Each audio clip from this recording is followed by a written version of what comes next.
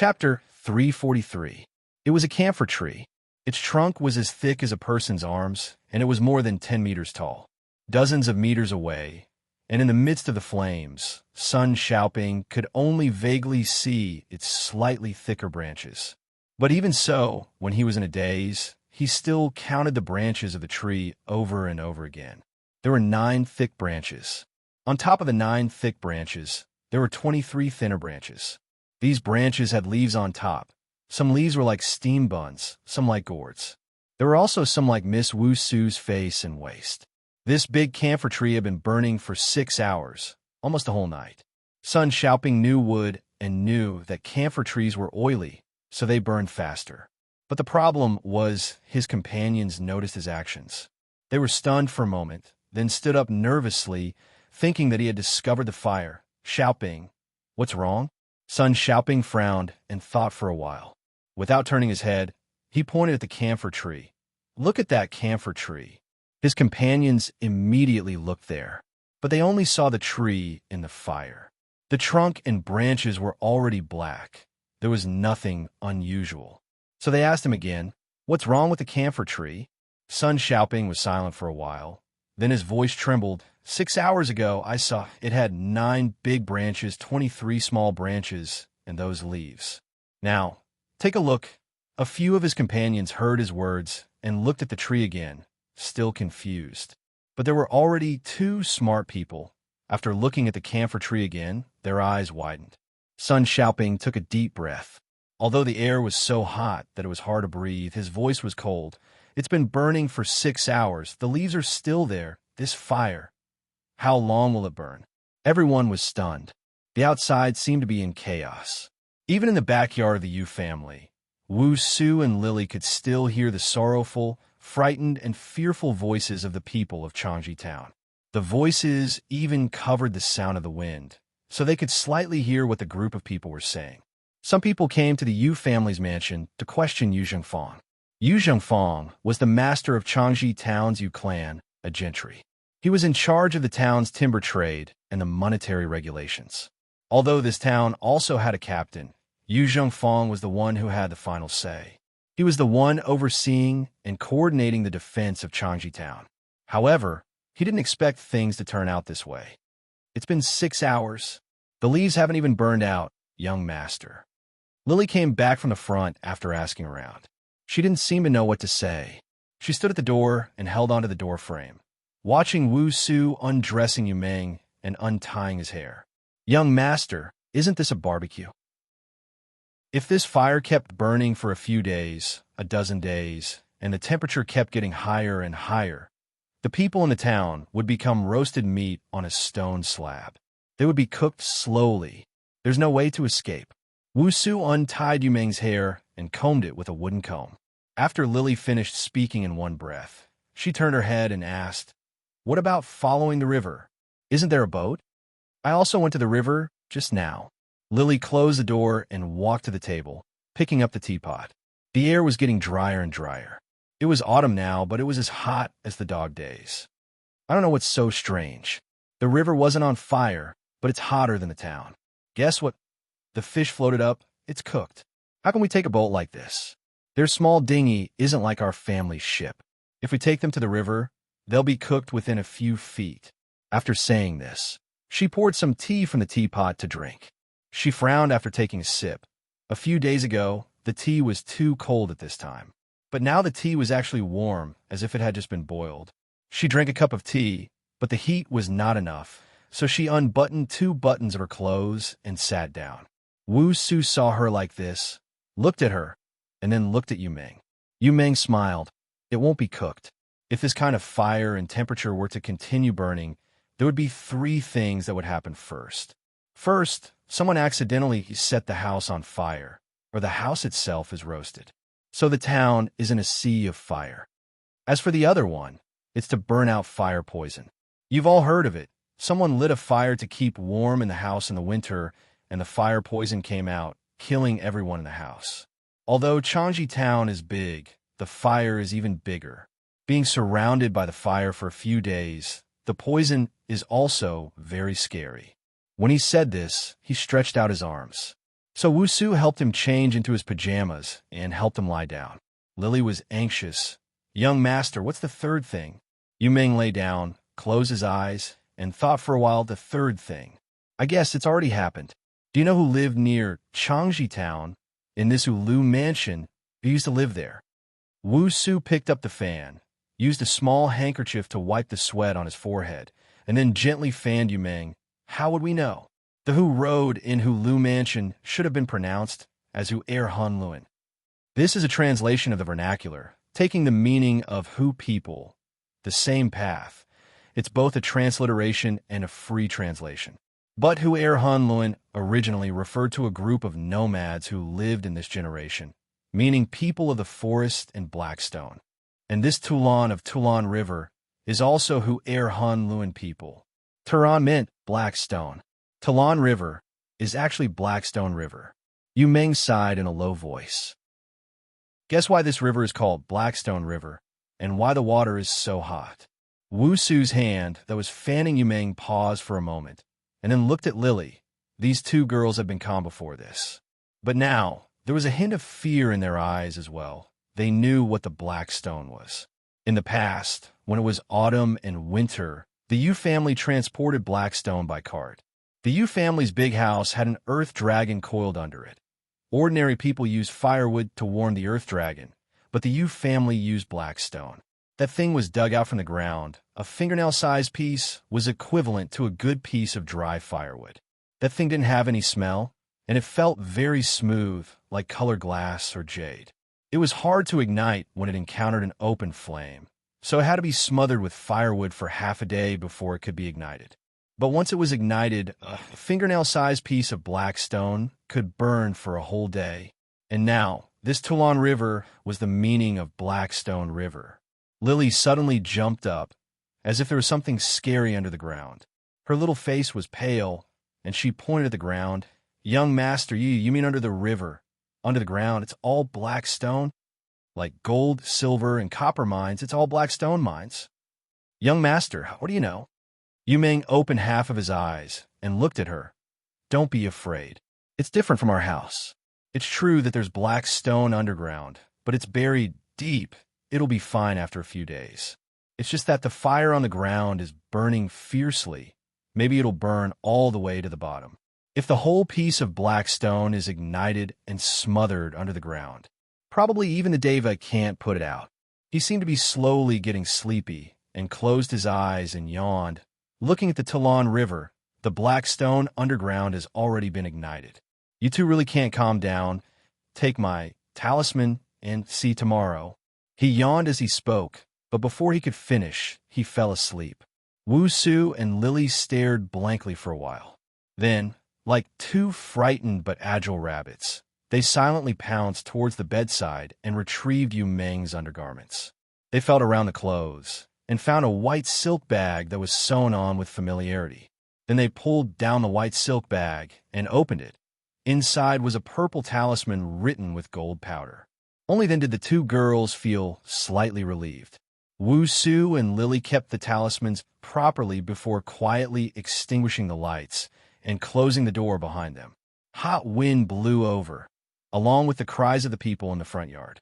It seemed that Yu Zhongfang didn't manage to appease them, and now they were making more and more noise.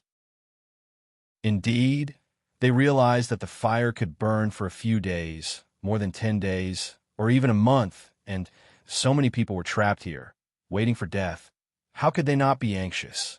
If they knew this, they would have abandoned their homes and fled, and at least they could live a few more days and not be roasted to death, suffocated to death, thirsty to death, and burned to death.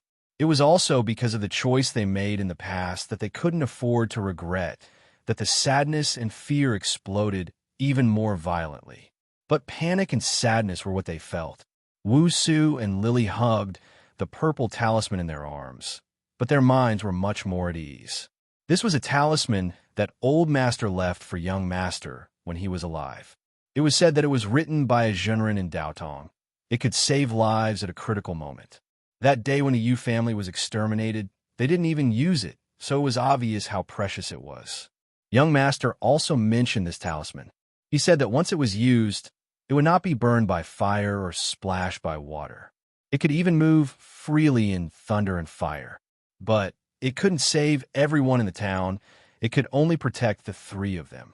But young master has changed into a different person. Why did he insist on coming to Changji town? Why didn't he leave? And he didn't say. Wu Su exhaled softly, took out her little sword from her clothes, and held it in her arms. They had experienced the Yu family's extermination and knew that many people would do many terrible things when the end of the world came. Their young master also changed. He used to be silly, but they all knew that young master wasn't really silly. Later, when the Yu family was exterminated, young master didn't pretend to be silly anymore. He took them to the north.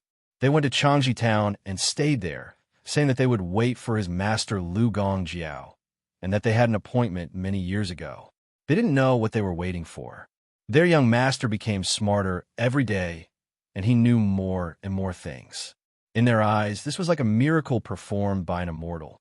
They should have been happy, but they always felt that young master was becoming more and more unfamiliar. As if one day, he would suddenly leave. Lily also sighed with her sister. Young master, who is he? Halfway through her words, she suddenly let out a low and stern shout. She abruptly turned her head to look at the top of the wall. There was a figure on top of the wall, with only half of his head sticking out. He seemed to be frightened by her shout, and hurriedly shrunk back. Wu Su and Lily immediately stood up. Wu Su guarded the door, while Lily held the unsheathed small sword in her hand and slowly walked down the wall. This wall wasn't the wall of the Yu family in the city of Wei. Along the way, they saw that the walls of many small towns weren't as thick and tall as the Yu family's courtyard wall. Therefore, that person seemed to climb up easily. He took a breath and poked his head out again. It turned out to be a teenager. Lily paused for a moment when she saw him, because he looked a little familiar, as if he was a kid in the town. Although this teenager was about the same age as her, in her eyes, he was really just like a kid. Big sister, it's bad outside. The teenager leaned on the wall for a long time, his face red to the ears, before saying this. Then he raised his hand to wipe his face. It's going to burn. The fire is bad. Do you guys want to escape with me? Lily was stunned and turned to look at Wu Su. The two little sisters looked at each other for a while, and Lily suddenly laughed softly. Sun Xiaoping, who was on top of the wall, saw her laugh. For a moment, he felt that the whole world suddenly cooled down. The sound of fire, wind, and people were all gone. Then he saw Lily holding a cute sheathed sword in her hand as she leisurely and elegantly paced back and forth. Her lake green skirt rippled, revealing a pair of moon-white embroidered shoes. Then she turned around, tilted her head, and looked at him. Why do you want to save us? How can we escape? Sun Xiaoping felt that his heart was hit by something warm, hot, and soft. He was stunned for a full 3 breaths' time. That terrible and sweet throbbing gradually subsided, and he became flustered again. He didn't even dare to look directly into Lily's bright and beautiful eyes. He could only avert his gaze and look at her skirt. I'm not. Ah, your girls and your maids. You must have suffered a lot. There's a boat by the river. You can escape on it, Lily giggled.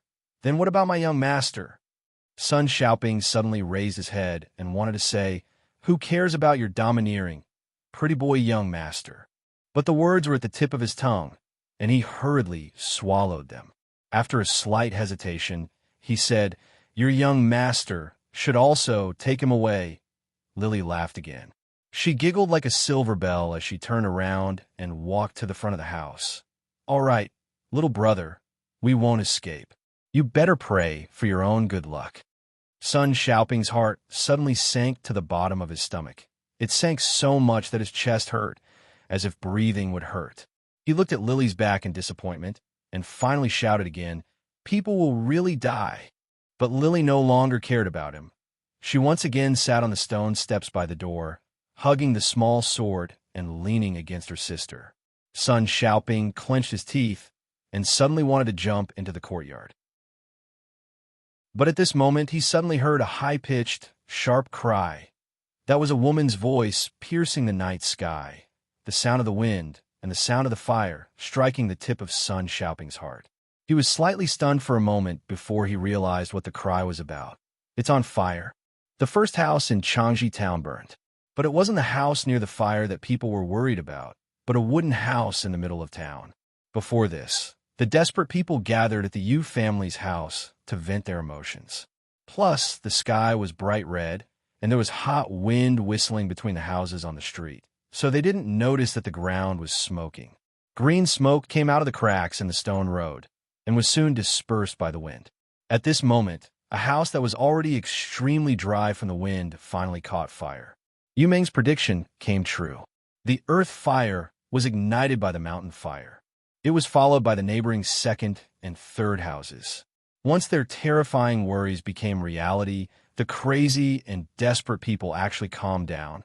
If they ignored it, they would die soon.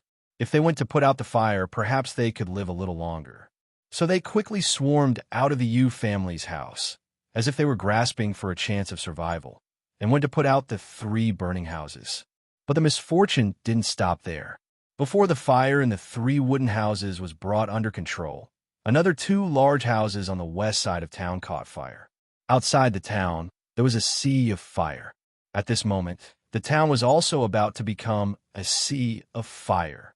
Wu Su and Lily saw the fire in the town, and immediately stood up to go into the house and wake Yu Meng up. They helped him get dressed, walked out of the house, and flew to the top of the Yu family's wall to take a look. This Changji town was already half in flames. The light of the fire illuminated their faces with a red glow. So from afar, they saw someone running towards the Tulan River, head first into it, wanting to swim away. But then there was a terrible scream.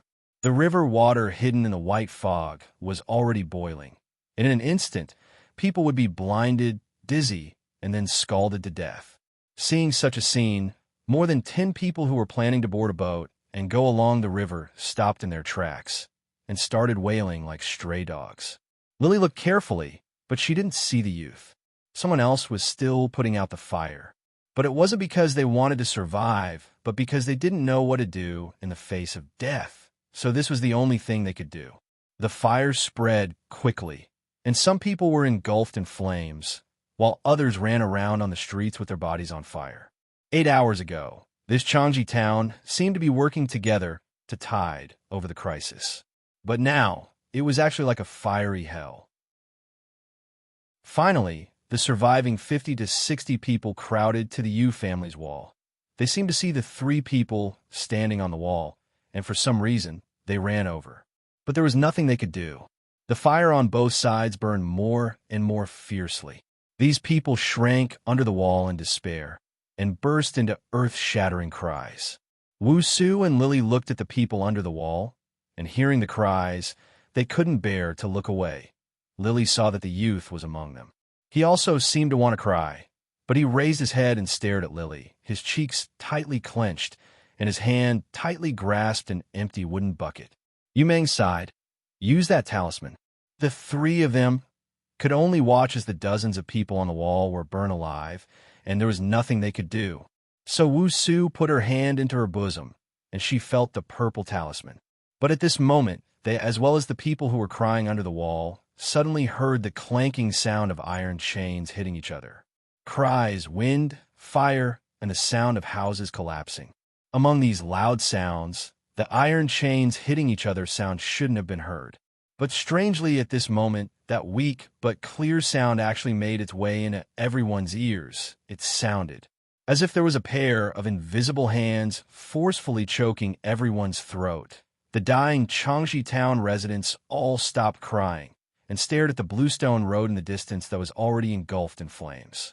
Then they saw something even more terrifying than death. That was the Een soldiers are borrowing the road. An old man whose hair and beard were already charred said with great fear, as if he was moaning. In the face of death, the fear of being burned to death by the flames, they were in despair, howling, and venting. But at this moment, in the face of another thing, another terrifying power that they absolutely could not understand, which brought about a great fear, even their wailing and despairing thoughts were frozen. There were terrifying ghosts, walking along the bluestone road that had already been burned red, coming out from the raging flames. There were terrifying heads, There were all kinds of heads. Human heads, dog heads, tiger heads, deer heads, bear heads. These were the heads of wild beasts that the residents of Changji Town had either seen or never seen. Floated in the air, staring blankly at them with their lifeless eyes, maintaining the hideous and terrifying appearance they had before their deaths as they walked over. These were ghosts. Their heads still looked the same, but their bodies were so faint that they could not be seen clearly. Long, misty green iron chains locked their necks, stringing them together. Their steps were also synchronized. In this kind of night, it was a kind of terrifying uniformity that sent chills down one's spine. With every step he took, the iron chains clanked. With every clank of the iron chains, the flames that they passed through suddenly dimmed, turning into green will-o'-the-wisps. Wherever they passed, sound and light were all absorbed.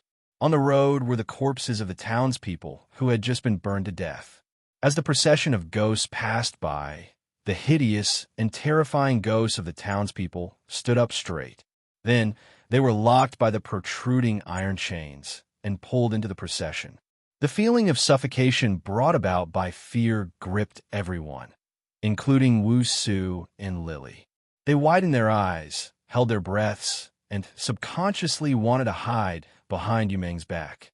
However, as soon as they had this thought, they realized that they did not even have the strength to move their feet. Then, these people who were facing death saw a man in white walking out of the flames.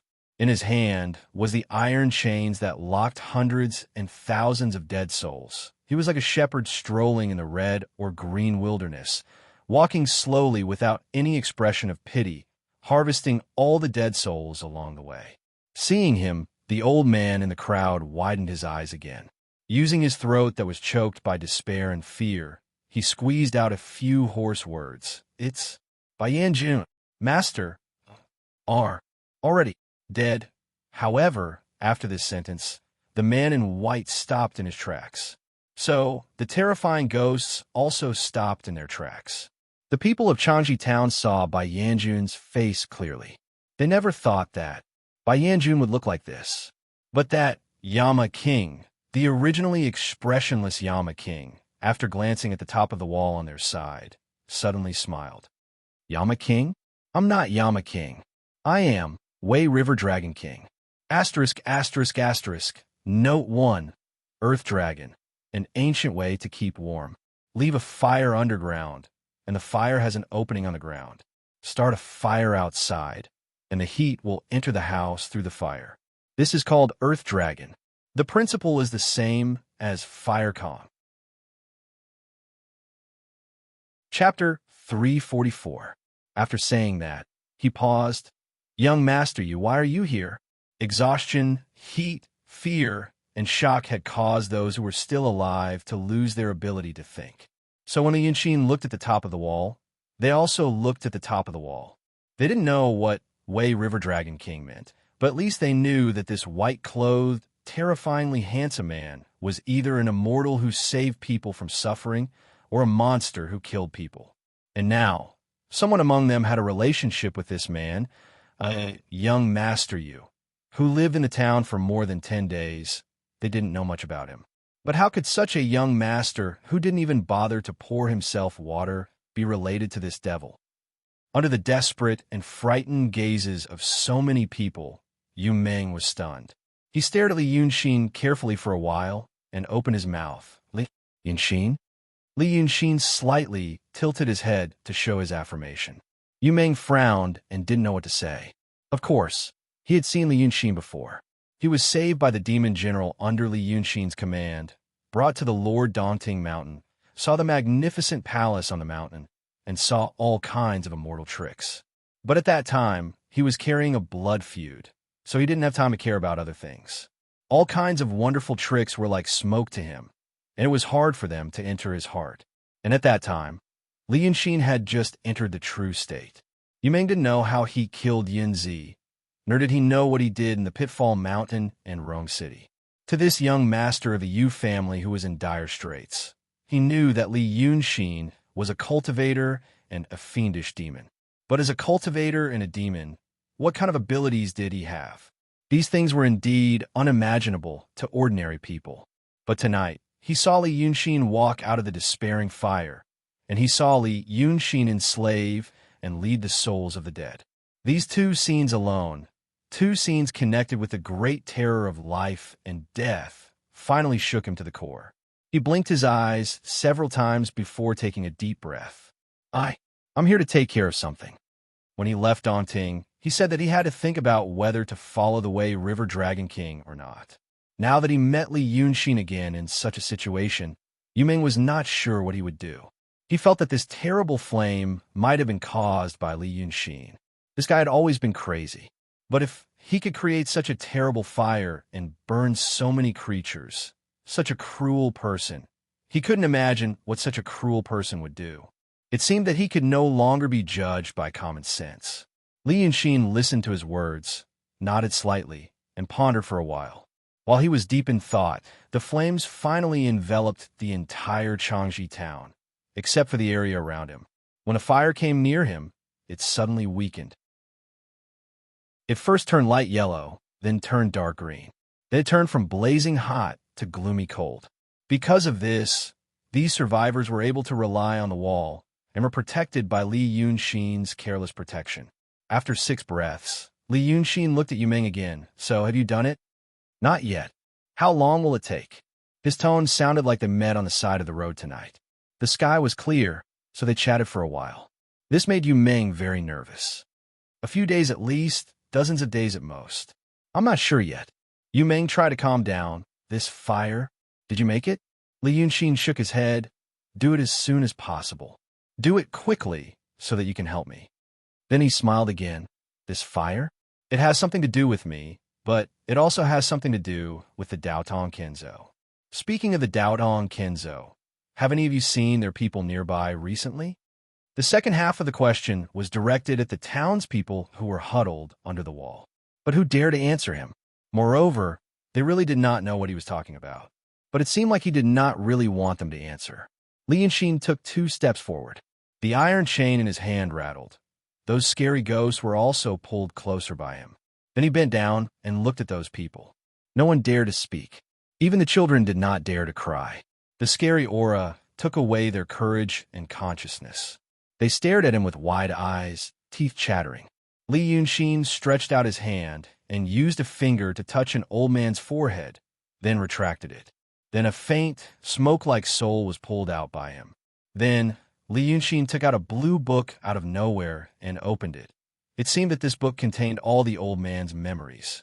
After a few glances, he frowned slightly. The iron chain in his hand shook. The old man's soul was locked in that scary group. The old man's body tilted and he fell. The townspeople stirred slightly and huddled closer to each other like a group of frightened rabbits. Lily let out a soft Li Yunxin stretched out his hand to touch the second person's forehead, but no one dared to resist. In the face of such a powerful and unfamiliar force that was beyond their understanding, all courage disappeared. They were like lambs waiting to be slaughtered. It wasn't until Li Yunxin touched the forehead of the 6th person, the youth named Sun Xiaoping, that Lily couldn't help but cry out, "What are you doing?" Her voice was very soft and sounded timid. But at this time, she was indeed the only one who had the courage to ask Li Yunxin this question. Li Yunxin glanced at her, but then stretched out his hand. "You want to kill all of them?" Lily shouted again. "What's the difference between you and those Taoists in the city of Wei?" Wu Su pulled Lily's sleeve, but at the same time, she held her little sword tightly and stared at Li Yunxin with vigilance. Li Yunxin turned to look at Yumeng. Yumeng hesitated for a while, but in the end, he did not scold Lily. He frowned. It's not easy for them to survive. Why does Dragon King have to kill them all? They're just ordinary people. Who is Dragon King trying to ask? Li Yunxin straightened up and let go of the teenager in front of him. Do you want to know what happened? Like this fire? Yumeng could not keep up with Li Yunxin's jumping thoughts. Or it could be said that the stronger party always had the power to do whatever they wanted. So he could only frown again and follow the other's train of thought. What is it? Daotong and Kenzo are chasing after me. I almost succeeded. But now I am preparing to leave a way out for myself. As for this fire, I didn't make it. It was accidentally ignited when I was fighting with Dao Tong. I can't put it out until now. Li Yunxin looked around again. I need to borrow this place later. I never thought there would be a town here, but it doesn't matter. So I need to know if there are any Dao Tong or Kinzo spies nearby. You three are acquaintances. Why don't I ask them instead of you? Yu Meng did not answer him immediately. But Lily frowned again. Why kill people? Li Yunxin's face suddenly showed a strange and complicated expression. He stared straight at Yu Meng for a while, then suddenly said, Young master you really can't tell? Yu Meng was even more puzzled. Tell what? Li Yunxin was silent for a while, then suddenly reached out and lifted the body of the old man who died in the beginning. His hand was on the old man's neck, so it was effortless for him to lift the old man up. Then, like shaking a sack, he shook the old man's body. There was a crashing sound. White bones and dust fell to the ground. Yu Meng, Wu Su, and Lily were stunned. They stared at the pile of white bones for a long time, speechless. A body that was full of flesh and blood just a breath ago turned into bones in such a short time. And if they looked carefully, they would find that the white bones were not white but yellow. There were even some cracks on the bones. The cracks were not caused by a punch, but more likely due to a long period of drying and cracking. Li Yunxin reached out and lifted a few other bodies. They all shook in the same way. They all turned into a pile of bones and fell to the ground. Then, Li Yunxin reached out and lifted Sun Xiaoping up. This young man was not dead yet, and now that he was on the brink of death, he somehow mustered some courage and tried to kick the scary demon in front of him. But Li Yunxin dipped his left index finger into his mouth, dipped it in some saliva, and touched the young man's forehead. And so, this young man, who was angry and hopeless and kicking nonstop, in the blink of an eye, became a pile of bones. The scary thing was that the bones were still moving. It stared with its empty eye sockets, and its teeth chattered, making a sound that sounded like a human's voice. Wu Su and Lily finally cried out again and hid half their bodies behind their young master's back. Li Yunxin took out Sun Xiaoping's soul. The bones stopped moving and fell to the ground. Then he slightly raised his head and looked at Yu Meng. Do you know that you have been living in the same ghost town? The three of them were stunned and felt a chill crawling up their spines. It was as if the surroundings were not burning with fire, but ice and snow. Looks like you don't know. Li Yunxin turned back and continued to take out the souls from the townspeople, looked at them, and moved on to the next one. But this time, he was minding his own business while talking. On my way here, I met some people who lived in the wild forest. Some of them told me that the north was haunted. They said that those ghosts rushed into the wild forest to kill. Anyone who came near Changji town was killed. This ghost has been haunting for hundreds of years. This Changji town. There was indeed a Changji town, but that was during the Yi dynasty. At the end of the Yi dynasty, Changji town was destroyed by war, and no one lived in this area, so it started to be haunted. These ghost things, I looked at them and remembered they were all people from Changji town. But after they died, their souls were extracted, kept, and sealed in their corpses to become puppets. They didn't even know they were dead and slowly rotted and dried up. They continued to cut trees, kill people, eat, and place logs. Anyone who came up from the river to watch was also killed. But luckily, there are not many people here. The person who sealed them here told them to guard something. He also told them to wait for a person. Ah, ha! Li Yunxin looked at the blue book in his hand and laughed. No wonder these ghost things didn't run when they saw the fire and insisted on guarding this town. So I have to take a good look and see if it's the work of Dao Dong or Kinzo people. Such a great ability. To be able to leave so many ghosts in the world of the living, it's really like a human. After saying this, he reached out his hand and crushed the neck of the last corpse. So the bones in front of him were already piled up to his knees, found it. But recently, there was one called, Lu Gongjiao. He came here half a month ago, but he was surrounded and killed by these ghost things. He turned to look at Yu Meng. Lu Gongjiao. Isn't this young master Yu's teacher? But it's reasonable. Martial arts masters were dealing with people, not dead ghosts. And there were so many dead ghosts at that. If young master Yu wants to wait here, then your teacher will have waited in vain. Yu Meng's eyes widened. Dead? My teacher is dead. But Li Yunxin didn't care about his surprise. He turned around and stood up straight, looking at Yu Meng seriously. This group of dead ghosts kill anyone they see. But the three of you came here safe and sound. In other people's eyes, these dead ghosts all look like dried-up bones, but you can't see it. So, young master, who are you? Yu Meng was stunned. Wu Su and Lily also opened their small mouths, looking at their young master in surprise. After a while, Yu Meng opened his mouth. How would I know? I heard someone talking to me. Ooh, Li Yunxin immediately asked. I don't know, it's just in my head. Yu Meng frowned and hit his head. Because of this, he accidentally fell off the wall. Wu Su and Lily screamed and hurriedly jumped down to help him. But the two girls reacted a little slower because of their shock. Yu Meng tumbled and fell into the pile of bones in front of Li Yunxin, stirring up a cloud of smoke. The two girls frowned, gritted their teeth, and came over to help him up. That Yu Meng hit his head again, unaware. It told me something, it seems like I remembered it myself, and told me to come to Changji Town to find. Although he didn't look like he was in pain, he was thinking very hard. Li Yunxin looked at him carefully and felt that he wasn't faking it. So he took a deep breath and used his sword fingers to wipe his eyes. His black and white human eyes instantly turned into the golden eyes of dragons. Then he scanned the ground in all directions. When I came here, I felt that there was something wrong with the earth chi here. As he looked, he walked slowly. The iron chain in his hand rattled, and everywhere it went, the flames were quickly extinguished. So there's an array hidden underground. This array, good heavens! But his sigh was like winking at a blind man. If Lu Lao Dao was here, he would know that Li Yunxin had always been good at setting up arrays. Not only was he good at it, but he also set up unimaginably large arrays. And this array actually made him sigh, good heavens! What kind of amazing array was this?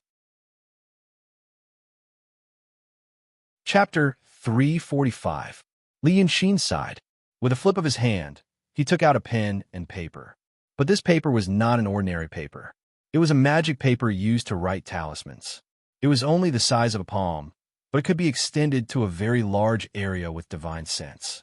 This item was either for the new disciples or for the Almighty with extremely high cultivation. The new disciples couldn't control their own spiritual aura on the talisman paper, so they needed this thing. It was like a child learning to write big characters for the first time, so the junior disciples made the talismans bigger. But in this kind of magic paper that could be extended by divine sense, when the divine sense withdrew, it would still be the size of a palm, so it could be used. This thing, in Li Yunxin's eyes, was like a picture of his previous world. It was the same principle, enlarging it and writing on it, and then retracting it. When almighty beings with extremely high cultivation bases used this magic paper, they would need to construct an intricate and complicated formation. This kind of formation might be layered on top of each other. Every stroke and turn would contain one or two small formations. Without this magic paper, it was almost impossible to make it. But the cultivators in the middle were already skilled enough to make a Dao field in a snail shell. But they didn't have a better skill to make an extremely complicated formation, so they couldn't use it. Now that Li Yunxin took out this thing that he plundered from Cheng Kongzi, it was naturally for a powerful cultivator to use for the first time in his life. Compared to this kind of delicate and complicated formation, he seemed to be better at and preferred the bold and unconstrained formation, such as using mountains and rivers as a formation. But tonight, the thing under Changji Town wasn't something he was very good at, so he decided to give a try. When he spread the magic paper in the air and picked up the brush, Yu Meng held his head and asked, "What are you doing?" Li Yunxin picked up the brush. The pale golden magic paper in front of him suddenly became infinitely large in front of his eyes. It was almost able to cover the entire Changji Town. But this feeling was only his own feeling. He turned to look at Yu Meng and saw that he was still an ordinary person. This kind of experience was hard for mortals to imagine. So he put down the first stroke. First, he used cinnabar to draw the first layer on the paper. There were many red dots on the magic paper, like red stars in the sky. Li Yunxin put down the brush so fast that his arm turned into a blur. In just 2 breaths of time, This palm-sized piece of magic paper was already filled with densely packed red dots. From Wu Su and Lily's point of view, this piece of paper was already red. But this was only the first layer. Li Yunxin was trying to simulate and restore the original structure of the huge formation under Changji Town. Then he put down the brush and let out a long breath. The scorching airflow turned into an arrow-like white mist in the air. When I was in the city of Wei, I heard that when young Master Yu was born, there was a strange phenomenon. It was as if he had been possessed by a deity, and he helped your father take control of the unstable Yu family, ultimately becoming a superpower in the kingdom of Qing. I also heard that after young Master Yu grew up, he was struck by lightning one day. Then, he turned his head and started drawing the structure of the second layer of the formation. I also heard that after young Master Yu grew up a little, he was struck by lightning one day. Lily didn't even think and stood in front of Yu Meng. I also heard that after young Master Yu grew up, he was struck by lightning one day. Lily didn't even think about it and stood in front of Yu Meng. That's just a bunch of servants gossiping. Lily didn't even think and stood in front of Yu Meng. This is just the gossip of the servants. Li Yunxin was writing on the paper when the tip of his brush moved slightly. The little sister wanted to return to her young master's side in a panic, but she found that no matter how she sprinted, she was still walking in the same place. The two girls panicked and wanted to return to their young master's side, but found that no matter how fast they ran, they were still in the same place. Then Li Yunxin glanced at Yu Meng. The two girls are really loyal and cute. So young Master Yu, is this true or false? Yu Meng opened his mouth slightly and looked at the two sisters, then at Li Yunxin. It's true. Li Yunxin took a step back and narrowed his eyes. He stared at the magical paper in front of him. Then he looked at the ground. He seemed to be comparing notes. Then he walked forward again and used his brush to change a few points. However, in Yu Meng's eyes, he had only added a few more strokes on the paper that had already been dyed crimson by him. Tell me about it. Li Yunxin picked up his brush and began to draw the magical third layer. Yu Meng frowned and let out a long sigh. All right, that's enough. Okay, I know you were suspicious of me, but I am thinking too hard. I didn't do anything to harm you. If you want to know, I will tell you. I was conscious when I was born. I can recognize people, remember things, and can speak. It's like the current me has suddenly been reincarnated into a child's body. Yu Meng looked at Li Yunxin. This is the truth. If you want to laugh, just laugh. But the truth. But Li Yunxin didn't laugh. He didn't look at him. He continued to stare at the magical paper, his hand continuously drawing. It was as if the miraculous experience that Yu Meng described, which made Wu Su and Lily's jaws drop, was just a common story that he had heard 1,000 times. He said, "Oh." Yu Meng was stunned. Then he heard Li Yunxin say, "Continue." He looked at the sea of fire around him, then at Wu Su and Lily. He sighed. Actually, there's another person, or I don't know what it is, in my body or mind. He spoke to me at that time. I said it might be a person because he has a name. He told me that he was living in my body by accident. There will be a way. The rumors in the market that I helped the Yu family through whatever storm, whatever wave, it's all because of him. Li Yunxin finally turned his head to look at him. Then his face revealed a faint, but very strange expression. Ah, young Master Yu. What a good young Master Yu. This is what a main character should be like. Yu Meng didn't know why, but he frowned. Li Yunxin turned his face back. He hesitated for a while, then started to write again. But it was much slower than the first time. Although the strokes were still like a storm, at least the arm was no longer an afterimage. When you were 10 years old, you ran to the roof to play at night and got struck by lightning. What's going on? It was the old Shun in my head who told me to go to the roof. Yu Meng thought for a while and spoke more fluently. Oh, that old grandpa's surname is Shun. Li Yunxin said. Li Yunxin's performance influenced him. This Li Yunxin, he behaved calmly. He even said something that even he couldn't believe, but Li Yunxin was still calm. Yu Meng kept the secret in the past, because he was afraid of getting himself into trouble. But now that it had come to this, he suddenly realized maybe Li Yunxin knew something, and he himself might be able to solve the mystery tonight. So he looked at Wu Su and Lily, who were too shocked to speak, and continued. I was 10 years old then. That night, Old Shun suddenly asked me to go to the roof. He said an old friend came to visit. Old Shun was usually in the same body as me, so of course we had a good relationship. Plus, I heard it was an old friend. Although I was born with consciousness and knew how to recognize people, the truth is, I don't remember who I am. I asked Old Shun. He said if I didn't drink Meng Po's soul-forgetting soup when I was reincarnated, then why can't I remember who I am in my past life? However, Old Shun only said that I'm a person born with knowledge. That's why he reincarnated into my body by accident. When he said this, he saw Li Yunxin smile and shake his head. Yu Meng didn't know what Li Yunxin was smiling about, so he paused and continued. I asked him about his past, but he didn't say a word. He only said that night. I did as he said and climbed to the roof in the middle of the night. The sky was clear and the air was clear. But suddenly, a dark cloud floated over and it started raining. Li Yunxin's pen stopped drawing on the magic paper. He turned to look at him. What kind of dark cloud? After saying this, he didn't answer randomly. He waved his left hand and dense water vapor rose from his sleeve. He pointed to the sky. Was it like this? Yu Meng followed his finger and looked at the sky. Actually, the sky was already bright at this time, but they were in the middle of a sea of fire. The thick smoke produced by the fire pressed heavily into the sky, blocking the sun completely as if it was night.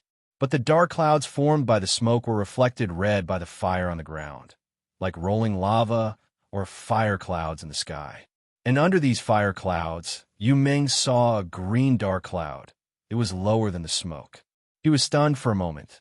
Then he widened his eyes and looked at Li Yunxin. Yes, I remember it clearly.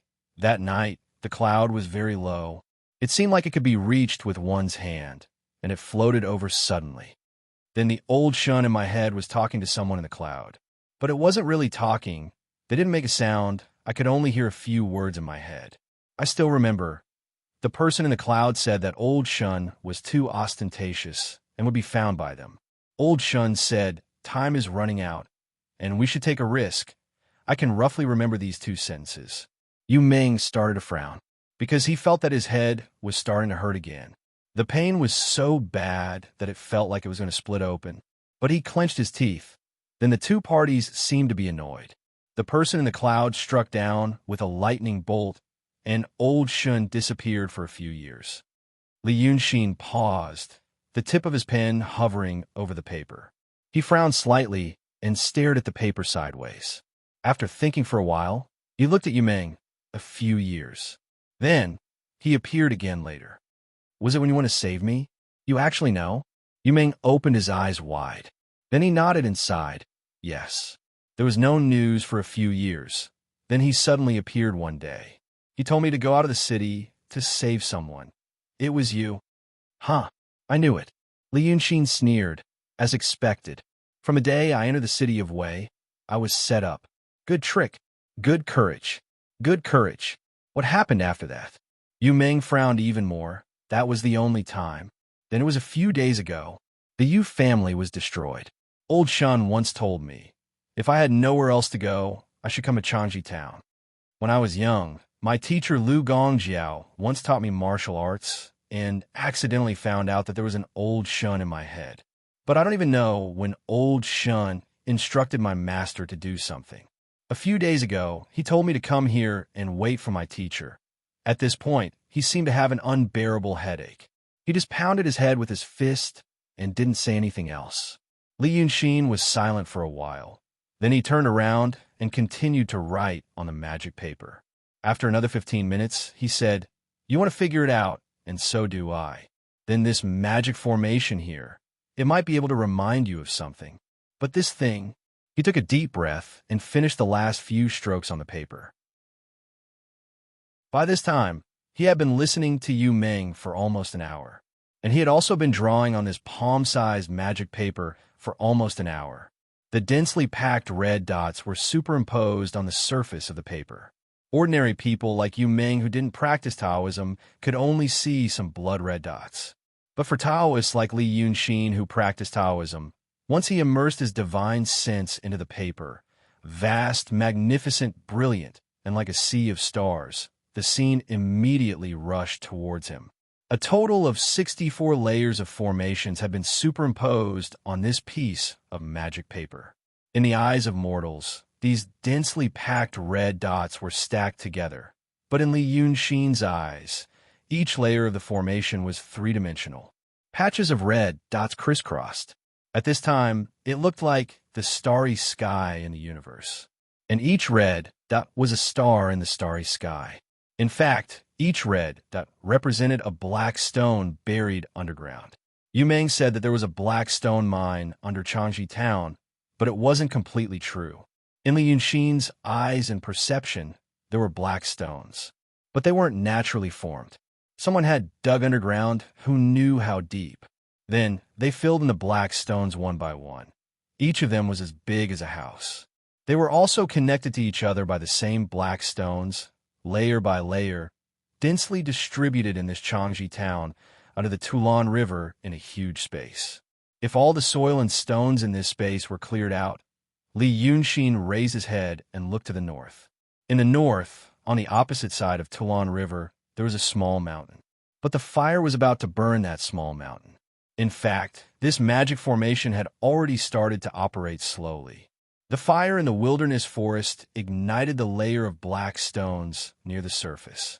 Although it was only the first thin layer of the entire magic formation, the shocking heat produced by the smoldering black stones will be transmitted to the second layer. Then the third layer, the fourth layer, the fifth layer, and even the 64th layer. This magic formation was not driven by spiritual energy. Instead, it was driven by the heat produced by the burning black stones. Li Yunxin suddenly thought of something. He turned to look at Yu Meng. "What's the name of that old Shun?" Yu Meng thought for a while. He said his real name is Shun Mu. Chapter 346. Shun Mu. Li Yunxin frowned slightly and repeated the name. He did not seem to have any impression of it. Therefore, he refocused his attention on the composition of the formation on the magic paper in his hand. He could not understand what this formation was used for and how it worked. This formation did not seem to belong to Daotong, Kinzo, or the painting sect. It had a shocking simplicity. It only relied on countless repetitive dots to connect and used pure heat to operate. In terms of state, the state of this thing was actually slightly higher than the Taoism of the three sects. However, because Li Yunxin did not understand what would happen once it was fully operated, he tried to draw this composition first, and then slowly find out the principle of operation. However, he searched for a quarter of an hour. In a quarter of an hour, Li Yunxin could learn an unfamiliar dharma of the true state, and he could understand the key to enter the true state from the transcendent state, but he still did not understand the meaning of this formation. Therefore, he hesitated for a moment. In fact, this formation could be used by him. He had been hiding in the wild forest for the past few days, running around with the help of the towering fire to make a formation. However, compared to the precision and meticulousness of the black stone formation, his formation was rough and bold. And because it was rough and bold, it had a high tolerance for mistakes. There were many things that he could use. For example, this black stone formation. When it was operating, it would attract the chi of fire between heaven and earth. This place was next to the river. When the chi of fire and chi of water intersected, it would produce thunder. He could actually borrow this black stone array and use it as the key to his own array formation. This was the last place he needed to build. If he could borrow this formation, he could save 6 days of effort. 6 days? Right now, all the Taoist priests and swordsmen in the world were looking for him. How many incidents would happen in 6 days? However, he was not sure if this formation would go wrong in the future after he borrowed it. This was one of the rare times when Li Yunxin was uncertain. He thought about this for a long time. In the end, he sighed and turned to look at Yu Meng. "If I'm not wrong, then Shun Mu called you here to activate the formation. Now, the array has started to operate, but I still haven't figured out what it looks like when it's fully activated.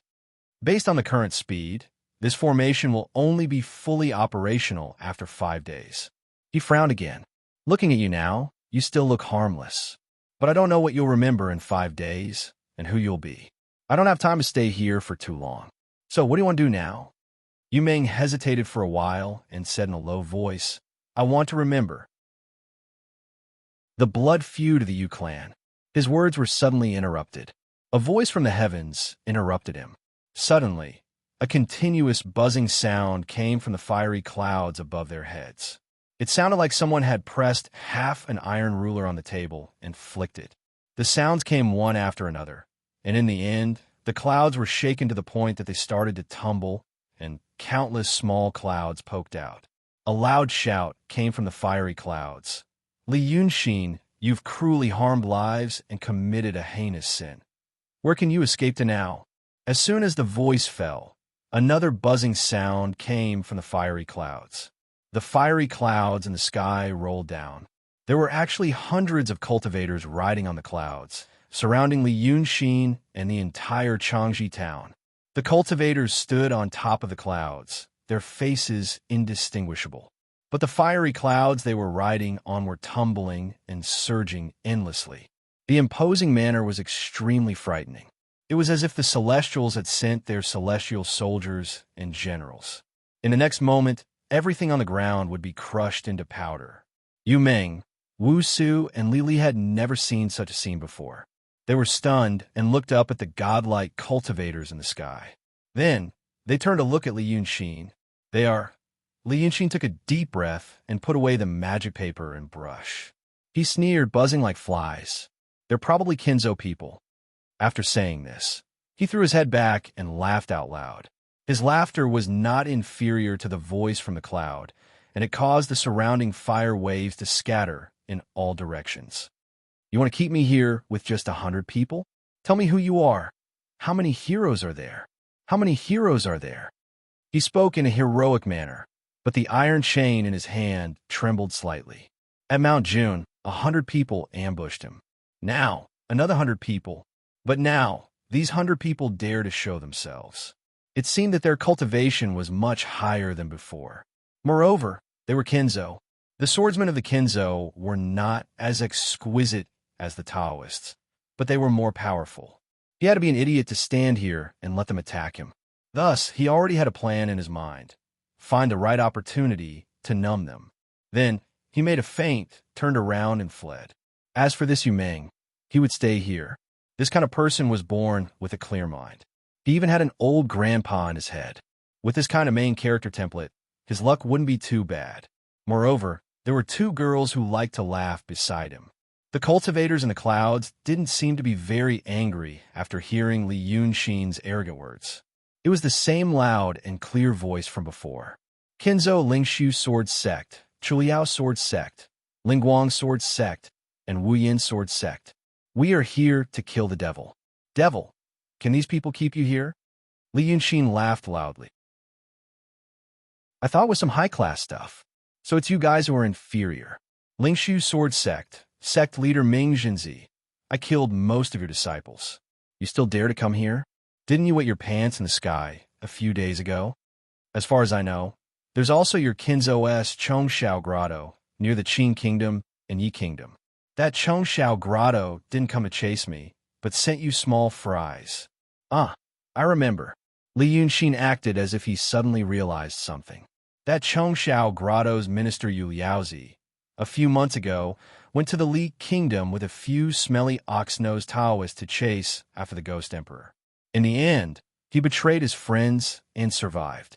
However, his cultivation has been completely destroyed. Now that he's lost his courage, he only dares to send you guys here?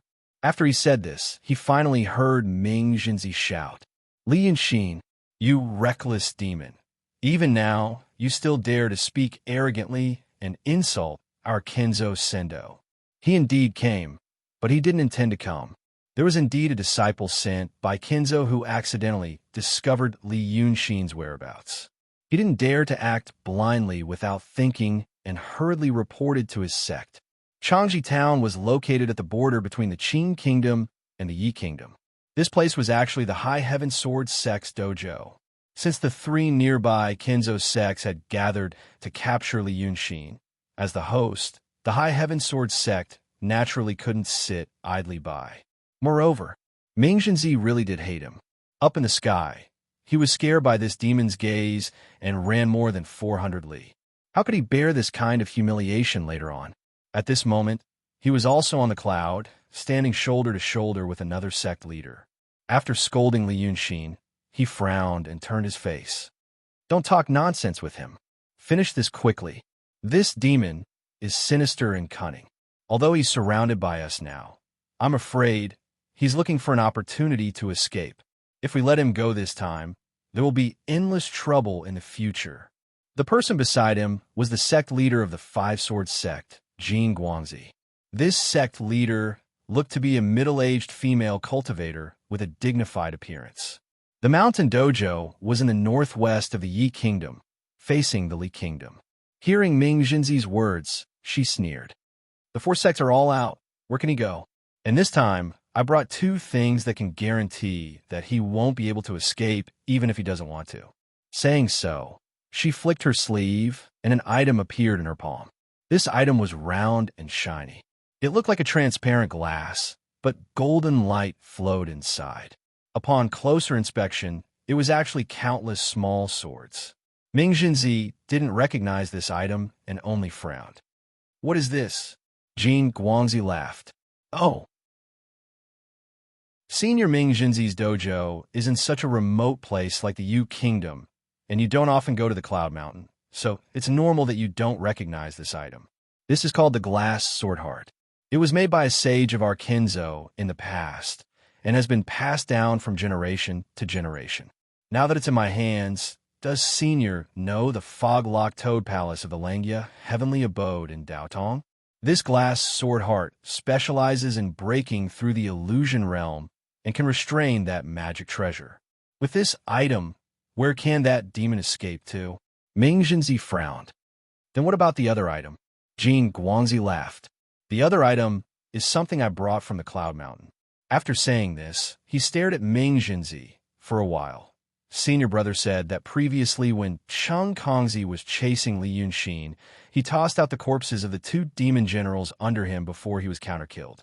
Then, this Li Yunxin is actually a demon that values comradeship? Ming Jinzi was slightly startled and immediately said, Junior Marshal Sister, don't think too much. That Li Yunxin killed Cheng Kongzi in rage, not because of comradeship, but because... He paused. But because of the powerlessness of being unable to control the life and death of the demons under him, which made him furious. These 2 things sound similar, but they're not the same thing. Jin Guangzi listened to his words and sized him up strangely. Then she laughed. Where did Senior Marshal Brother hear this strange reasoning? What is unable to control? Does Senior Marshal Brother know what that Li Yunxin is thinking in his heart? Ming Jinzi said seriously, Junior Marshal Sister, don't take it seriously. Jin Guangzi shook her head and raised her hand to interrupt him. I know, Senior Marshal Brother, you're a little afraid of that Li Yunxin. But Senior Marshal Brother, don't forget, we sword cultivators first cultivate sword's courage. If Senior Marshal Brother's sword's courage is gone, how far are you from falling into the demonic path?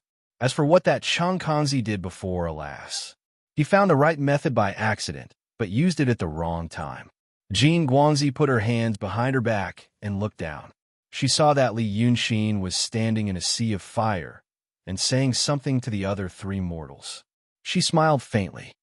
The demon general under Li Yunxin, regardless of whether he cares or not, will always be useful. Why did this Li Yunxin make the seniors of the Heavenly Passage and school return in defeat? Because he's both a demon and a cultivator. This is his advantage, but it's also his disadvantage. The nun narrowed her eyes slightly. He has to have a Tao heart. He'll always have the tribulation of desire.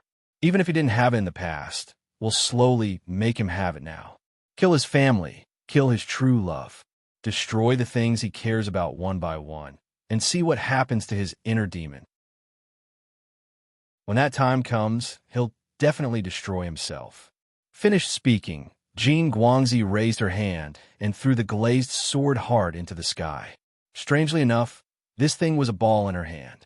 But once it left her hand, It immediately turned into a faint cloud and mist, dispersing into the fire clouds in the blink of an eye. "It takes a quarter of an hour to set up the glazed sword heart," Jin Guangzi said. "If we keep him here for a quarter of an hour, he'll definitely die." Ming Jinzi was also the sect master of his sect. But at this moment, he'd lost so many disciples, and this Jin Guangzi mocked him time and time again. So he was already indignant. Thus, he sneered, "A quarter of an hour. That Li Yunxin is extremely cunning. If Junior Marshall's sister doesn't get everyone to act together and delay him, I'm afraid he won't even last 2 breaths of time." But just as he finished speaking, he saw that Li Yunxin seemed to have explained something to the 3 mortals. He raised his head and said loudly, "This prince is not in the mood to play with you trash. When I have time in the future, I'll pay you a visit one by one. As for now, I'll take my leave for now." Finished speaking, he shot into the sea of fire like a bolt of lightning. But just as he fled 20 feet away, he suddenly heard a stern shout come from the cloud again. "Li Yunxin, look who this is." A figure fell from the cloud at the same time. It stopped after falling a bit more than 10 feet. As it turned out, it had been tied up by a rope made of some unknown material and thrown down. Li Yunxin turned his head to take a look, then stopped. He frowned in the raging fire. Ming Jinzi also saw this person. It seemed to be a beautiful and charming woman dressed in black. Her waist was tightened by the rope, which made her even more enchanting. Just looking at her face and expression, she didn't look like a mortal nor a cultivator. He frowned. Who is this person? Did he really stop? Kuan Wuzi of Langia, Cave Paradise, caught 2 little monsters at the Dongting. They are the monster generals under the devil Li Yunxin. One is called the Black Dragon Messenger, and the other is called the Red Dragon Messenger. This one is the Black Dragon Messenger. The golden photon took a slight step, and the fiery cloud beneath his feet parted. He landed beside the Black Dragon envoy. The demon general transformed from the Black Cat that Li Yunxin was riding on, and Fairy Chong. She raised her voice and said, "Li Yunxin, this monster general under your command is loyal to you. He suffered the astral wind in the grotto of Yinshan for more than a month, but he didn't even say a word about you. Now, since he doesn't want to say anything, it's useless. It's just nice to kill him in front of the battle today, as a sacrifice to the flag. What do you think?" Li Yunxin was silent for a while. Then a crimson mist suddenly appeared under his feet and lifted him up into the sky like a wave. A thin and long fiery mist, like a sword rising from the ground, sent him not far away from Sergeant Eugene Quan. He stared at the sheriff carefully for a while. The Black Cat's eyes were originally closed weakly. Now they were slightly opened, whispering, "My king." Li Yunxin sighed slightly. "Silly girl. Why can't you say it? Why suffer like this?" The sheriff fairy slowly blinked her eyes. Cloud Mountain, floating around. The scenery is not bad. The wind is strong and cool. It's not suffering. But my king, I haven't eaten meat for a long time. I miss it very much. Li Yunxin looked at her, gritted his teeth, and laughed. Stinky Taoist priests are sour and stingy. How can they be willing to give you meat to eat? When I kill them one by one in the future, you can eat the tender skin and meat of these Taoist priests and swordsmen. Golden Light smiled. Since it's heartache, it's better to hand over the jade inscriptions. Or go back to Yinshan with me. Who knows if there's a chance of survival? Why do you have to stubbornly resist? She took 2 steps on the cloud again. But everyone says that you, Li Yunxin, are cruel and heartless. But it doesn't seem like that today. Did you get into an accident and become affectionate? If this is the case, if I kill your loved ones one by one in the future, won't you die of pain? But the Black Cat demon exhaled a few breaths and whispered, "My king, naturally don't believe the nonsense of the stinky Taoist priests. If my king hands over anything, not only I will still die, but my king will also die. I can't be protected." Li Yunxin was silent for a while. Then he looked at the Black Cat. "Are you afraid of death?" The cat demon laughed. "I'm not afraid." "Good girl." Li Yunxin suddenly flew back a few steps, looked at the Taoist priests in the sky one by one, and then raised his hand. Lingshu Sword Sect, Chuliao Sword Sect, Lingguang Sword Sect, Wuyin Sword Sect, You dare to come and kill me, and even dare to tell me your name. You really have guts." When he said these words, his voice was calm. It was not as indifferent as Ming Jinzi imagined, nor as angry as Golden Light imagined. It was just cold and gloomy. He looked at Golden Light again. "I have always been the one to threaten others with this kind of thing. You're also the first person to threaten me with something like this. Before that, Kuan Wuzi of Langya Cave knew not to force me to death, and imprisoned my 2 disciples in Yanshan so that I would not take action for fear of harming the innocent. But now you really have guts." Then he shook his head and laughed. "There are some things I don't like to say. After all, we are all adults. Saying it is very shameful. But since you have the guts to come face to face with me today, then I will also let you know. You dare to touch a hair of hers. Within 7 days, I will destroy your whole sect. If you dare to hurt a finger of hers, within a month, your 4 sects will all die." The swordsmen in the sky were all silent for a while. Then they suddenly roared with laughter, so loud that the fire clouds were about to disperse. Golden Light did not laugh. She calmly stared at Li Yunxin, as if she had discovered something interesting. Then she raised her hand and calmly and indifferently waved it. A strand of hair fell from the cat demon's ear, and in the blink of an eye, it was swallowed by the fire clouds under her feet. "How can you say such a thing?" She looked at Li Yunxin in confusion. "Where did you get such arrogant courage?" She reached out again and pinched one of the cat demon's wrists. She stared straight at Li Yunxin. She exerted force with her 2 fingers, and there was a crisp cracking sound. "Don't you know that you are about to die?" It was at this time that a crisp sound came from the sky. An invisible barrier enveloped the whole of Changji town. The glazed sword heart array had been completed. Chapter 347. A quarter of an hour. Less than 30 feet away from Li Yunxin, Jin Guangzi turned his head to look at Ming Jinzi above as if there was no one else around and smiled. "Your biggest mistake in the past was to mistakenly believe that this Li Yunxin was cold and heartless. But a truly cold and heartless person would never emphasize this point. For example, you and me. So to kill him, you have to use emotion. These men don't understand you, but I can see through you." The Taoist nun turned her head and looked at Li Yunxin. Then, she pointed a finger at the cat demon and said softly, "Cut." A small golden sword suddenly formed above the cat demon's head and then fiercely pierced down. It was too late, but it happened very quickly. At the moment when the golden sword was about to pierce through the cat demon, Li Yunxin immediately leaned forward and shook it away with a bang. Then, he cut the ropes and pulled her over. Jin Guangzi laughed loudly.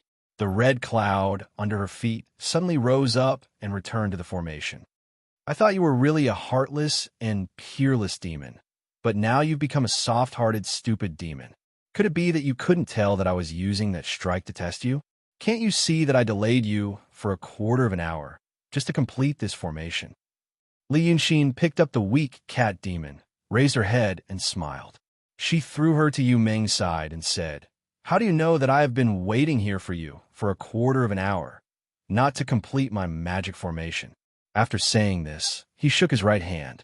The cultivators on the cloud couldn't see what was in his hand, but they could hear a burst of crashing sound.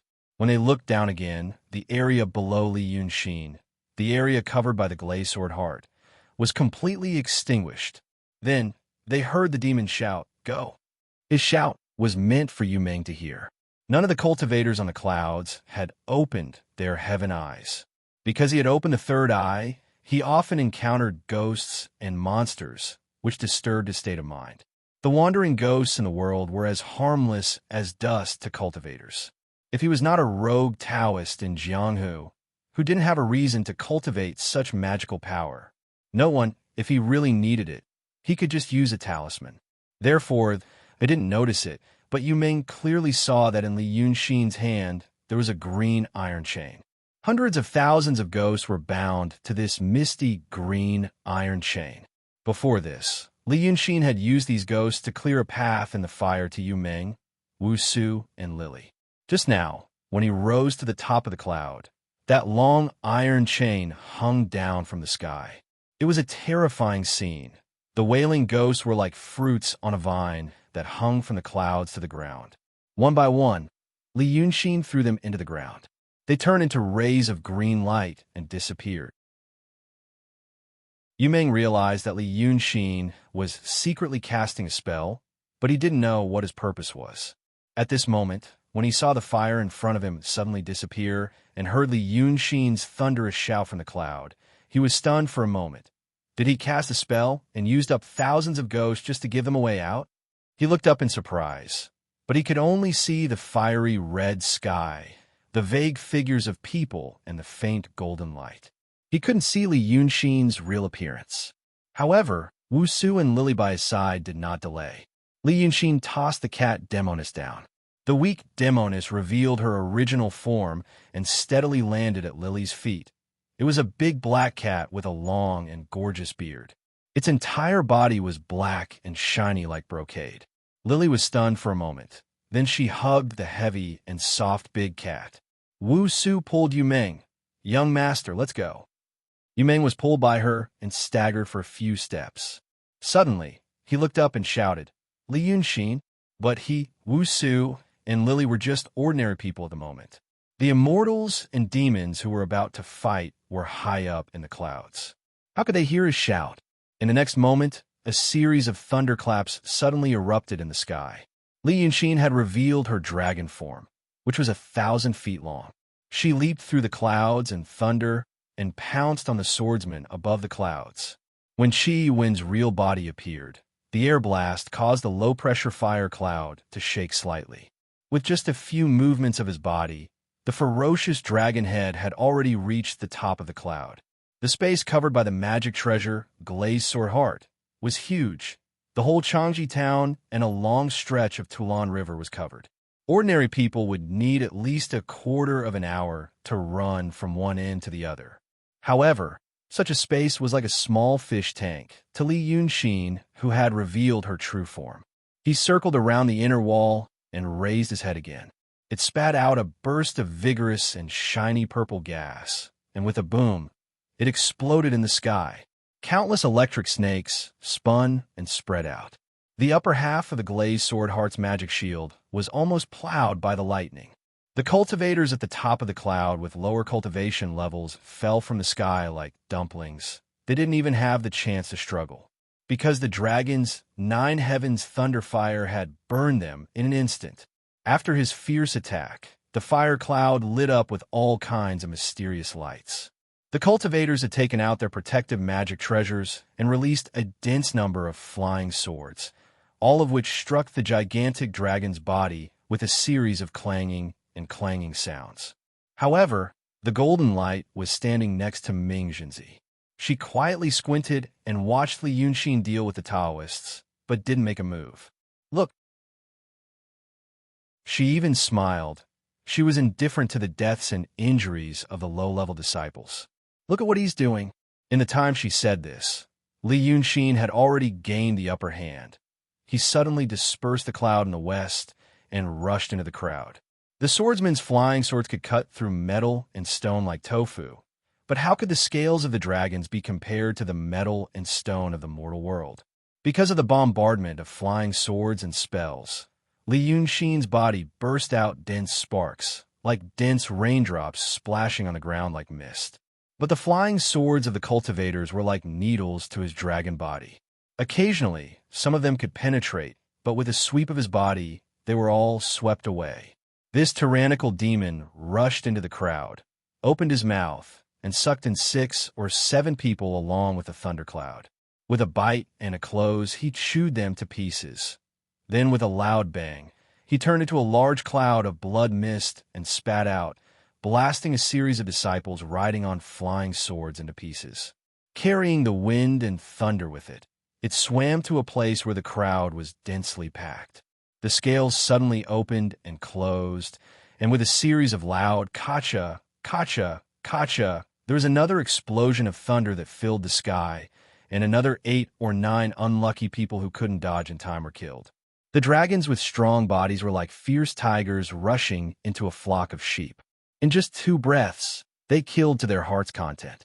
Then, they turned around and rushed down, quickly breaking away from the battle and pouncing on the other side. But there were still high-level swordsmen with higher cultivation in the crowd. Just a few hundred feet after he descended from the cloud, a dark and heavy flying sword hid among the broken limbs and chunks of flesh that rained down like raindrops, hitting the dragon's neck right in the middle. Almost no sound was heard, and there were no sparks or electric sparks like when ordinary flying swords hit his body.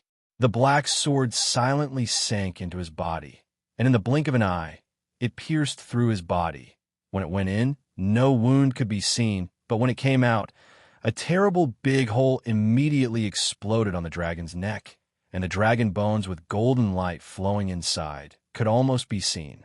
Li Yunxin's body suddenly trembled, as if he was in extreme pain, and with a loud bang, he flew up into the sky. But at this time, the protective barrier of the glazed sword heart played its role. No matter how high he flew, he was stuck at a certain height. From the wound on his neck, the golden dragon blood really sprinkled down like a huge waterfall. Once it was poured on the fire cloud, it immediately burned with a loud bang. If it was not poured on the cloud, but on the person, that person let out a short scream and was immediately corroded by the golden blood into white bones. After being seriously injured, Li Yunxin let out a heaven-shaking roar. Immediately, two golden flowing lights appeared beside him. It was a protective formation formed by the two golden deities. He fiercely dived down again. Staring at the cloud that shot out the black sword, he shouted, "Fight!" But this voice, it sounded like it was not made by him alone. But at the same time, there was another rough, bold, and unrestrained male voice. After this shout, in the void in front of Li Yunxin, an incomparably huge and powerful man suddenly appeared. This man's body was cold, and he had a dignified appearance. His pair of eyes emitted cold stars, and his two curved eyebrows were like brushed paint. Looking at him, he actually had an awe-inspiring aura that even 10,000 men could not defeat. Right now, this huge human figure was in the sky, and one of his fingers was as big as a human. It really looked like a god from the heavens had descended to the mortal world, indomitable and indomitable. Once this huge human figure was formed, the cold light in his eyes shot straight at the cloud, and then he shouted angrily, "Where's the wine?" With this extremely deep and powerful roar, he raised his fist that was as big as a small mountain and fiercely smashed it. The swordsman immediately knew that Li Yunxin had used a horrifying spiritual treasure. However, as soon as this man appeared, the hiding place of the person who had injured Li Yunxin also lit up with dazzling spiritual light at the same time. A solemn and majestic voice chanted a spell. "Where are all the gods on duty, the guardians of the myriad realms? Under the order of Patriarch Wanjun, come quickly and help me." Every time the cultivator chanted a god's name, a huge golden light incarnation appeared. Although these angry golden light deities were only half the height of the stalwart man, their bodies were surrounded by treasure light, and the sabers and spears in their hands were awe-inspiring. They gathered into a formation with 8 sides and 6 arrows, and they swarmed forward to block the man's fist. However, boom, these gods were shattered by this man's fist, and they turned into flowing lights that scattered in all directions as if they were made of paper. The person hiding behind the cloud immediately chanted another spell. At the same time, he splashed out talismans that filled the sky and released 2 sword arrays to protect himself. Then, he let out a cold laugh and said, "Insignificant tricks. Look at me." However, there was another loud, rumbling sound. A large stretch of clouds was smashed into pieces by the unstoppable iron fist. Those talismans and sword formations were all turned into flying ash. Before the voice could finish speaking, his physical body was also smashed. At this moment, the huge and majestic man looked up at the sky and laughed, shouting, "Where is the tiger?" Then, his figure faded and disappeared into the void. After a full 3 breaths, the high sky was quiet for a full 3 breaths. Then the disciples shouted, "Immortal Chan has fallen! Immortal Chan has fallen!" At this moment, only a dozen breaths had passed since the golden light said the last sentence. During this time, Ming Jinzi only had time to frown slightly, pause for a moment, and then look at the place where Li Yunxin was fighting in. He heard the swordsman on the cloud shout loudly, "Immortal Chan has fallen!" He was dumbfounded. In just a dozen breaths, on the scorched ground that was still emitting green smoke, the three people who were shouted at by Li Yunxin to go only ran a few dozen steps. That Immortal Chan of Chu Liao's sword sect, a sword cultivator who was good at fighting, was killed by Li Yunxin. This scene immediately evoked a terrible memory in his heart. That day, Li Yunxin stood in the blazing flames, bathed in Cheng Kongzi's flesh and blood, and glanced at him eerily. Ming Jinzi couldn't breathe and choked. "Junior sister, why are you standing there? He has already killed one person. Do you want him to kill them one by one?" Jean Guangxi's expression remained unchanged. High in the clouds, she looked indifferently at the heavily injured Li Yunxin, who was protected by the two golden light gods, and rushed into the battle. She said, "Keep watching." Ming Jinzi abruptly waved his big sleeve. "What are you looking at? You formed the glazed sword heart array, but didn't release it. Do you know that you have trapped Li Yunxin and your fellow cultivators?" That demon rushed into the crowd like a tiger rushing into a flock of sheep. "Do you plan to stay and fight him alone?" Behind Jin Guangxi and Ming Jinzi were the disciples of the Wujin sword sect. Now, their sect master didn't move, and they didn't move either. Even though the cultivators of the other two sects were fighting Li Yunxin, they acted as if they were their master. Their expressions were indifferent, as if the situation had nothing to do with them. This made Ming Jinzi look like a timid and weak secular person, as if he was facing a formidable enemy. Jean Guangdin sighed. "Junior brother, you can continue reading." Like a parent who was finally annoyed by her child, she raised her hand and pointed at Li Yunxin from afar. "Li Yunxin has revealed the incarnation of Shinryu. According to what you said, rushing into the crowd is indeed like a tiger rushing into a flock of sheep. But look at why he no longer relies on his advantage of coming like lightning and leaving like the wind. He first rushes for a while, then turns around and leaves. What if he rushes over when the other side has no time to support him? His physical body is tyrannical, and his speed is beyond our reach. It is best to use this kind of attack and escape method. But look at him from just now until now. He hasn't been fighting like this. Ming Jinzi was restless at first. But listening to Jean Guangxi speak in such a calm and steady tone, her heart slowly calmed down. At this time, looking in the direction that Jean Guangxi pointed, she also saw the door. Li Yunxin was indeed strange. Note 1. This was explained in a chapter a long time ago, but I can't find which chapter it is. The gist of it is that people often die in the world. Although ghosts are not common, cultivators cultivate spiritual power. The ghosts that have not been collected in time always like to go to places with more spiritual power. Therefore, there may be more ghosts around cultivators.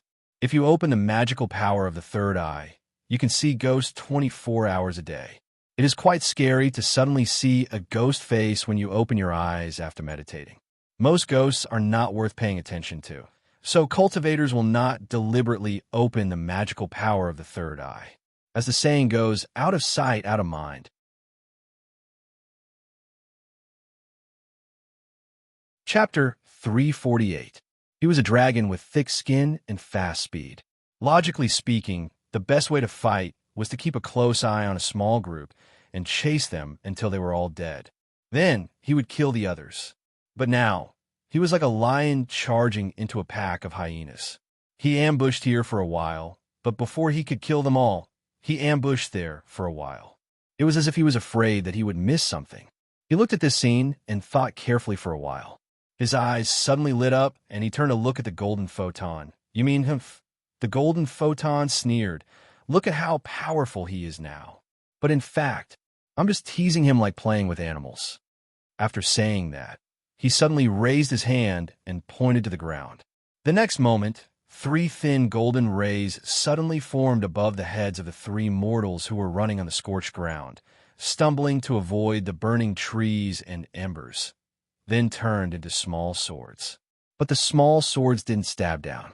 Instead, they hovered above their heads and ran along with them.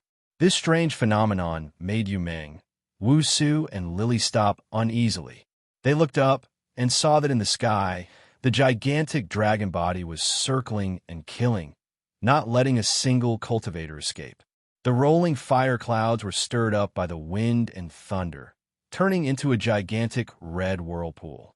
And above their heads, the tip of the small golden sword stared into their eyes, as if it was an illusion that they couldn't get rid of. "Young master." Wusu uneasily grabbed Yumeng's arm and called out. She looked at the sword rays above her head, Yumeng's head and Lily's head, and didn't know what to do for a moment. This was a powerful force that she couldn't imagine or understand. This force didn't belong to the mortal world, but at this moment, it made her hair stand on end. The clouds in the sky were vast and indistinct. She didn't even know who or why had created such a thing. At this moment, she finally felt the humbleness and insignificance of being immortal. So insignificant that she couldn't even understand it. "Don't move, it's a Taoist spell." Yumeng frowned. The light sword was only 2 fists away from their heads.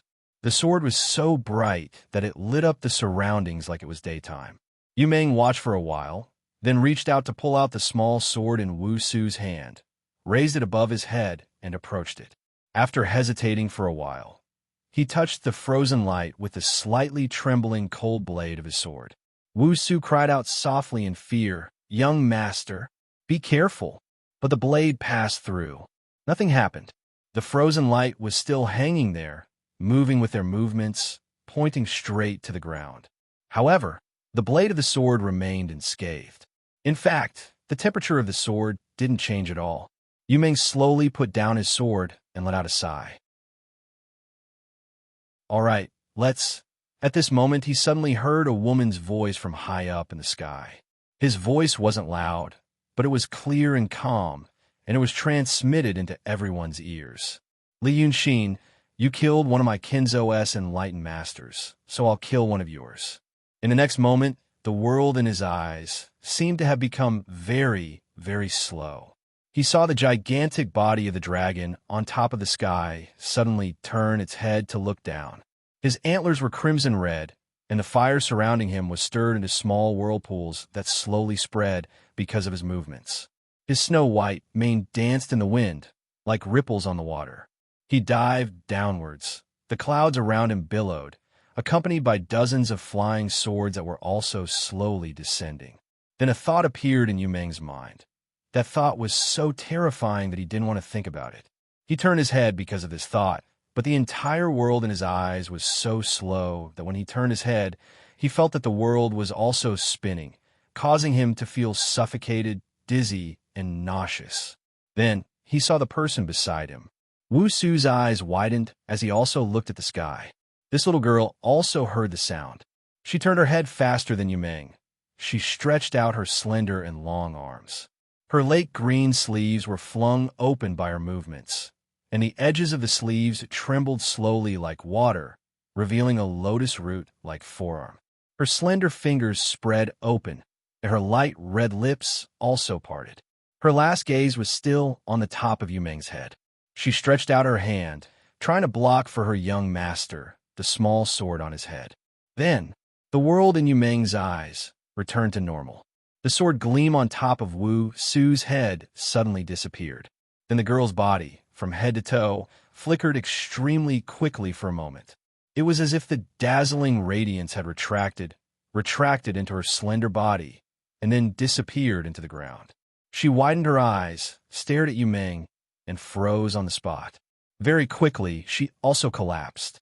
A thin line appeared on the top of her head, but the edge of the line was burnt very smooth, and from the beginning to the end, not a single drop of blood flowed. Yumeng hesitated for a while, then bent down and grabbed her forcefully. But her body had already become as cold as the sword gleam, as if all the heat had disappeared along with her life. Yumeng seemed to hear Lily cry something, and heard the woman in the sky say something. As if through the top of his head, he saw the huge dragon's body sweep across and block the dozens of sword gleams that were rushing down. But those voices and scenes were ethereal and illusory, like the illusory background of this world to him. Now, there were only two slightly opened lips in his eyes. He thought there were probably still words like young master, be careful, or young master, you're greedy for sleep again, or young master, you're so nice, or young master, check whether the tea is hot or not, or a lot of miscellaneous things that he didn't have time to blurt out. But in the end, these things, along with those voices and scenes, all converged into a teardrop. It dripped down. Then something burst into flames beneath the ground. So you saw it. Jin Guangzi only glanced at the ground, then looked at Li Yunxin. He darted left and right, just to stop those people, to prevent them from hurting those 3-4 people. When I released this sword, he immediately went to save them. Ming Jinzi widened his eyes in disbelief and was stunned for a while. This Li Yunxin, could it be? He has feelings, at least for now. Jin Guangzi revealed a slightly mocking smile. He's more emotional than us. How ironic. A demon. But it didn't seem to be like this in the past. Ming Jinzi frowned. It said that in the past, I always felt that something was wrong. I always felt that this might be his scheme. He's cruel and cunning. That's because you never thought of trying. Your brains have already rusted. Jin Guangzi stared at Li Yunxin. That demon seemed to have become fierce because of the girl's death. He was recklessly charging over here, but there were still 2-3 people on the ground. As he charged forward, he was worried about the mortals on the ground, and the cultivators knew his weakness. They besieged him, but from time to time, they would send people to the ground. This dragon's son acted as if he was putting out a fire and didn't care. He wanted to charge over several times, but was led back several times. Although he still had 2 golden deities to protect him, he still suffered 2 serious injuries. One of his 4 huge dragon claws had been broken, and even the clouds under him were not as dense as before. It seems that this Li Yunxin thinks that he is heartless, and he's also afraid that if he has feelings, others will see through him. Thus, he always considers himself to be cold and cunning. He sent many unrelated people to die, so that people will think that he cares about nothing. Jin Guangzi shook her head slightly. And you guys? Men. Cultivation. Renouncing feelings and abandoning desires. Slowly, you don't even know what feelings are. And this Li Yunxin is a demon. And he also cultivates profound Taoist arts. So it's natural to think that he is also heartless. But in my 5 elemental sword sect, there are half male and half female. I've dealt with many matters of love between men and women over the years. These matters, I see more clearly than you. Ming Jinzi frowned and pondered for a long time, and finally sighed. Junior sister, compared to Li Yunxin, you're not far off. Jin Guangzi sneered. Not far off? He's just a demon. You stupid people will think that he's so-called cunning. As for now, this Li Yunxin has 2 treasures on him. 2 octagonal ancient scrolls. Look at what he's using to protect himself now. It's the Along the River during the Qingming festival painting. The huge human figure that appeared just now is the Divine Lord in the misty giving slaves to the Kai Di Mao, Dharma name Wu Song. Sigh, he's a Divine Lord after all. That Jinren Chan's golden light deity Dharma has reached, and he was actually killed with 1 punch. The octagonal ancient scrolls are indeed powerful.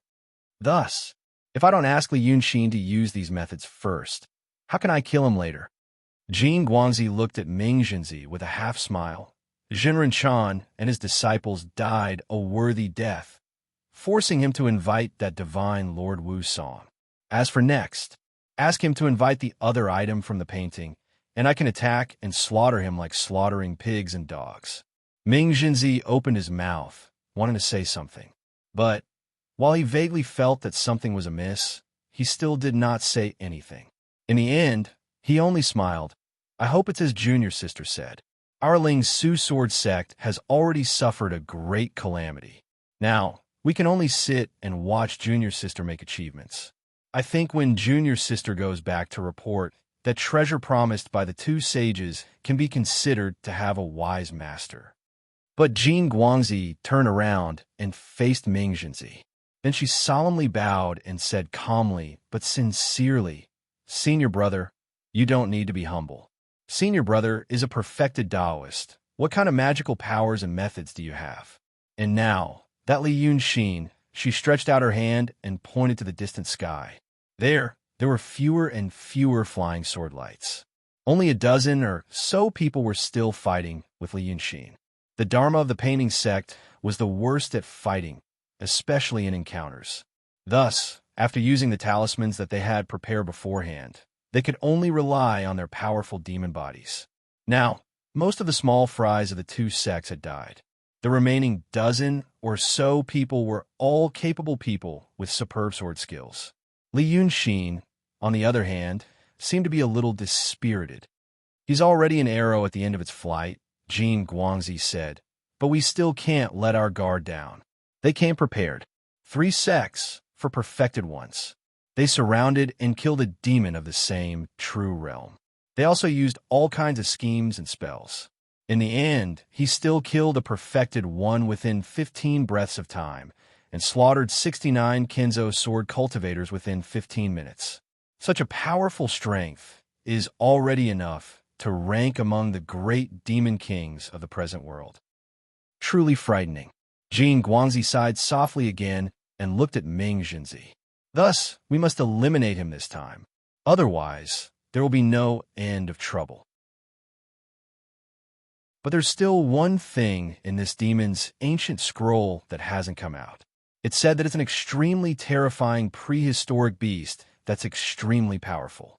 Now, perfected One Bao and his disciples from the Spirit Light Sword sect are also showing signs of exhaustion.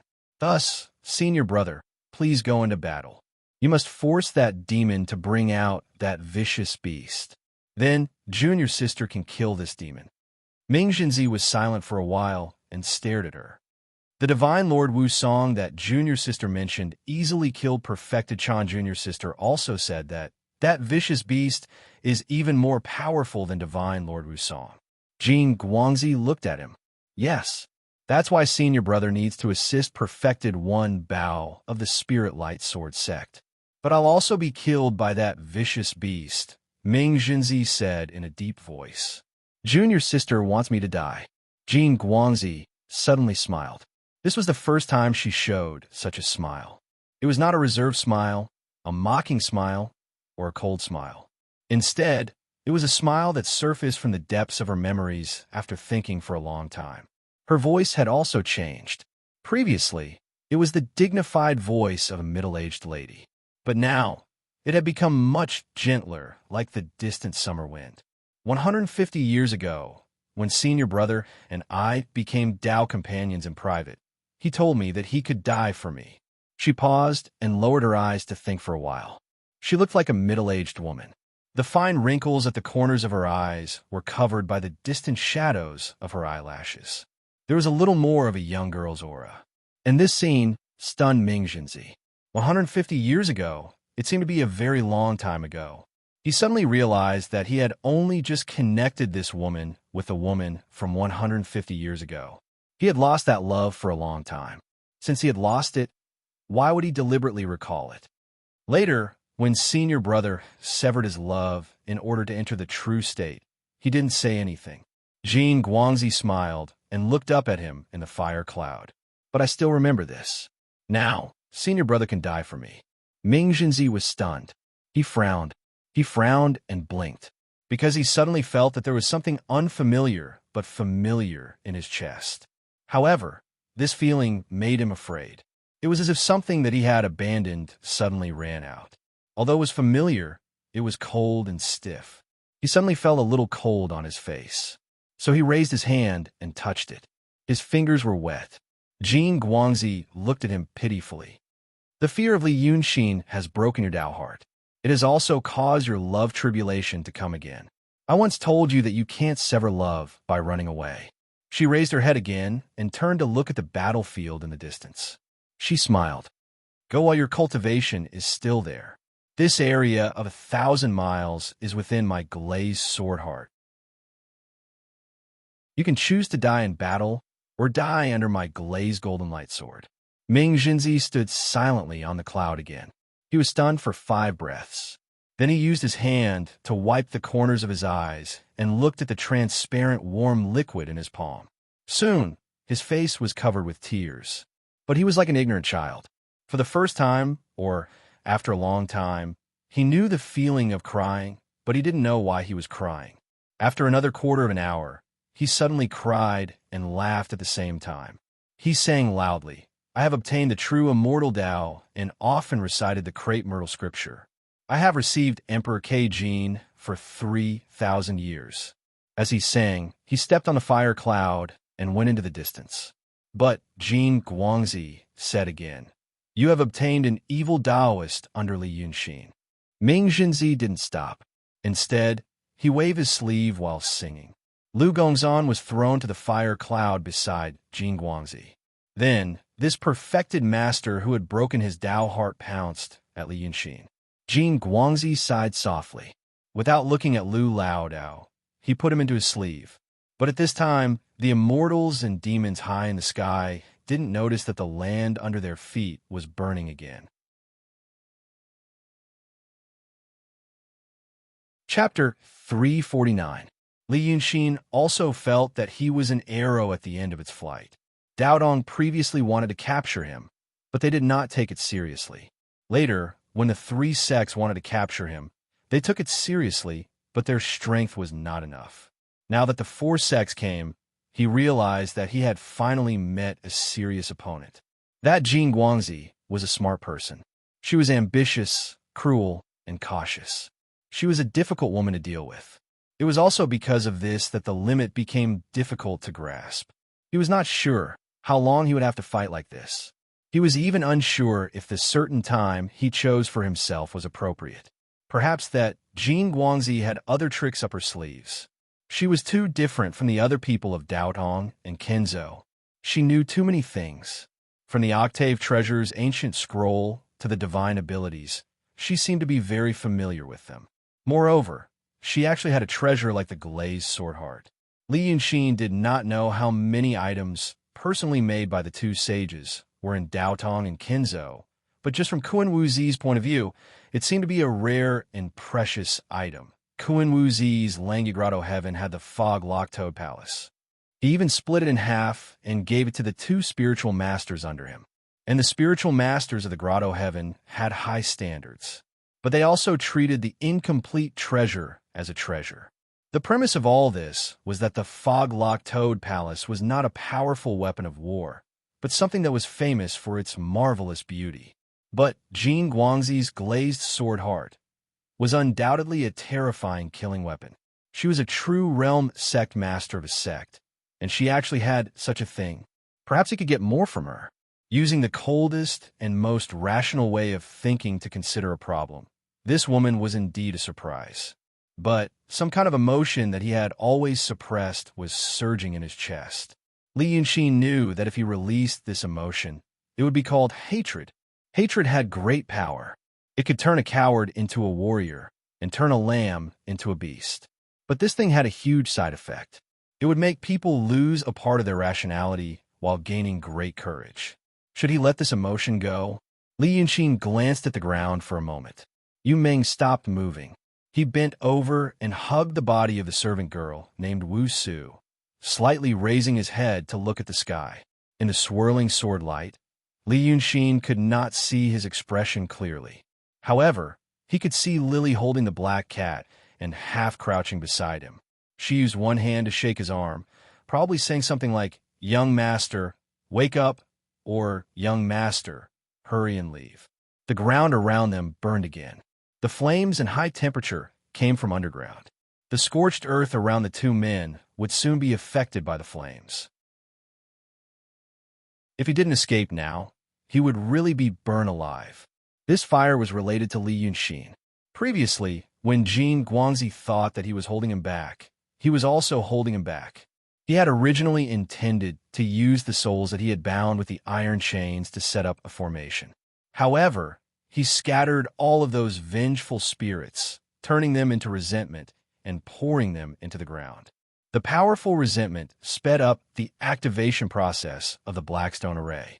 Now, the flames that were burning fiercely underground had already slowly seeped out of the ground. Maybe I miscalculated.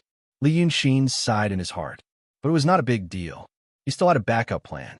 A Kinzo disciple in the transcendent state charged towards Li Yunxin with the force of wind and thunder. The two transcendent state cultivators behind him came from the left and sneaked around in the sword light. The three of them seemed to want to use the cultivator in front of them as bait for Li Yunxin to kill him. Then they would reveal the huge wound on his neck that was covered by the golden hair. Then they would sneak up on him. It was a simple and stupid tactic like children playing house. But it seemed to be the best idea that these sword cultivators could come up with in such a short period of time. These guys have been peaceful for too long. They didn't have any decent opponents. Li Yunxin sighed in his heart again. Maybe should he wait for Yumeng? The swordsman attacked. Li Yunxin suddenly transformed into the godly demon body. His huge body disappeared in the sky in an instant. The swordsman who was acting as bait and the two people who were about to sneak up on him were stunned when such a huge target disappeared. Just as he was in a daze, the four of them passed by each other.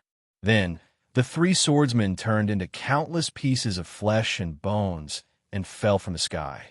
Li Yunxin put away the long and narrow dragon token that he used as a sword user. He suddenly turned into a dragon. His steel-scaled tail swept across and smashed a swordsman who was trying to jump to the ground into a cloud of blood mist. These small fries were not very scary. The more difficult ones were the enlightened beings. There were three enlightened beings. A golden light and her disciple were watching coldly from the clouds, waiting for an opportunity. One Mingjinzi had already lost his courage and was no different from trash. The other one was also waiting for an opportunity. They were just waiting for an opportunity to risk their lives and severely injure Li Yunxin. Who knew what kind of magic potion that woman had fed these swordsmen? Didn't they usually cherish their lives the most? Just as this thought appeared in his mind, a person suddenly appeared in his field of vision, rapidly approaching him. Li Yunxin was shocked. This was a speed that only a Kinzo enlightened being could have. Did that golden light personally make a move? He immediately turned around and rushed to the sky. At the same time, he fiercely spat out a thundercloud at the cultivator, wanting to block his momentum. Then he would go to the open ground and use the ninth heaven thunderfire to attack him. These swordsmen's speed was too fast, and after fighting for so long, there were no less than 10 wounds of various sizes on his body. If he fought with this enlightened being here, he would inevitably suffer more than 10 sword from these small fries. In his current state, that could be considered a serious injury. Who would have thought that his plan would fail? The aggressive spiritual master actually passed through the thunderclouds without permission. It was also at this time that Li Yunxin clearly saw that person's face. When this enlightened being came, his speed was so fast that a thin layer of mist appeared in front of him, concealing his face like a comet. But now that he had passed straight through the thunderclouds, the water vapor naturally disappeared. However, the skin on his face and hands had been cracked open by the countless small snake-like lightning bolts, and then turned into huge blisters filled with blood. But he could still see. That was Ming Jinzi. What was wrong with this old bastard? Li Yunxin was greatly shocked, knowing that this Ming Jinzi was determined to seek death. And the reason why he was shocked was because this enlightened being fighting with others was one thing, but fighting with all one's strength with the will to die was another. This was like a person throwing bombs one by one, and the difference between shouting slogans and rushing into a crowd to explode. Once he knew about this, he no longer cared about the group of small fries around him. He ignored the flying swords of those 8 or 9 transformation state swordsmen piercing through the small wounds on his body, only fiercely plunging into the fire cloud, flying straight towards the west, hoping to avoid Mingjinzi.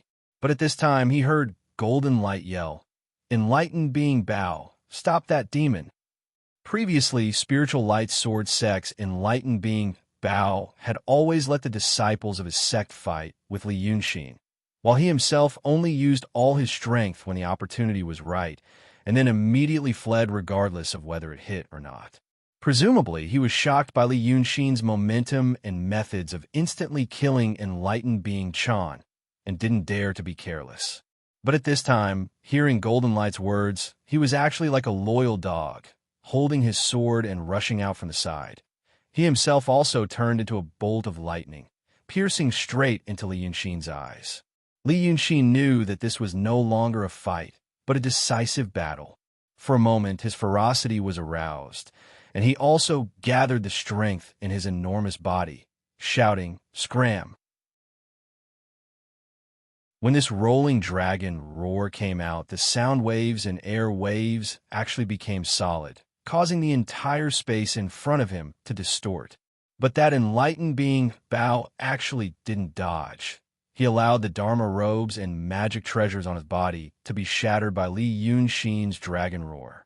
Then, his face twisted in the violent air currents and thunderclouds, and just like Ming Zhenzi behind him, he rushed over without a care for his life. Li Yunxin immediately cursed in his heart.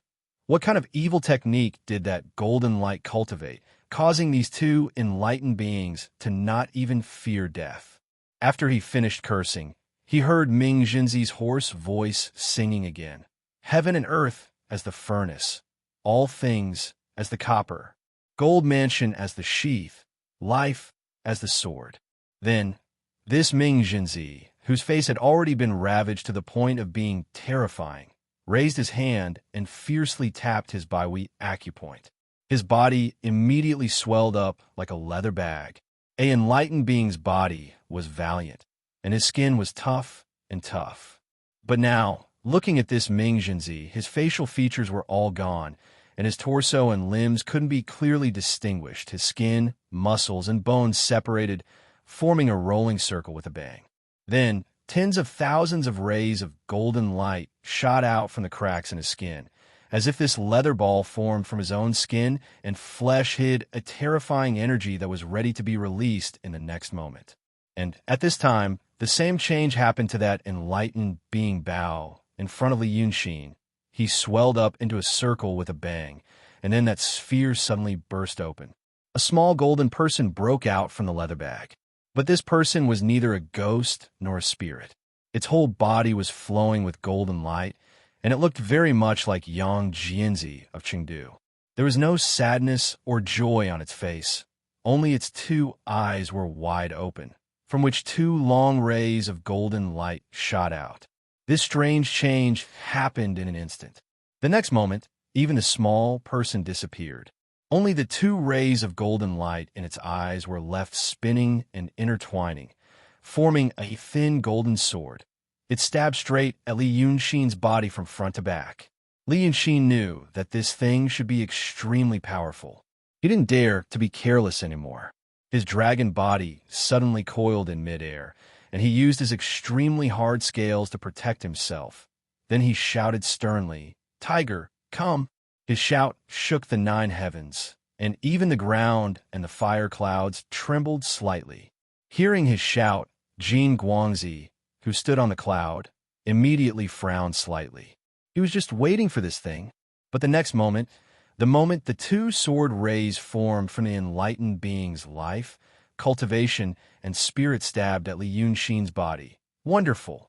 An even more deafening sound rang out.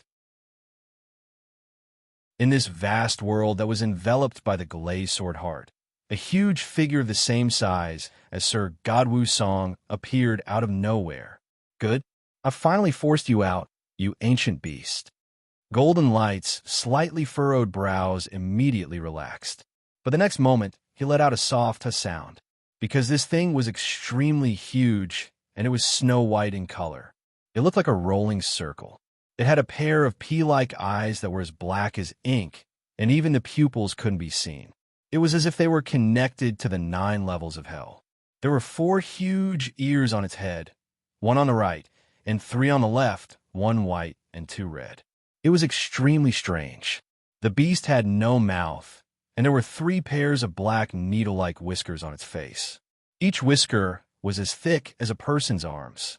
This beast looked strange, and it could speak human language.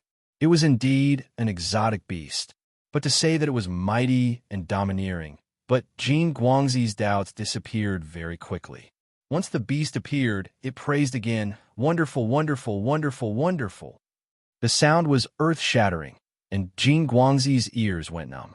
It was unknown whether it was because it was tired of being trapped in the picture scroll for a long time, or because it saw the dangerous scene of the high-level great demons fighting, and the ferocity in its heart was aroused, and thus it became excited.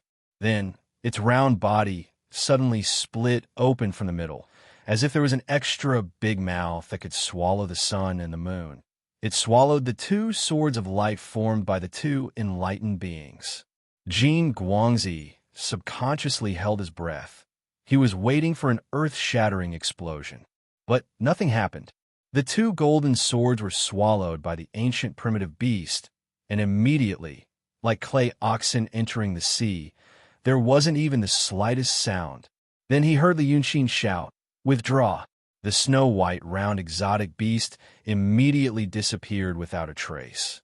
It was as if the short moment it appeared was just an illusion in front of everyone. Jin Guangxi was stunned for a moment. At this moment, Li Yunshin stretched his body, and with his remaining power, he killed the remaining 8 or 9 sword cultivators in an instant. Then, with a shake of his body, he revealed the appearance of his incarnation. It was a handsome and beautiful young man. However, this young man's white robe was already tattered, and there were a few strands of black hair scattered in front of his forehead. Half of his upper body was naked, and his well-proportioned chest was exposed.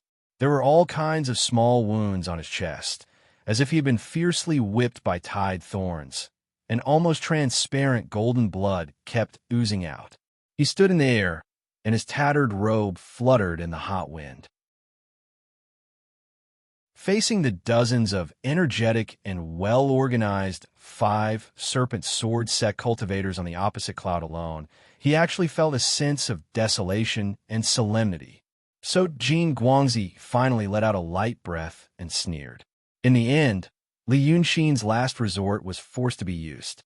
And now, he was no longer using the dragon god's true body, but his incarnation, which meant his demon power was about to be exhausted. Although the dragon god's true body was stronger and faster, there wasn't much demon power left, and his movement was inevitably slow. Moreover, his body was heavily injured, and he didn't have the strength to close the wounds and stop the bleeding. Thus, he revealed his incarnation. Like this, the wound on his neck that could fit in 2 houses had become a wound on his collarbone that looked like a baby's mouth. Although it was still frightening, it was much better than before. However, this also meant that he had transformed into a human and had the meridians and acupoints of a human and was ready to use Dao techniques. This is really out of my expectations. Jin Guangxi sighed and smiled. The sort of life of a true state swordsman. I didn't think it would be able to kill you, but I also thought it would be able to heavily injure you. But this is the result. In the end, you still have some skills. With a heavily injured body, you killed all the elites of the 2 Kenzo sections. This kind of glorious battle record has never been seen in the past 1,000 years. Jin Guangxi sighed and shook his head. But the more arrogant you are, the more credit I will get for killing you. You're a very good prey. If I had met you earlier, I might have kept you. But it's a pity that I can't keep you now because of the situation. After she said this, Li Yunshin laughed heroically in the strong wind. Killing you idiots is like slaughtering pigs and dogs. I can only laugh at you for thinking you're smart. But in fact, you are so stupid. You don't know that the 2 so-called saints on Mount Yinshan are already fakes. The thousands of years of Daodong is now used as a knife by a bunch of Freemasons who hide their heads but show their tails. If the 2 saints of the past knew about this, they would probably come back from their coffins in anger. Ha ha ha ha. His laughter was filled with heroism. But after laughing for a while, he coughed, and with a wave of his hand, took out 3 jade bottles out of thin air, opened the stopper, and poured the contents into his mouth. But when he realized that they were empty, he threw them down without looking. Jin Guangxi listened to his words and tilted her head thoughtfully. Then she frowned and looked at him, puzzled. Freemasons, what do you mean by hiding their heads but show their tails? Am I not here? Li Yunxin was stunned and could only open his mouth. After saying this, Jean Guangxi laughed again, as if she had just heard a brilliant joke from Li Yunxin, and the gold and silver hairpins on her bun swayed wildly. It's true that Taoist priests and swordsmen are stupid. This group of fools. They think they are smart.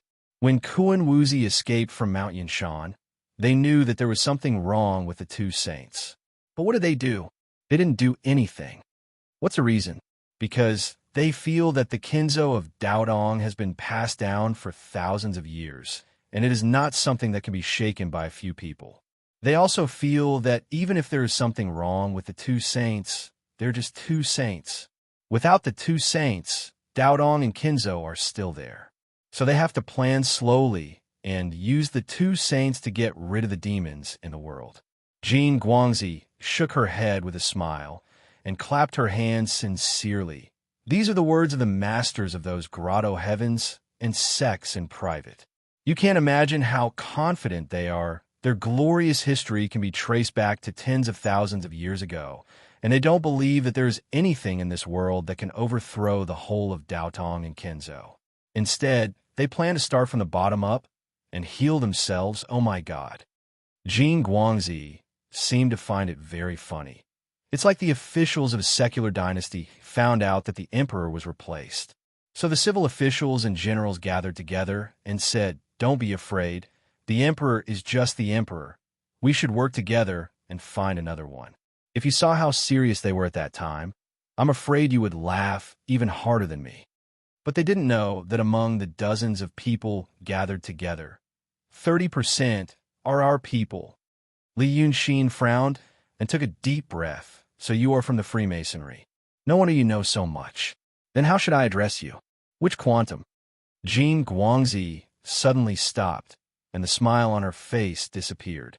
The cultivators behind her were also calm. It was as if they already knew about this, or they didn't hear anything. The female cultivator stared straight at Li Yunxin for a long time, and then said, "Are you done?" Li Yunxin was slightly stunned. "What did you say, Your Excellency?"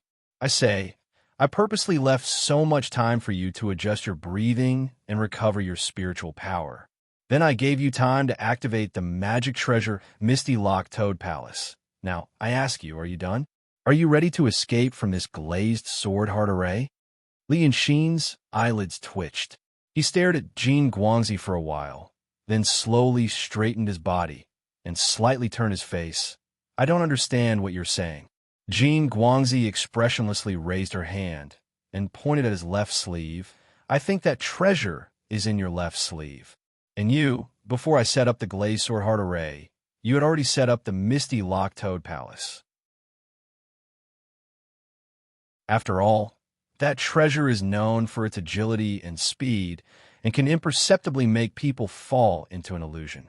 It should be when you and I were fighting against that black cat demon, and you fought bravely before and wholeheartedly protected those people on the ground, not only for their safety, but also for me to think that you really care about them, and then let me tease you like a cat playing with a mouse so that you have enough time and space.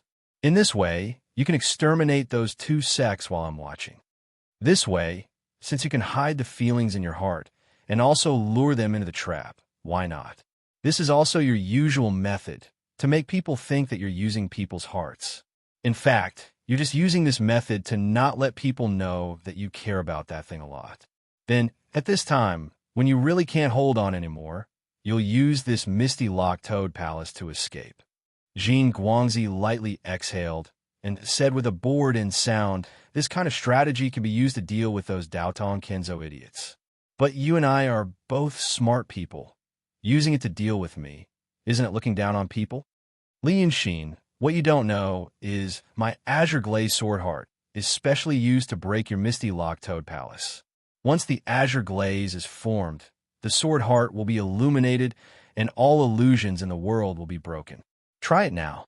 Can that Toad Palace of yours still be used?"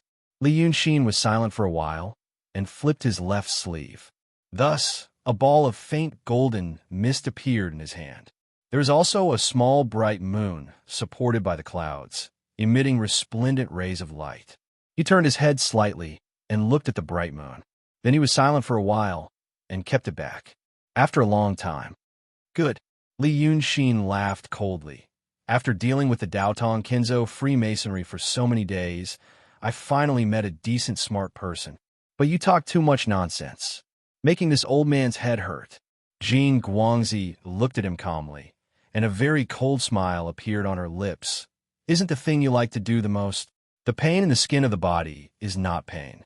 The pain in the depths of the soul is pain.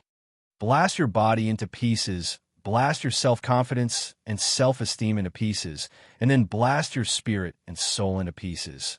This is killing into pieces. While you're thinking about it, I'll shatter your illusion. Who asked you to not forget at the last moment? Jing Guangzi looked at him. Aren't these the words you said to my senior brother Qing Liangzi? Since you like to play so much, I'll return them to you now. Do you think it's fun, interesting? Li Yunxin opened his mouth again and seemed to be speechless. He was in a daze for a long time. These words, these familiar words, he did say when he killed Qing Liangzi in the city of Wei. That was the first disciple of the Freemasonry he met. First, he made Qing Liangzi think that he had seen through all his ideas and plans. Then, he gave him one surprise after another. Finally, before he completely destroyed Qing Liangzi's soul, he told him all the details so that Qing Liangzi could understand and die in regret. These were indeed his means and his words.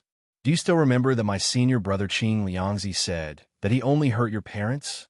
Jing Guangzi looked at him calmly, but the smile on her lips never disappeared. He said that another divine lord killed your parents from thousands of miles away with one blow. After a long time. That's me. Killing parents, then killing relatives and friends, then killing that person's self-confidence and pride, and finally killing his body and soul. The world is vast, but that person has nowhere to appeal and nowhere to escape. Li Yunxin, now I understand why you like to do this kind of thing.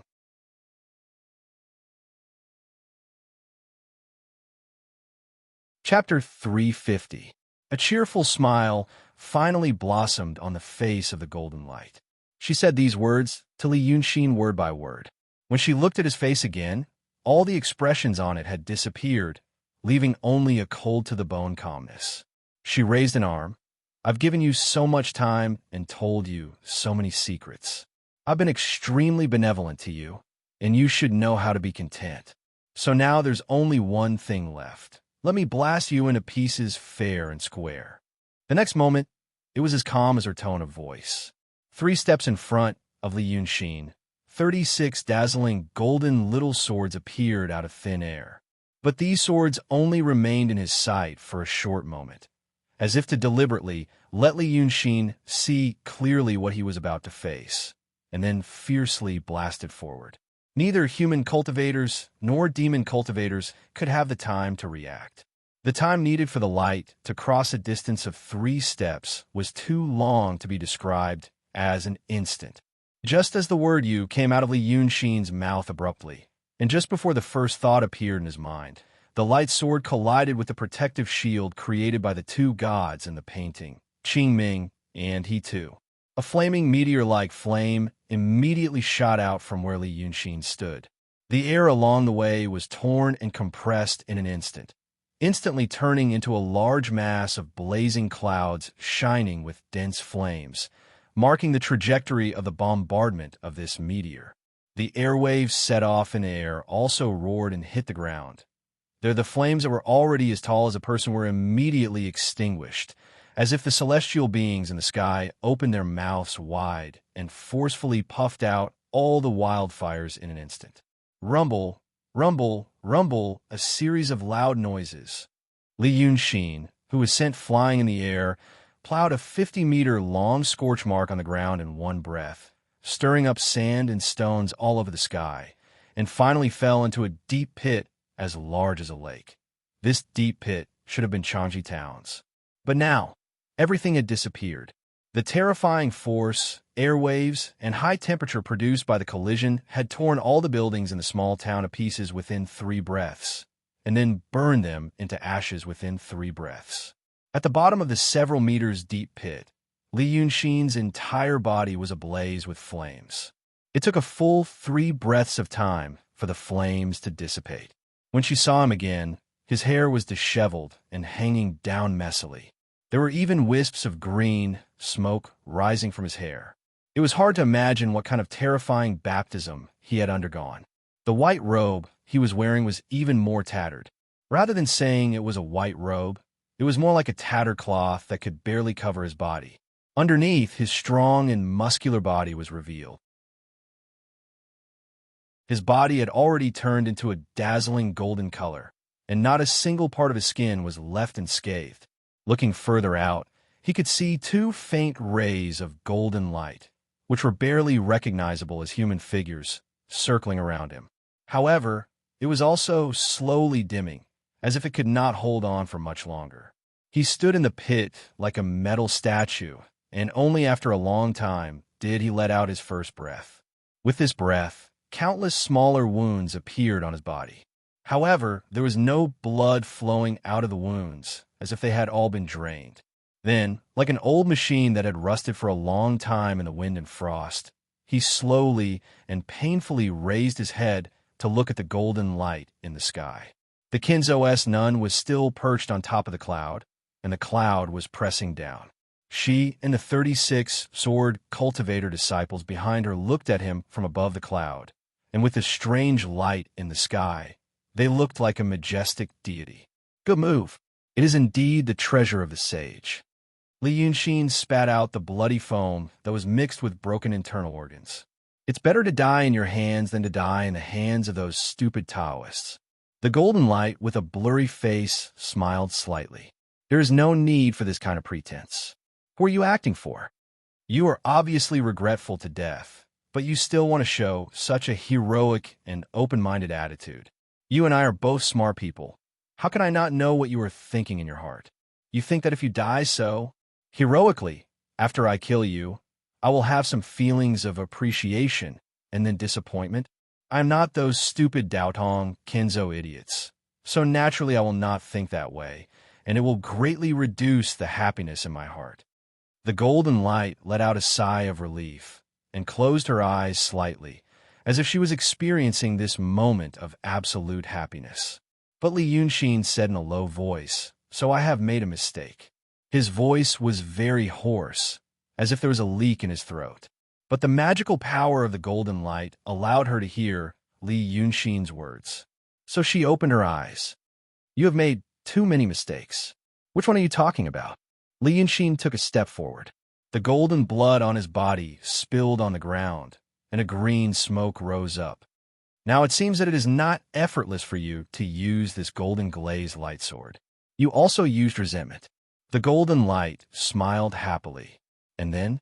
So you brought a group of minions to die and asked me to kill them first. The spiritual energy in the body of a cultivator is not comparable to that of a mortal. I have killed enough. You used resentment as a primer, and then triggered the sword array." Li Yunxin squinted his eyes slightly and raised his head. "I also used this method in City of Wei. Why didn't I think of it?" The golden light raised her eyebrows regretfully. "Yes, what you said is all true. What I can tell you is, I'm now talking nonsense with you because I'm also adjusting my breath so that I can launch the next attack to kill you. And I also know," she raised her hand and waved it in the air, "you transformed into a Shinryu body and did some other things in the sky. They were fighting with you and did not pay attention, but I saw it clearly from the side. When the flying sword of the Kinzo came to kill you, you either dodged or counterattacked, and there was a burst of light around you. You took advantage of the burst of light to draw an array in the sky with the golden light. You are indeed a brilliant painting Taoist. You can actually set up an array in such a dangerous environment, in such a chaotic flow of spiritual energy. But it is still the same mistake." The golden light shrugged. "Don't think of me as stupid as those people in Daotong and Kinzo. I have practiced Kendo for 100 years, and I know very well what the golden light of the Kinzo-S sword looks like. You and I are both people who pay attention to details. You can't hide it from me. I told you to kill cultivators with resentment, didn't you? The array you set up in the sky also needs resentment as a primer, right? But your array is too slow. The golden light sneered. You can't be faster than the flowing light.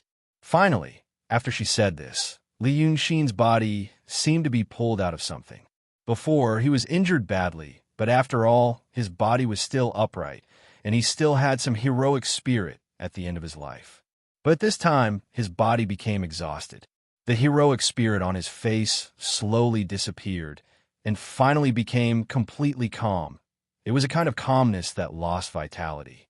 He couldn't help but take a step back and finally sat on the ground, putting his arms on his knees. He lowered his head, smelling the burnt smell on the ground, the slight fishy smell of blood, and the air being bombarded by the extremely high temperature and lightning, the familiar, fresh ozone smell. Then he raised his head, looked at the sky blankly, and waved his hand blankly.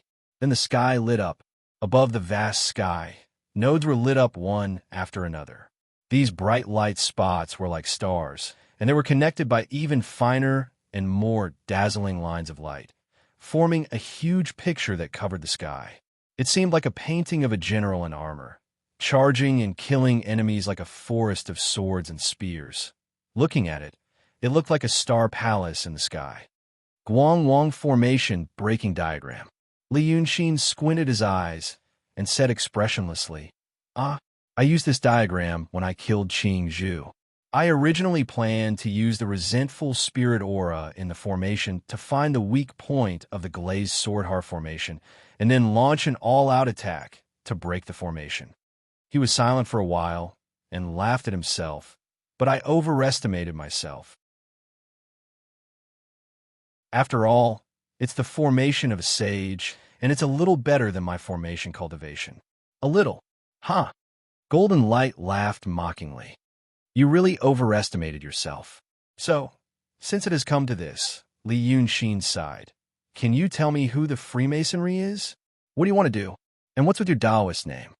Golden Light smiled slightly. I can't, but I'm happy to see you like this. She raised her hand. Then let's get down to business. There are 3 little fellows. I'll give you a question to solve.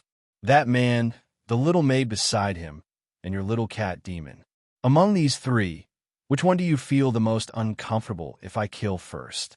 Li Yunxin slowly turned his head and looked to the side. After looking for a while, he found Yu Meng and the other 2. Yu Meng wore a lake blue robe with white edges. But in the sky full of fire, the robe became light purple. When Li Yunxin last saw him, he was holding Wu Su's corpse and kneeling on the ground like a statue. Until now, he was still half kneeling, but to protect someone. It seemed to be to resist the air wave caused by Li Yunxin being struck down from the sky. He was not very far from Li Yunxin, about 100 meters away. At this distance, Li Yunxin could clearly see his face, but as a mortal, he could only see a blurry black shadow shrouded in smoke when he looked at Li Yunxin. After Li Yunxin glanced at him, Yu Meng moved. Therefore, a layer of sand and dust fell from his body. He slowly opened his arms and placed Wu Su, who was protected in his embrace, on the ground.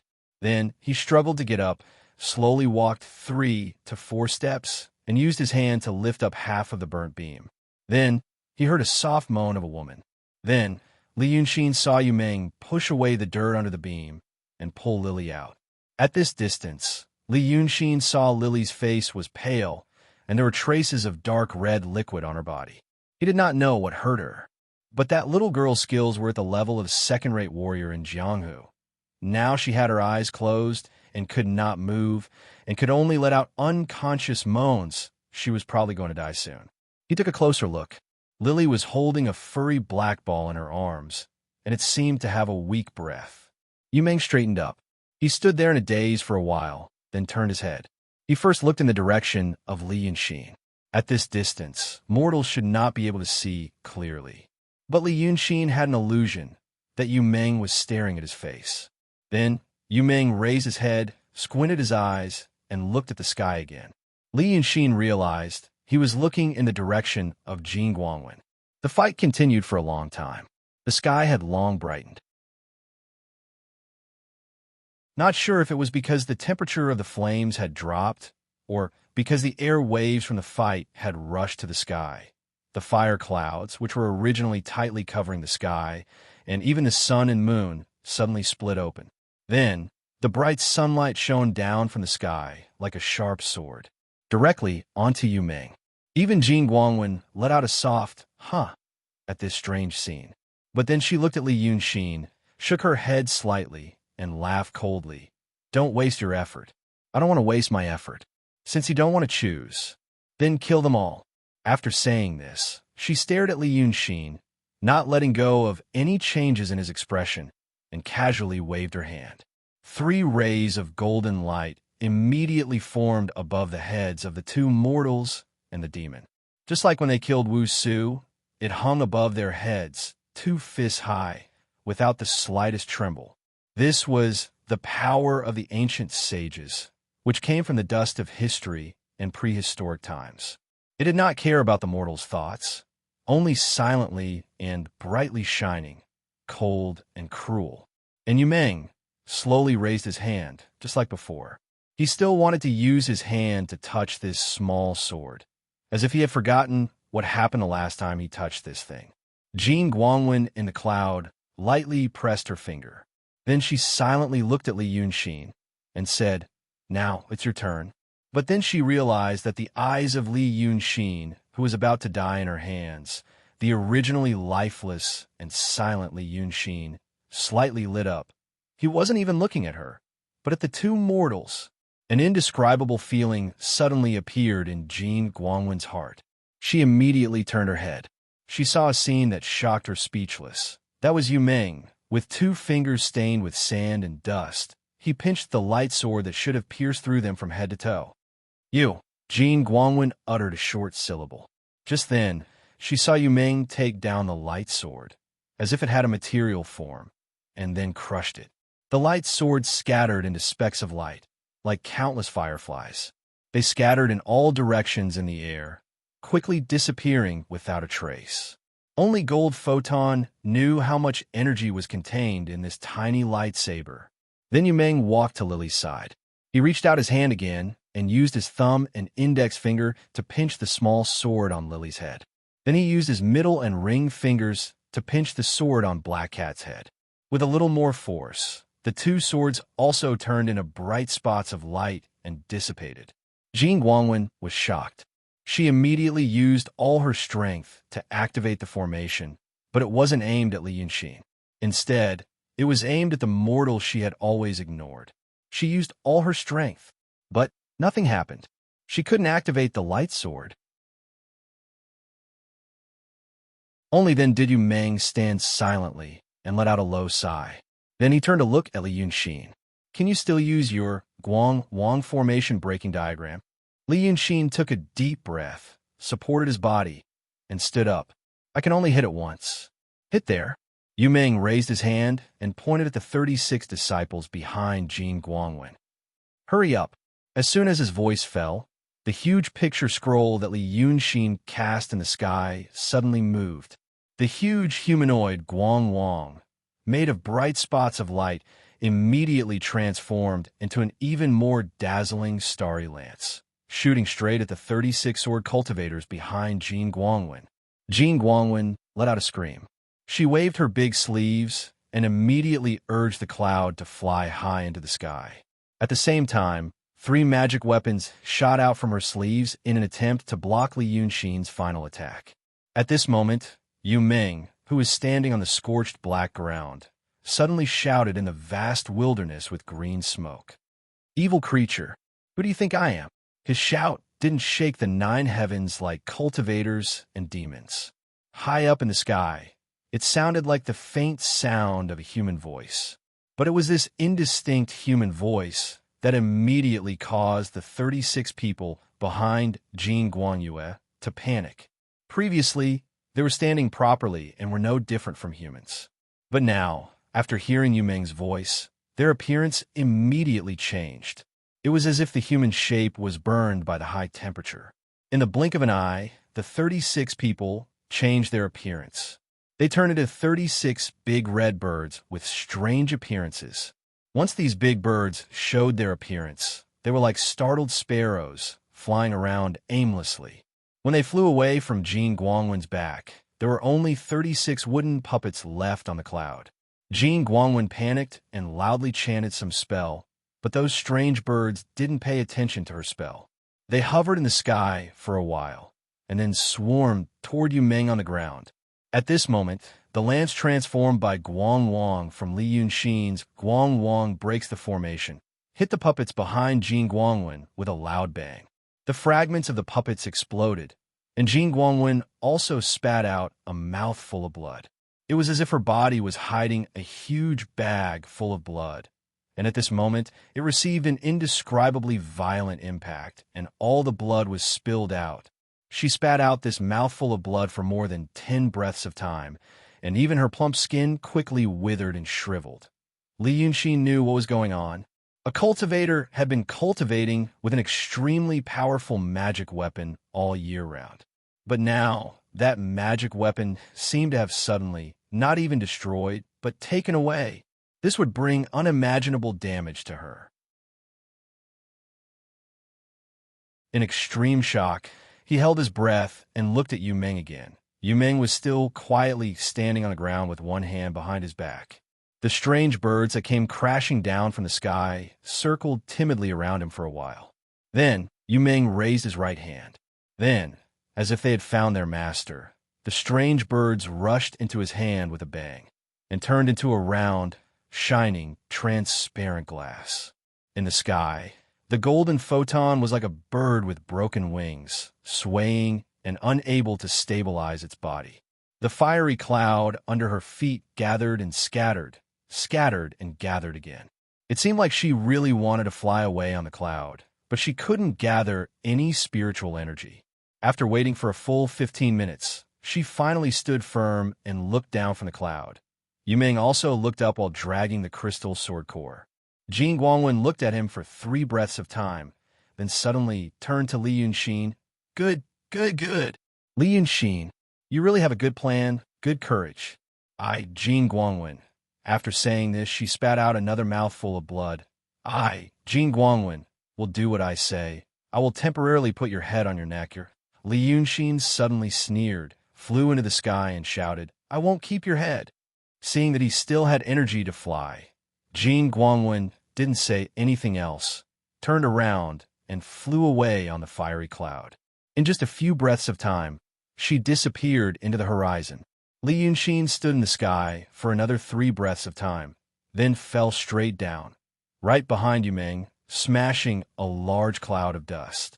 But Yu Meng didn't look at him, still slightly raised her head, looking at the direction Jean Guangwen flew. After watching for a while, she softly said, Promise me one thing. Li Yunxin's chest was heaving up and down. After a while, he slowly opened his eyes. Say it. Yu Meng lowered her head, looking at him seriously. Kill her. Grind her bones and scatter her ashes. She and I also have a grudge against each other for killing our parents. Li Yunxin took a deep breath. We can't live under the same sky. I don't need you to say it.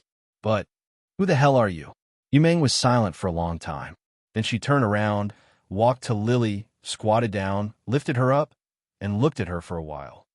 I used to be a Kenzo, the 213th Kenzo, but now I'm Yu Meng.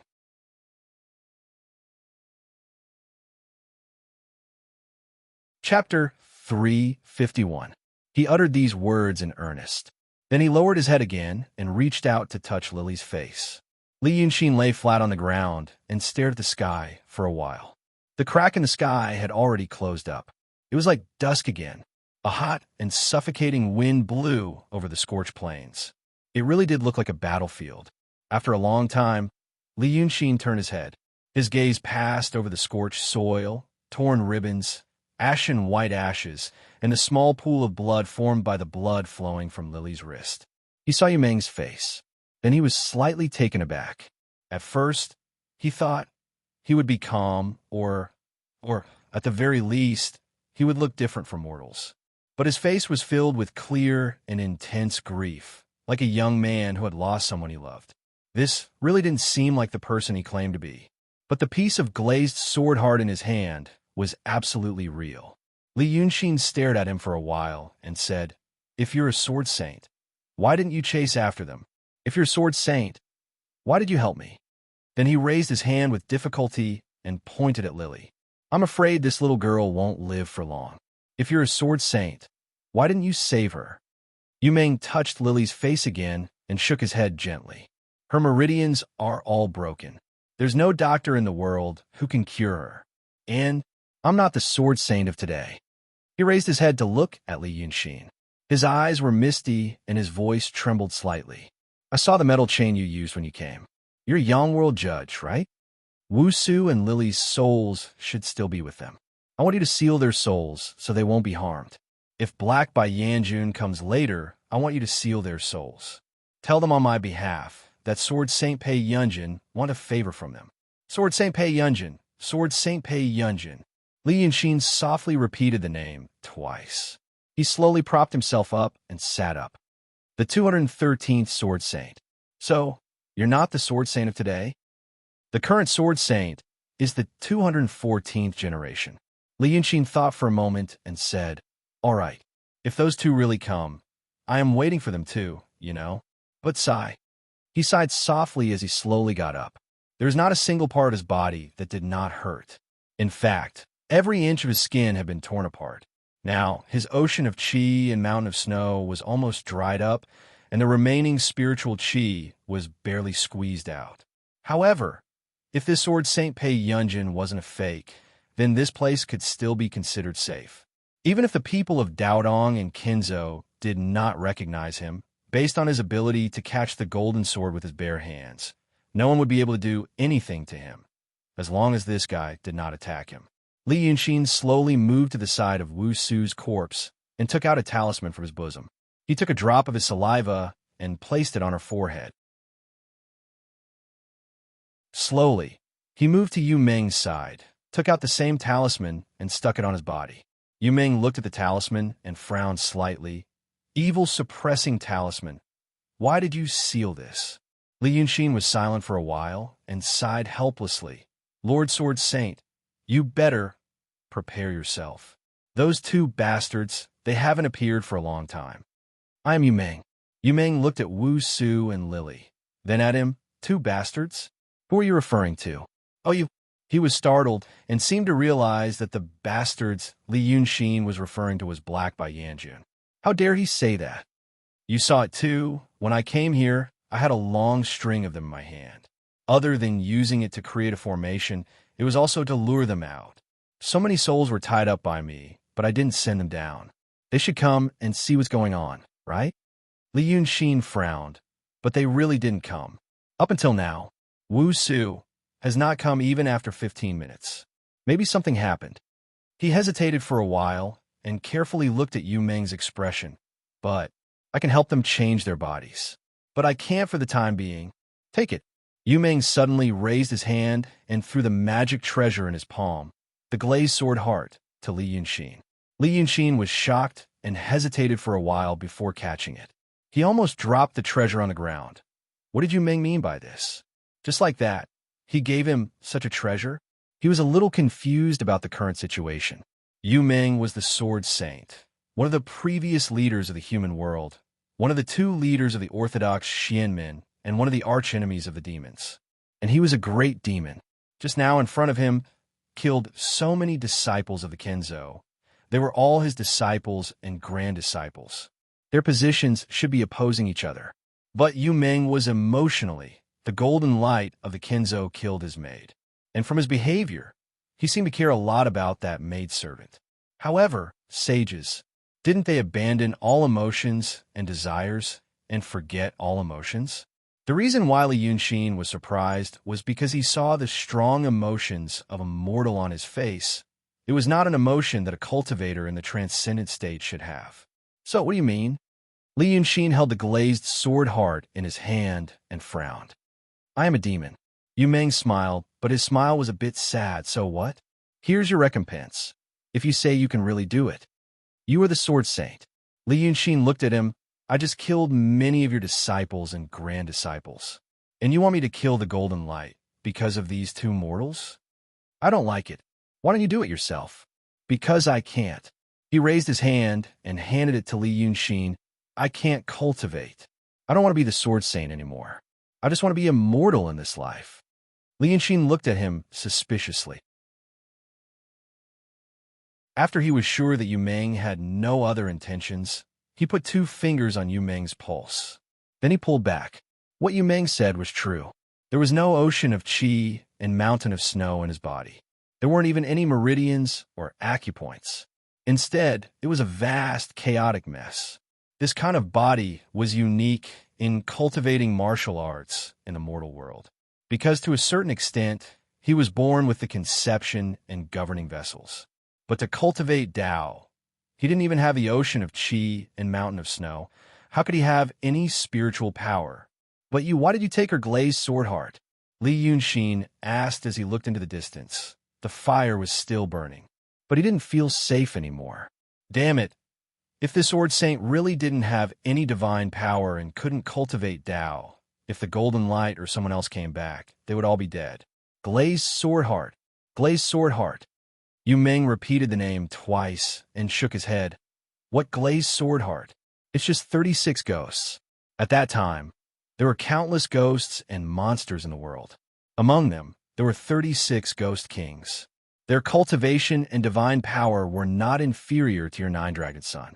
I spent 146 years capturing them one by one, then refining them into these 36 gold crows. This so-called glazed sword heart is just a prison to imprison them. At that time, I used it as a magic weapon. Sigh, let's not talk about it. But they still know the smell of my spirit. My spirit. Yu Meng paused and suddenly looked up at Li Yunxin. You still don't know anything, do you? Li Yunxin was stunned. What do you mean? Yu Meng's expression suddenly became serious. Although he couldn't hide the sadness on his face, at least he looked different from ordinary people. He looked cautious and cautious. He first pointed to the ground, this array, then he pointed to the sky and the celestial beings. Li Yunxin took a deep breath. I'd like to hear more. Yu Meng looked at him for a while, then bent down to pick up Lily. Let's leave here first. If the Golden Crows are from the Freemasonry, they will come back soon. Li Yunxin was stunned again. Also know about the Freemasonry? What you know now is just a corner of the truth of this world. Yu Meng smiled sadly, and you will soon regret letting yourself know more. Yi Country, Biling Road, Little Rock Canyon. Yi Country was to the north of Qin Kingdom. At this point, the autumn had become even more intense. Little Rock Canyon was also one of the famous cities in the world. But its fame didn't lie in the prosperity of the market or the height of the city wall, but in the ginkgo trees all over the city. Ginkgo trees were planted on the streets of all sizes in the city. Now that it was autumn, the leaves were brilliant golden, as if the whole city was floating with gold leaf. In a good season, the sun shone down from the sky, making the yellow leaves look slightly bright and translucent. It was a beautiful scene rarely seen anywhere else. And the Little Rock, in the name of the city, came from the Little Rock Mountain in the city. In fact, this was a mountain city. Half of the city was on the plains at the foot of the mountain, and the other half was built on a small mountain. It was said that this small mountain was a complete boulder, and this boulder was a fragment of a larger boulder that fell from the sky a long time ago. So it was called Little Rock. But at this moment, Li Yunxin stood in the pavilion at the highest point of the mountain and looked down. He felt that the size of Little Rock Canyon was not much smaller than the city of Wei. Calling it Little Rock Mountain was too much of an injustice. I have been here once. At that time, this was only a small town at the foot of the mountain. The mountain was also higher than it is now. Yu Meng sat upright in the pavilion, leaning against the armrest. His gaze passed over Li Yunxin and looked further south. Little Rock Canyon was on Biling Road in Yi Country, more than 600 li from the border between the two countries. But even so far away, he could still see an ominous gray line on the southern horizon. It was the dust cloud that had been burned by the flames within the Qin Kingdom. The wooden pavilion they were sitting in was built on the top of a small rock mountain in the city. This mountain was relatively flat. Not only was there a pavilion, but there were also academies, inns, guilds, tea houses, and so on. It was a good place for the city's literati to climb high and look into the distance, discuss poetry, and meet friends. But today it was very quiet. It was said that the mountain gate of the Wu Sword sect, which was located 300 miles away from the city, had sent a notice asking the surrounding cities to offer some miscellaneous but strange things. Although this was not an order from the government, it was far more effective than the government's order. Because of this, all the influential people in the city gathered in the magistrate's office to discuss this matter. Even those scholars who spent their days writing and reciting poems for fun were busy, because it was also said that the Wu Sword sect was about to open its mountain gate. The immortals in the mountain wanted to accept disciples. So at this time, when the afternoon sun shone lazily on the slightly yellow grass, there were only the two of them in the pavilion. That was the last year of my life. Yumeng thought for a while, lost in thought. He looked like an old man. Sitting in the pavilion, wrapped in a golden fox fur coat, he exhaled a faint white mist from his mouth as he reminisced about the past. I traveled the world, intending to take one last look at the world.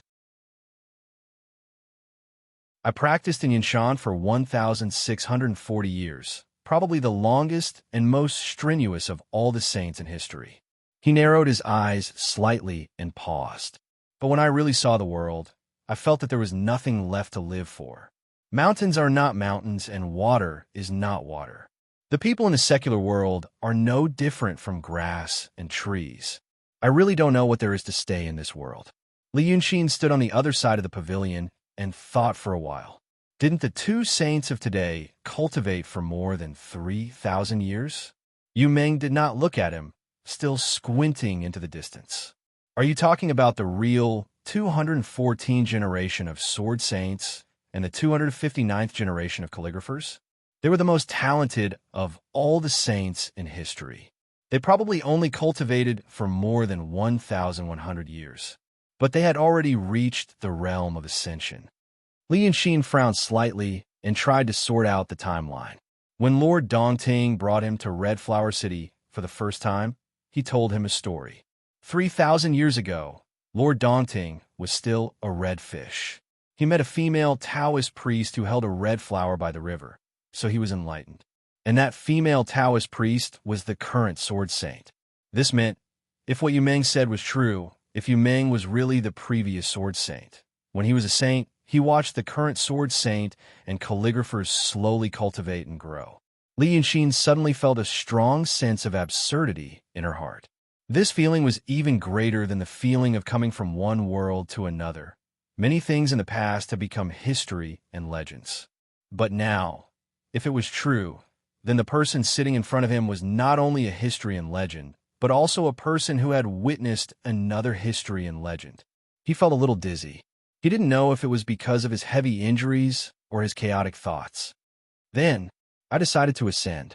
Yumeng thought for a while, rubbed his hands, and breathed into his palms, like a mortal who was afraid of the cold. Do you know what ascension is? No. At this time, a peddler came over with a rattan basket to sell dried fruits and candied fruits. Yumeng gave her a piece of silver in exchange for 2 small boxes. The peddler thanked him profusely and left. Yumeng opened the small box and took a small piece of persimmon. There was a layer of frost on the persimmon. He stared at the frost and showed a puzzled expression that did not match his status as a saint. He didn't put it into his mouth. Li Yunxin thought for a while and realized Wu Su and Lily must have made this for him in the past. Of course, the 2 girls would wipe off the frost on the persimmon. He sighed in his heart. This is the condensation of glucose and fructose. Eat it. Yumeng looked at him, then at the persimmon. After a moment of hesitation, he put it into his mouth. After chewing for a while, he said, "It's better to wipe it off." Li Yunxin shrugged. "TSK, tisk." Then he suddenly asked, "What color is the egg?" Yumeng frowned slightly. "Why are you asking this? Isn't it white? Soft and white?" Yumeng thought for a while. "Is there a hard one?" "Oh." Li Yunxin tilted his head. "Please continue." Yu Meng looked at him strangely, then pushed the persimmon in the box to the side. He picked up a peeled pumpkin seed and put it into his mouth, saying, "You can actually ascend if you cultivate to the supreme indifference." I used to think that ascension is when your cultivation level is high enough, you can suddenly move your mind and ascend to the celestial realm. But after I cultivated to the supreme indifference, I realized that this matter is not something that you can leave just because you want to. It's more like you have to wait. Yu Ming squinted his eyes. Wait for a vacancy in the celestial realm. Wait for the celestial realm to summon you, and you cultivated to the supreme indifference, then you can ascend. Speaking up to here, he lowered his head to look at the dried fruits and candied fruits in a box. Hearing this, Li Yunxin was anxious, but he couldn't urge him. He could only frown and look at him, regretting that he didn't buy a box just now. Yu Meng searched for a while, then sighed. He closed the box and casually threw it to the side. He exhaled a white breath into his hand, then continued. I waited for 120 years. During this period, I always thought that there was a problem with my cultivation. I thought about it over and over again, but after thinking for a long time, one night I was meditating on Cloud Mountain when I suddenly felt that I had fallen into the clouds. That feeling was as if I had been separated from the world and went to another world. Then someone asked me, "Are you ready to ascend to the celestial realm?" As soon as I thought about it, I knew that it wasn't a mortal or a cultivator. There was no one in this world who could make me fall into that kind of situation without knowing it. At that time, I was already in the supreme indifference. When I encountered this, I didn't feel the slightest bit of emotion in my heart. I only knew that I was ready. Then I heard that voice say to me, "Then come." Yu Meng paused for a long time. Then it was time to pass the tribulation. Passing the tribulation was naturally very difficult. It wasn't only limited to withstanding the heavenly thunder, but also all kinds of astral winds in the heaven realm. Only then did I understand why it couldn't be a cultivator's thought that could pass the tribulation. Because if I passed the tribulation on Cloud Mountain, everyone below the level of a sage would die in an instant.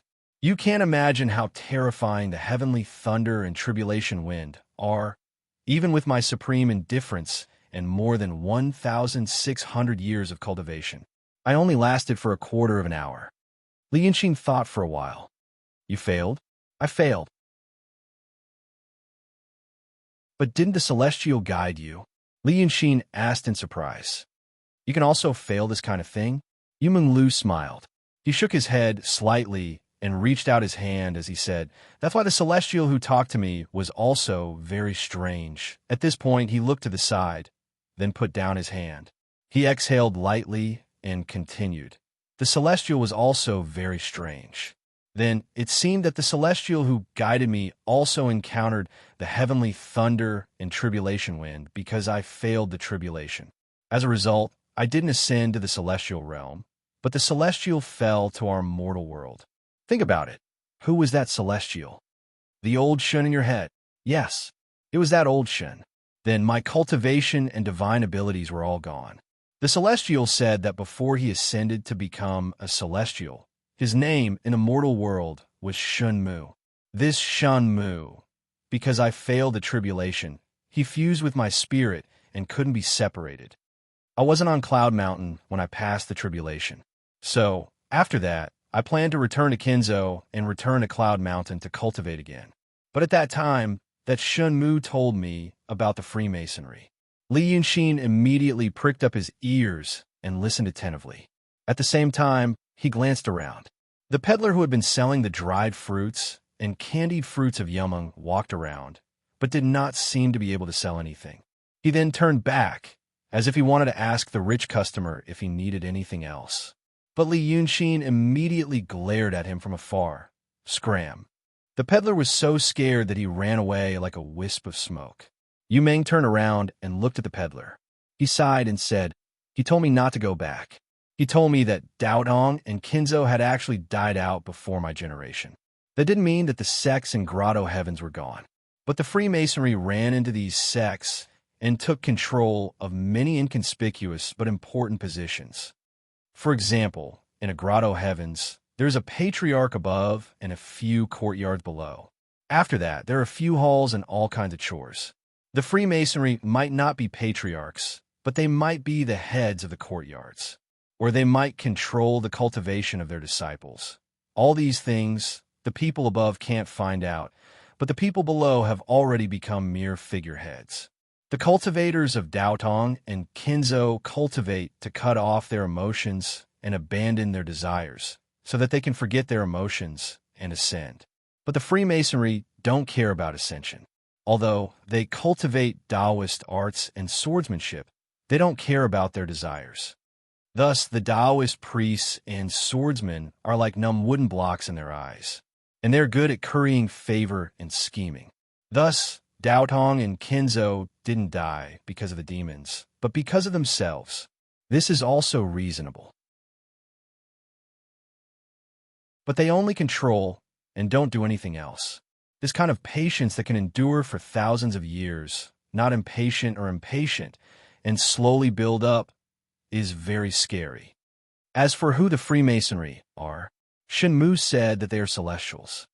Li Yunxin frowned, his heart skipping a beat. He tried to keep his voice calm. Celestials, not the kind of celestials you think. Yu Ming also frowned and thought for a while. It's a group of bad celestials.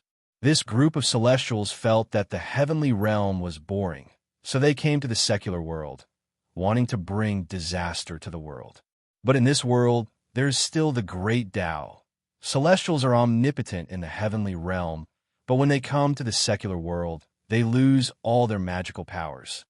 However, although these celestials lost their magical powers, they still have other things. The Taoist arts, swordsmanship, these heavenly heart techniques, weren't they originally passed down by the celestials? They lost their magical powers, but they have all the techniques of the world's 36 paradises and 72 schools. Thus, they pass these techniques to the cultivators they choose. That's why those quantum people call it dual cultivation. Li Yunxin said in a low voice. Yu Ming nodded, and this Shenmue, it is said that he doesn't like the behavior of the celestials. Thus, he wanted to take the opportunity to help me ascend to the lower realm. But he didn't expect that he would fail.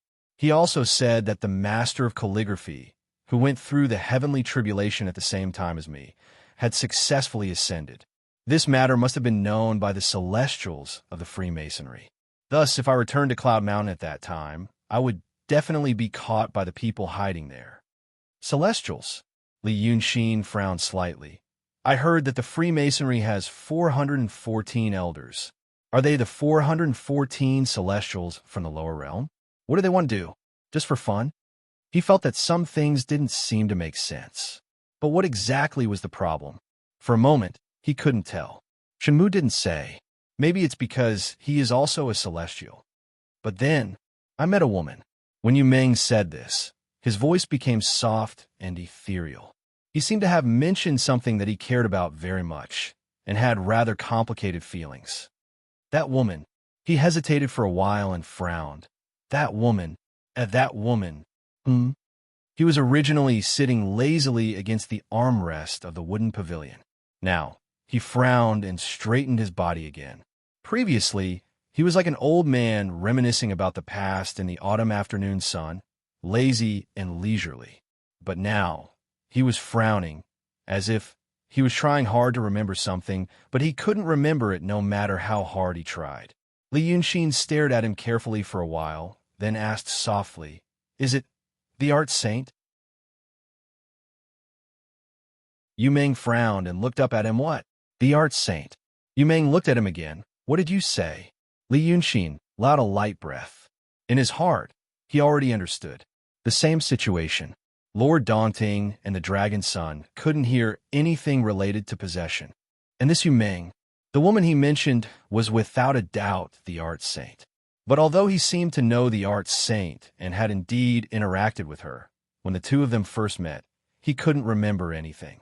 Similar methods, or rather, almost the same method, was used on this saint. Then possession, what did it have to do with the art saint? Li Yunxin was silent for a while, then walked in front of Yu Ming. He grabbed his shoulders with both hands, looked into his eyes, and asked, "Skip this part. Let me ask you about the art saint. What do you know?" The art saint became a saint 2,000 years ago and founded a sect. At that time, you should still be here. His words were like a carriage that had strayed into a narrow alley and could not move forward anymore. The expression on Yu Meng's face disappeared in an instant. He was slightly stunned for a while, then quickly blinked his eyes. Yes, the art saint. About the art saint, you know that she became a saint and founded a sect 2,000 years ago, and what she cultivated was neither Tao techniques nor swordsmanship. It was the art of painting. But this art of painting, surprisingly, is similar to the divine heart. Then do you know where her art of painting came from? Li Yunxin immediately answered, I don't know. Yu Meng gently broke free from Li Yunxin's hand.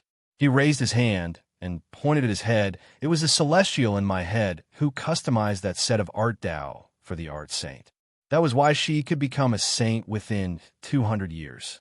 Shenmu, since he could not be separated from me, he purposely wanted the art saint to compete with the Freemasons.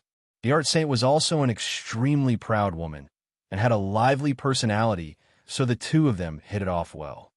Yu Meng was silent for a while after saying all this, then used his hand to lightly pat his knee. What a pity. In the end, he could not defeat them. Not only did the art saint perish, even the sword saint and calligraphy saint of this generation also perished. Li Yunxin was shocked and took a step back.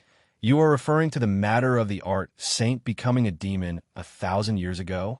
The matter of the world besieging the art saint? It was the Freemasons' world long ago. Yu Meng shook his head. The two saints led Dao Dong and Kenzo to besiege the art saint. In the end, they knew the truth. So what? In the end, they all died. My identity was also exposed, and there was no way to escape. The only way was to reincarnate. Yu Meng raised his head and looked towards the south. Before reincarnating, Shenmu set up that star formation in Changji Town. It was a formation that I had never seen before. It was also his own creation. I once suspected that Shenmu was of the evil path, but he created the art Tao and used such a formation. Other than a celestial, who else could have such a thorough understanding of the Tao of heaven and earth? That star formation had no other use. It only helped me recover some of my memories. Yu Meng sighed miserably. After reincarnating, I still could not separate from that Shenmu. I was born to know. I also knew that I was different, so I wanted to understand my background. Step by step, I found my way here. And the result? Now, I would rather never have gone to Changji Town. I would rather be with the two of them and not care about the disputes of the world. I would find a place with beautiful scenery and spend the rest of my life. After I die, I would reincarnate and become a secular person who knows nothing. Li Yunxin was silent. After a while, he raised his head and looked at the golden ginkgo trees in the distance and said, You have experienced the taste of Taishang Wangqing before, and now you still want to be a secular person? Yu Meng smiled. It is because I experienced the taste of Taishang Wangqing that I want to be a secular person. Don't you know? Li Yunxin opened his mouth and frowned. Then he smiled and said, Maybe. Then, the two sat facing each other in the wooden pavilion on the peak of the mountain. There were few people here, and it was very quiet. The autumn wind blew through the row of ginkgo trees beside the pavilion, and the golden leaves rustled, sending some fallen leaves on the green stone floor of the pavilion. Li Yunxin put his hands on his knees. Seeing the leaves come to his feet, he stretched out a finger and gently drew a circle. So the leaves on the ground were rolled up by the small whirlwind and also gently drew circles. After teasing for a while, Li Yunxin raised his head and looked at Yu Meng. It rained when you were 10. I don't know who struck that thunder. Yu Meng also looked at the circling leaves at his feet. I didn't know anything at that time. Don't ask me, Shenmu. You used the vengeful souls to activate the star formation. As soon as the formation was completed, he had already left. I don't know where to go, and I don't know how to go. Now I am just a mortal. Li Yunxin flicked his finger. The leaves that were spinning in circles flew out with a crashing sound. But you showed up in Changji Town. Jing Guangzi remembered you. She probably thought that I was the one who solved the trap, but she still remembered you. It's not realistic for you to live in seclusion. Yu Meng looked at him seriously, so kill her. I have observed that woman's character. She probably won't easily tell others about the fiasco. Even if she did, she wouldn't say it in detail. You have to kill her as soon as possible so that I can live in peace. She must die. Li Yunxin stood up and paced a few steps in the pavilion. But the things you said, all the things you said, have you ever doubted whether they are true or not? Yu Meng smiled. These things sound reasonable. As for whether they are true or not, I don't care anymore. Whether they are true or not is something that will happen in hundreds, thousands, or even tens of thousands of years. By that time, I will already be dead. Why should I care? I wasted 1,600 years to cultivate myself from a human to a ghost.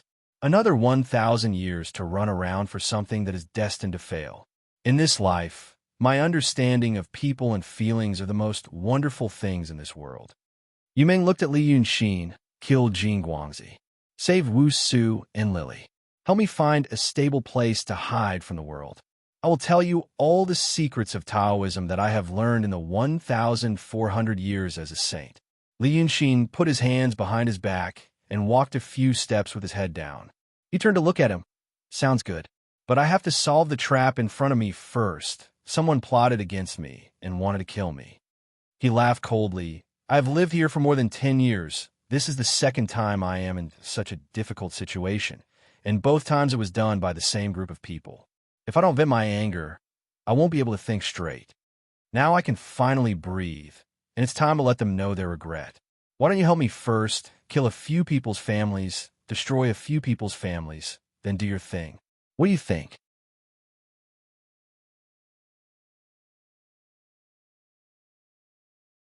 Chapter 352. Yu Meng thought for a while and said, I took the glazed sword heart of gold photon by luck. If she had used other treasures, we might have all died there. I don't have any supernatural power, but I can remember some things. How do you want me to help you? Li Yunxin didn't say anything. Instead, he walked 2 steps to Yu Meng and grabbed his hand. Yu Meng's hand was an ordinary young man's hand. Maybe it was because he was a sword saint in his previous life and was talented with the sword, but there were almost no calluses on his palm. Li Yunxin scratched the back of Yu Meng's hand with his fingernail, leaving a faint white mark. The people in the mortal world can't hurt you. He put down Yu Meng's hand and said, Your martial arts are good, but if you want to help me, you can help me sneak into the 5 Ghost Sword sect. Yu Meng was dazed for a second and then frowned in surprise. You brought me here with the intention of killing them? Li Yunxin humphed and said, Quick revenge. It's all about speed. Plus, I told her that if she touches one of my messengers, I will destroy her entire family within a month. How can I survive in the Jianghu if I don't keep my word? But your injury is beyond serious. Yu Meng shook his head and said, It's only been 2 days. Now, you can only use some tricks, but it's hard for you to show your true body. You want to destroy the 5 Ghost Sword sect with your emptiness realm cultivation? Huh. Li Yunxin sneered. Do you still care about your Kenzo? I'm afraid that if you die, they won't be able to help you. Yu Meng lowered his head and thought, I don't know everything. I know a little about Yinshan and Daotong Kenzo. But after I reincarnated and stayed in the mortal world for a long time, some things might have changed. However, in the art of the painting sect, you are the only one who can bring the dead back to life. Li Yunxin's expression suddenly became awkward. He turned around and walked a few steps before coughing softly. Do you really think the art saint is dead? I reincarnated and saw her soul down there. After crossing the bridge of helplessness, I took Granny Ming's sedan chair, which was ahead of me. I don't know how many times he's reincarnated now, but he's already a complete mortal. Granny Ming's palanquin? Not soup? Yu Meng thought for a while and said, Ordinary people naturally drink the soup. Don't ask me why, but those with high cultivation have to sit in a sedan chair. I don't know the rules of the underworld hall. All right. Li Yunxin pondered for a while and hesitated. He still asked, Now, can we find her reincarnation? Yu Meng looked at him thoughtfully. Look for her? Why was he looking for her? Even if you could find it, what use would it be? After reincarnating a few times, he had completely forgotten about his past. Do you think she's still the art saint? Well, back then, she was famous for her beauty, but you have to know that after reincarnation, she might turn into a man or a woman, or she might turn from beauty to ugliness. After seeing what she looked like in the past, no one would have the heart to see what she looks like after reincarnation. Because no matter what she looks like, she's no longer the same person. Li Yunxin remained silent. After a while, he turned around and said, "All right, I'll help you, but you do have a way to help me. Since Jin Guangzi is a member of the Freemasonry, humph, then there's a way to try." A dangerous smile appeared on his face as he stared at Yu Meng. "You said that the elders of the Freemasonry are bad celestials who came to the mortal world and don't have any magical powers. Besides, there used to be a celestial living in your head, so you must know some unimportant details. So, how about you pretend to be an elder of the Freemasonry and go to the Five-Line Sword sect with me?" Yu Meng was stunned, as if he didn't know what to say. Then he laughed. He thought for a while and said, "Are you joking? Apart from the celestials who came to the mortal world, we know almost nothing about the elders of the Freemasonry. Now you want me to pretend to be an elder and go there? How confident do you think I am? Can I even have 10%? Li Yunxin, on the other hand, laughed happily. "Look, right? Even you think it's a fool's dream. People with a normal brain wouldn't do this. Then Jin Guangzi won't think of it." Yu Meng was stunned for a while and realized that Li Yunxin wasn't joking. This lunatic was really going to do it. He frowned. Of course, Jin Guangzi won't think of it, because it's impossible to succeed.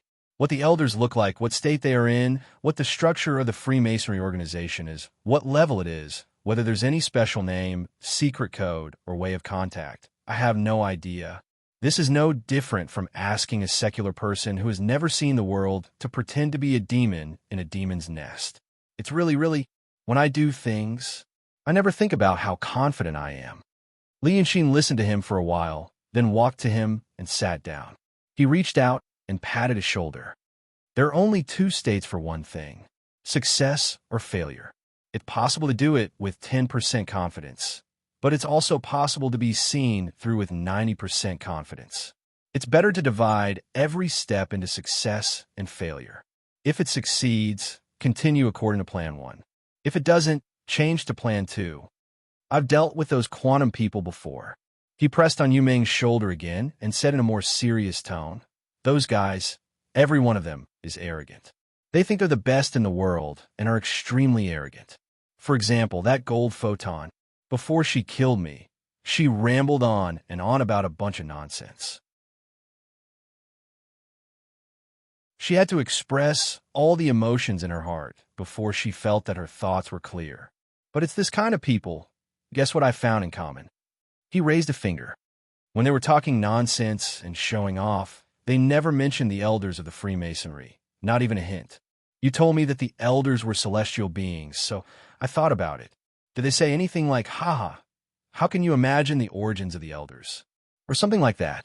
There are so many quantum people, all of them with their eyes on top of their heads, but none of them mention this. So I suspect that they don't know the true identity of the elders at all. It's more likely that they haven't even seen them." Yu Meng sighed in a low voice. "Just because of this guess of yours?" Li Yunxin stared at his eyes for a while, then suddenly laughed. "Then let's find a quantum person to ask, okay?" It wasn't the same as Yu Meng speaking. He flipped his palm. A misty cloud and a small bright moon immediately appeared in his palm. This was the misty Lock-Toad Palace. In Chengdu, two quantum people chased after Kuan Wuzi. Yang Jinzi killed one, and I took the other. The one I took is called Fu Liangzi, an old acquaintance. Li Yunxin took out a talisman from his sleeve and stuck it on a magic weapon. Previously, he had fought a fierce battle and was exhausted. It would be very hard to activate the magic weapon with monster power directly, so he used talisman. After arranging the magic figures, he points with his fingers. When I was in Dongting, he was tricked by me. Now he's in my hands again. Then he blew on it gently. In the bright moon, a small person appeared. This little person jumped up and down in the moon halo, seeming to want to go out. But no matter how he walked, he just staggered in the same place, which looked funny. Li Yunxin stared at him for a while, and then looked at Yu Meng. Now my monster power is almost exhausted. It was very strenuous to activate this treasure. If he were to borrow these talismans, he could only give it a try. But the Fu Yangzi in the moon halo is attached to a real person in Daotong. You used to be a sage, so you should understand the risks, right? It was still afternoon, and the sun was still golden. But hearing Li Yunxin's words, Yu Meng sucked in a cold breath. I understand. He pursed his lips and kept silent for a while. If something goes wrong and you lose control of this treasure, it will unfold in the same place. At that time, the entire Little Rock Canyon will probably be wrapped in its illusion. But it's okay. The illusion is not much different from this moment. When my monster power is restored, I can put this treasure away. But if the person inside comes out because the illusion is out of control, you and I can't defeat him now. Yes. Li Yunxin nodded and looked at him. Now I will try to open this illusion. He raised his hand. But Yu Meng also raised his hand and grabbed him. What do you mean? What? What do you mean by taking such a risk? Yu Meng looked at him seriously. You are doubting me. Li Yunxin slightly lowered his head and smiled. Taking a risk. In your eyes, it's a risk, but in my eyes, it's exciting.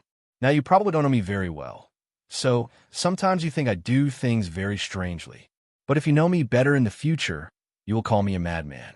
Yu Meng took a deep breath and breathed it out. There's no need to wait for the future. Now, and what you said about sneaking into the Wuyu Sword sect. Just these two things, I already know you are a madman. But a madman also has a reason to be a madman. Why are you going crazy now? Li Yunxin put down his hand. He looked at Yu Meng.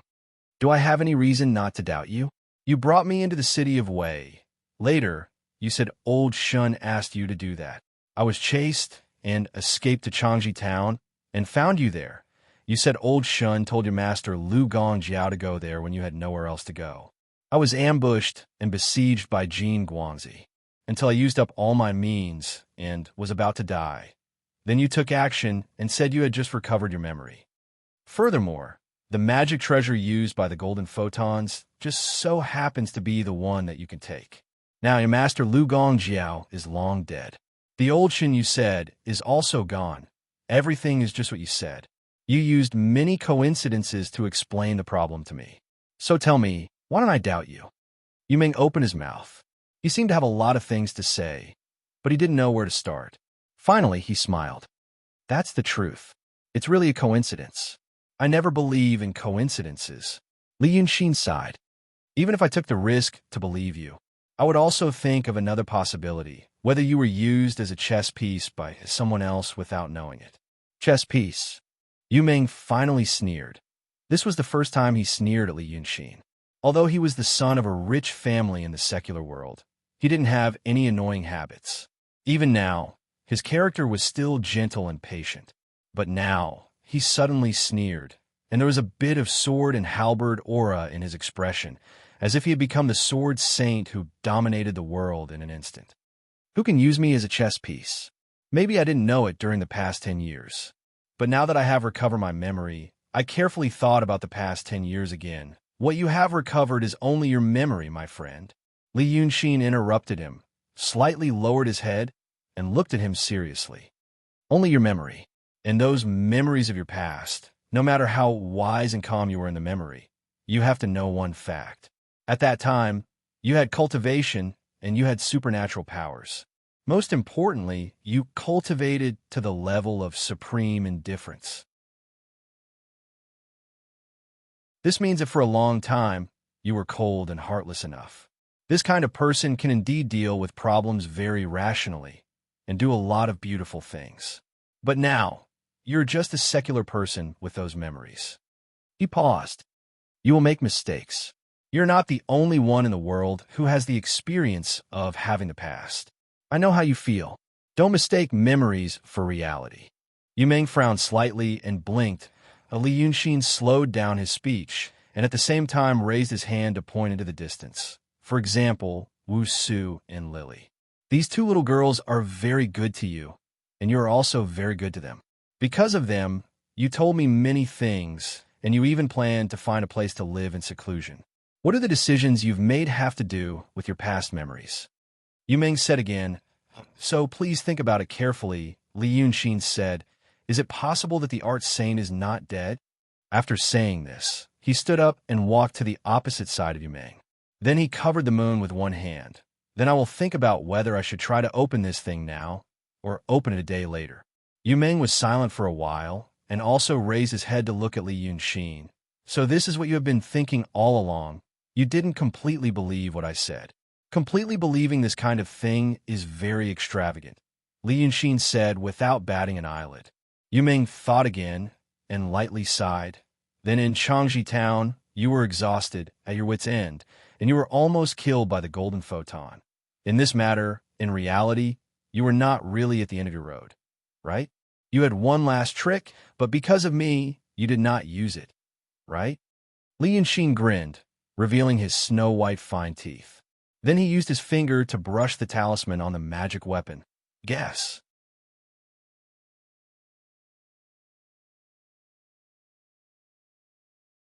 Chapter 353. But Yu Meng shook his head. "There's nothing to guess. I haven't had much contact with you. But now that I think about what you did in the city of Wei, even though I don't know the details of your plan, I can imagine that it must be a meticulous plan. People like you are too smart. It's normal that you don't trust others. But you should know that not everyone in this world is as smart as you. Maybe some fools just want to live a peaceful and happy life and don't want to think too much." "Oh." Li Yunxin smiled. "You want to say that you are that kind of fool?" Yu Meng shook his head and looked to the side, as if he felt helpless towards Li Yunxin. After a while, he looked at him. "You have seen some of the things that the art saint left in this world, right? She left some demons or something else. In Changji town, you told me that you couldn't save Wu Su and Lily for the time being, because you wanted to reach the level of the art saint, right? You really know more." Li Yunxin said. Yes. He had seen the evil king and the 7 sons at the Pitfall Mountain. Different from the things that he created when he reached the transcendent state and the true state, the demons that the art saint created actually had divine sense, as if they really existed in this world. But the things that he created, whether it was the green-armored general, the archer, or the walker, were just ordinary bodies. They had almost no divine sense. The combat power that they could exert in this world was only slightly above average. Therefore, he really wanted to know what the art saint had done to achieve such a level. "I plan to tell you after you recovered your demon power, but I will tell you now." Yu Meng adjusted his cloak. "The reason is very simple. You have to let him really exist in this world. Once you have this foundation, you can mold him according to your thoughts." After saying this, he stopped talking and turned his head to look at the scenery at the foot of the mountain. It seemed that he was sulking because of Li Yunxin's words and speculations. Then, Li Yunxin also stopped talking. He frowned and thought for a while, then sighed. "So, it's such a simple reason." It was indeed a very simple principle. He already knew that there were gods in this world. For example, many people in a certain place believed that there was a mountain god on a mountain. Then, if it was by chance and there were enough believers, then the mountain god might really be manifested. There are 3 types of spirits, and this was one of them. Yu Meng's words, in addition to his own understanding of painting, should be saying, for example, to first create such a mountain god. This thing took shape and became a part of this world. Then, with this thing as the foundation, he drew what he wanted. Naturally, there were many technical details that needed to be recognized, practiced, and researched. But as long as there was such a general direction, then everything would not be difficult. The reason why Li Yunxin was certain that this method was correct was because of Mrs. Sanhua. He drew Dragon Lady Shavana's body for her. The Dragon Lady, Shavana, had been painted and enshrined in the Dragon King Temple in the city of Wei. Many villagers worshipped her. The power of faith and prayers of those people were naturally not enough to create an spirit out of thin air. But according to Yu Meng's words, it could be considered as having some foundation in this world. Therefore, he made that body for Sanhua. Although it could not transform into a real dragon, it had the ability to use flames. This kind of supernatural ability was not something that could be achieved with pure physical strength. Li Yunxin had been thinking about this matter, but the reason was so simple. Yu Meng smiled. The reason for many things is very simple. I only said one sentence, and you understood it. It shows that you are a rare smart person. Then you should also know that there's a simple reason for it. People are the same as this kind of thing. Not everyone is like what you think. Maybe, Li Yunxin sighed softly, everyone wants to live a simple life. Before you brought me to the city of Wei, I also wanted to live a simple life. Even before that, when my parents were still alive, what I thought was just to cultivate in seclusion and understand the way of immortals. But now, people in Jianghu have no choice. He murmured this sentence, then turned around and looked at the foot of the mountain outside the pavilion. At the foot of the mountain was the bustling market of the city of Little Rock, with people coming and going. He had good eyesight, even if he was a little melancholy and absent-minded, but the scene of the bustling, secular people living in an ordinary autumn afternoon was still vivid in his mind. He repeated the sentence, people in Jianghu have no choice, in his heart again, and chuckled. This sentence was only said before, but now I have experienced it. In fact, there is another saying it's hard to explain. In the past, I didn't know what it felt like to be hard to explain. But gradually I know. You told me not to think of people as so complicated. It's hard to explain. At this point, he suddenly stopped talking, because he saw a person, no, 3 people. The thinking pavilion at the top of the Little Rock Mountain was facing the market in the city. It was a huge market. Apart from the business district at the top of the mountain, most of the inns, restaurants, libraries, and all kinds of stalls and hawkers were gathered there. It was 3 streets long and wide, and its scale was 3 or 4 times the size of Changji town. Usually, it was almost crowded, and today there was still a lot of people coming and going. With so many people, it was not easy to notice anyone. But as he was talking and looking, he happened to see a commotion.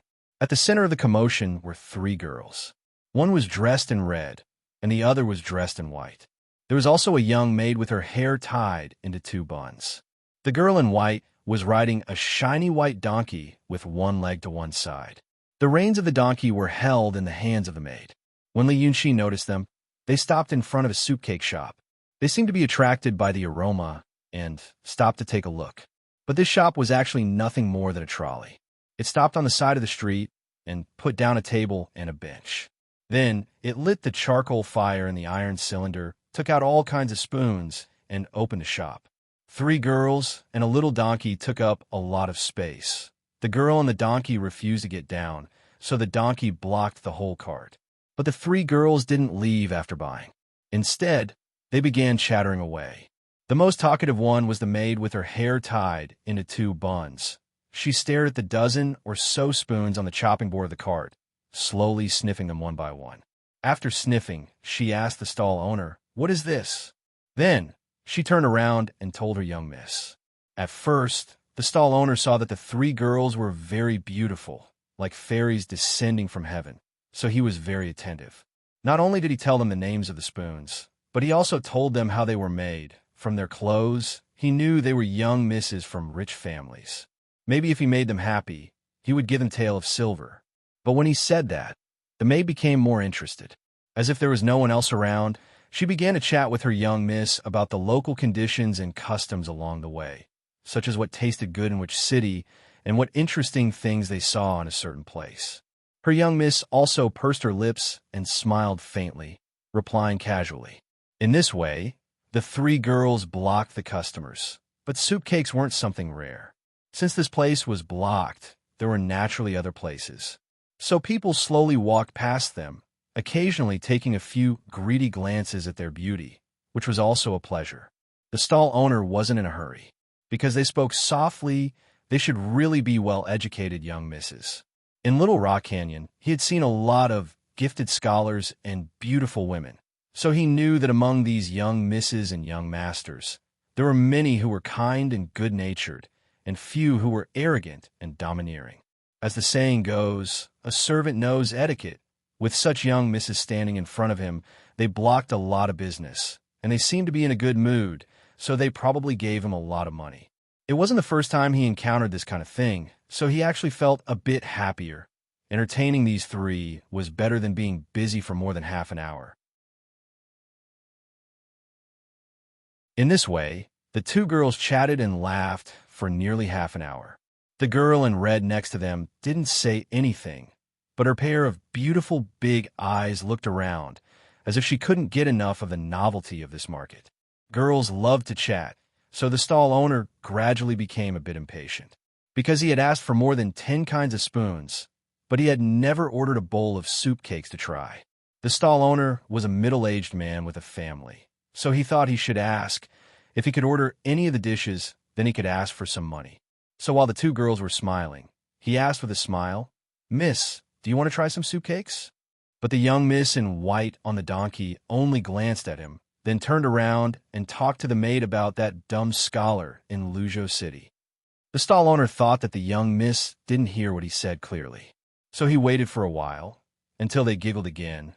Then he dared to raise his voice and said, "Miss, my soup cakes not only satisfy hunger, but also quench thirst.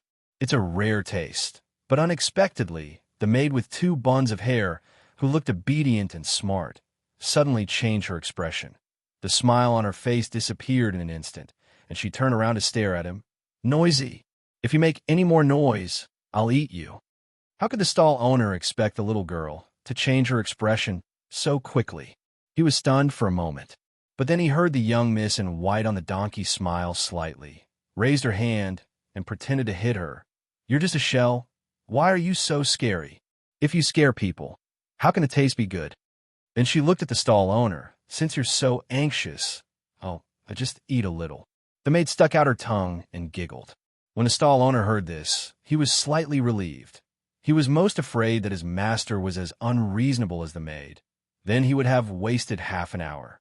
So he hurriedly smiled. It's okay, but halfway through his words he was dumbfounded. Because he saw the young miss in white reach into her left sleeve, he thought she was going to give him money. However, when she really took out the item, it was actually a bloody heart.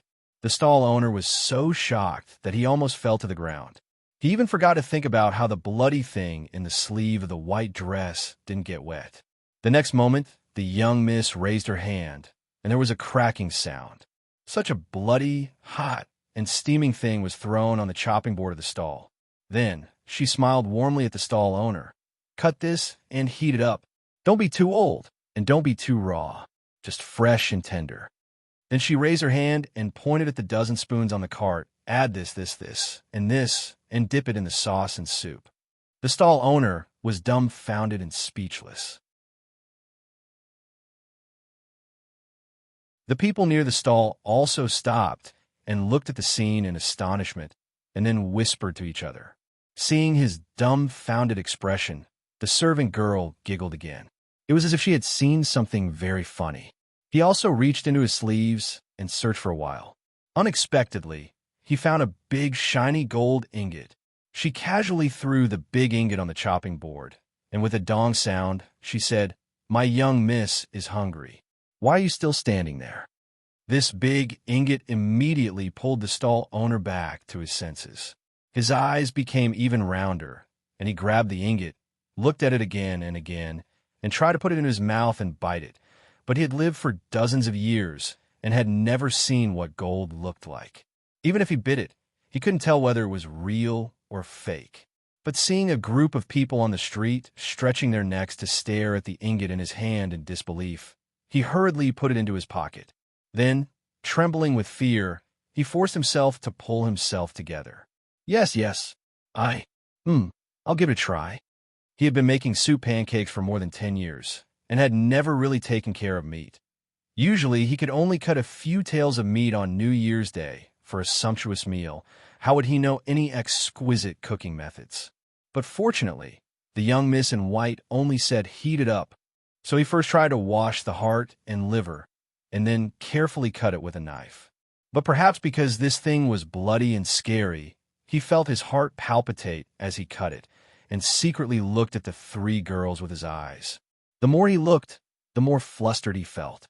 When he boiled water, under the watchful eyes of the crowd, he scalded the heart and liver pieces until they broke, and then put them in a big pot. Then he used a big rough porcelain bowl to mix the sauce and soup according to the young Mrs. instructions.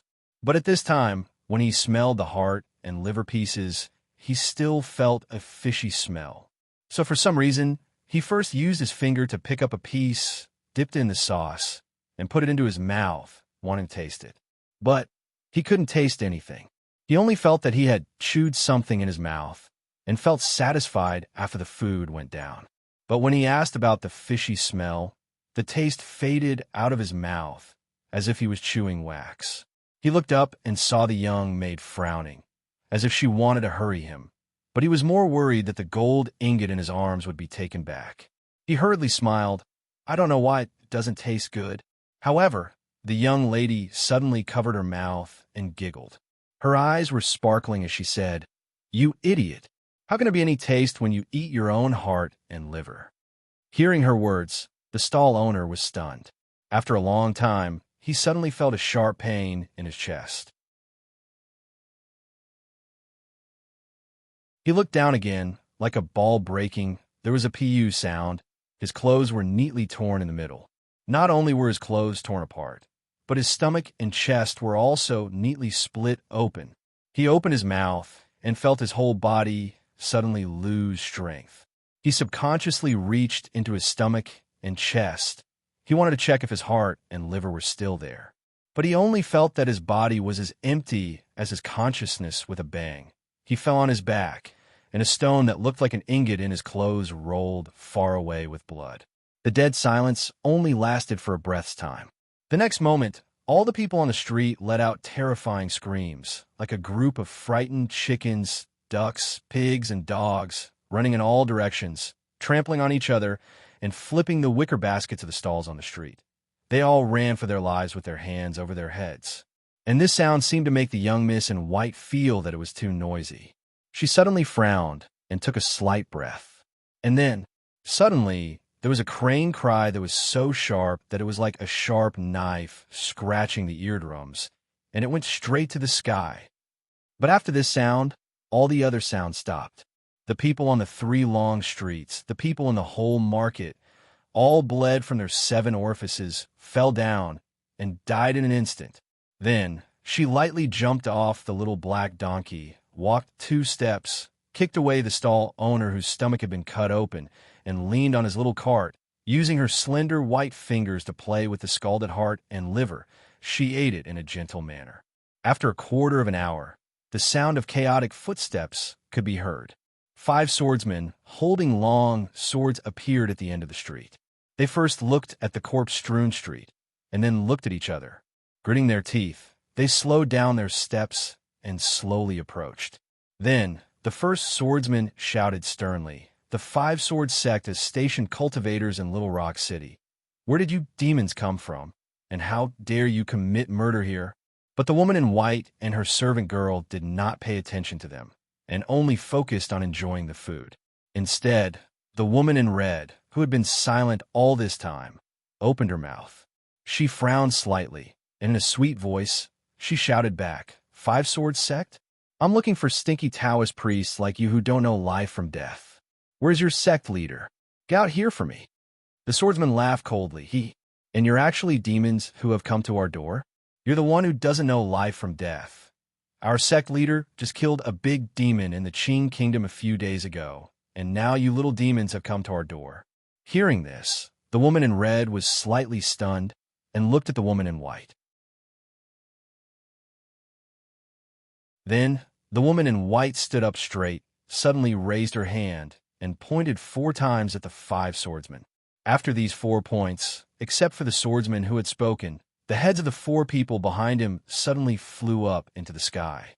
With a few splashes, a large amount of blood sprayed out, covering the swordsman's entire body. The swordsman was immediately stunned. When he came to his senses, he wanted to run away.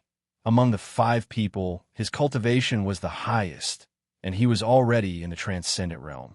But that demon was right in front of him, and, with a raise of her hand, she killed 4 people. She was a terrible big demon. But how could such a terrible big demon appear in Little Rock City? The gate of the 5-sword sect? In one breath, he ran 4 steps and then made a sword sign and was about to fly away on the sword light to escape. But the 3 terrible demons behind him did not catch up. He could only hear the female monster in red shouting from afar. "Let your sect leader know. The Princess of Daunting is here. Tell her to hand over my husband. If even a hair is missing, I'll kill your whole sect."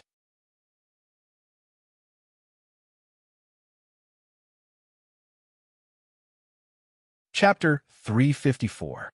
All of this is seen by Li Yunxin standing in the pavilion at the top of the mountain. So he is stunned.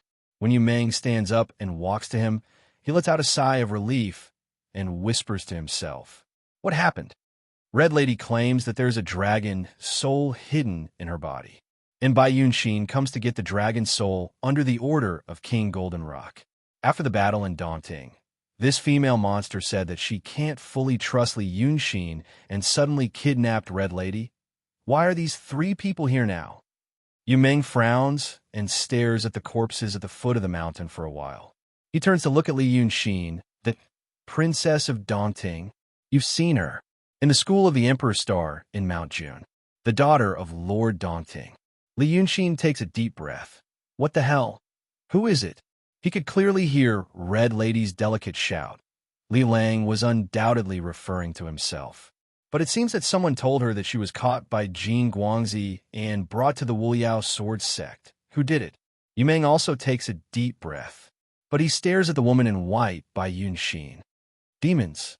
He whispers, thousands of innocent lives.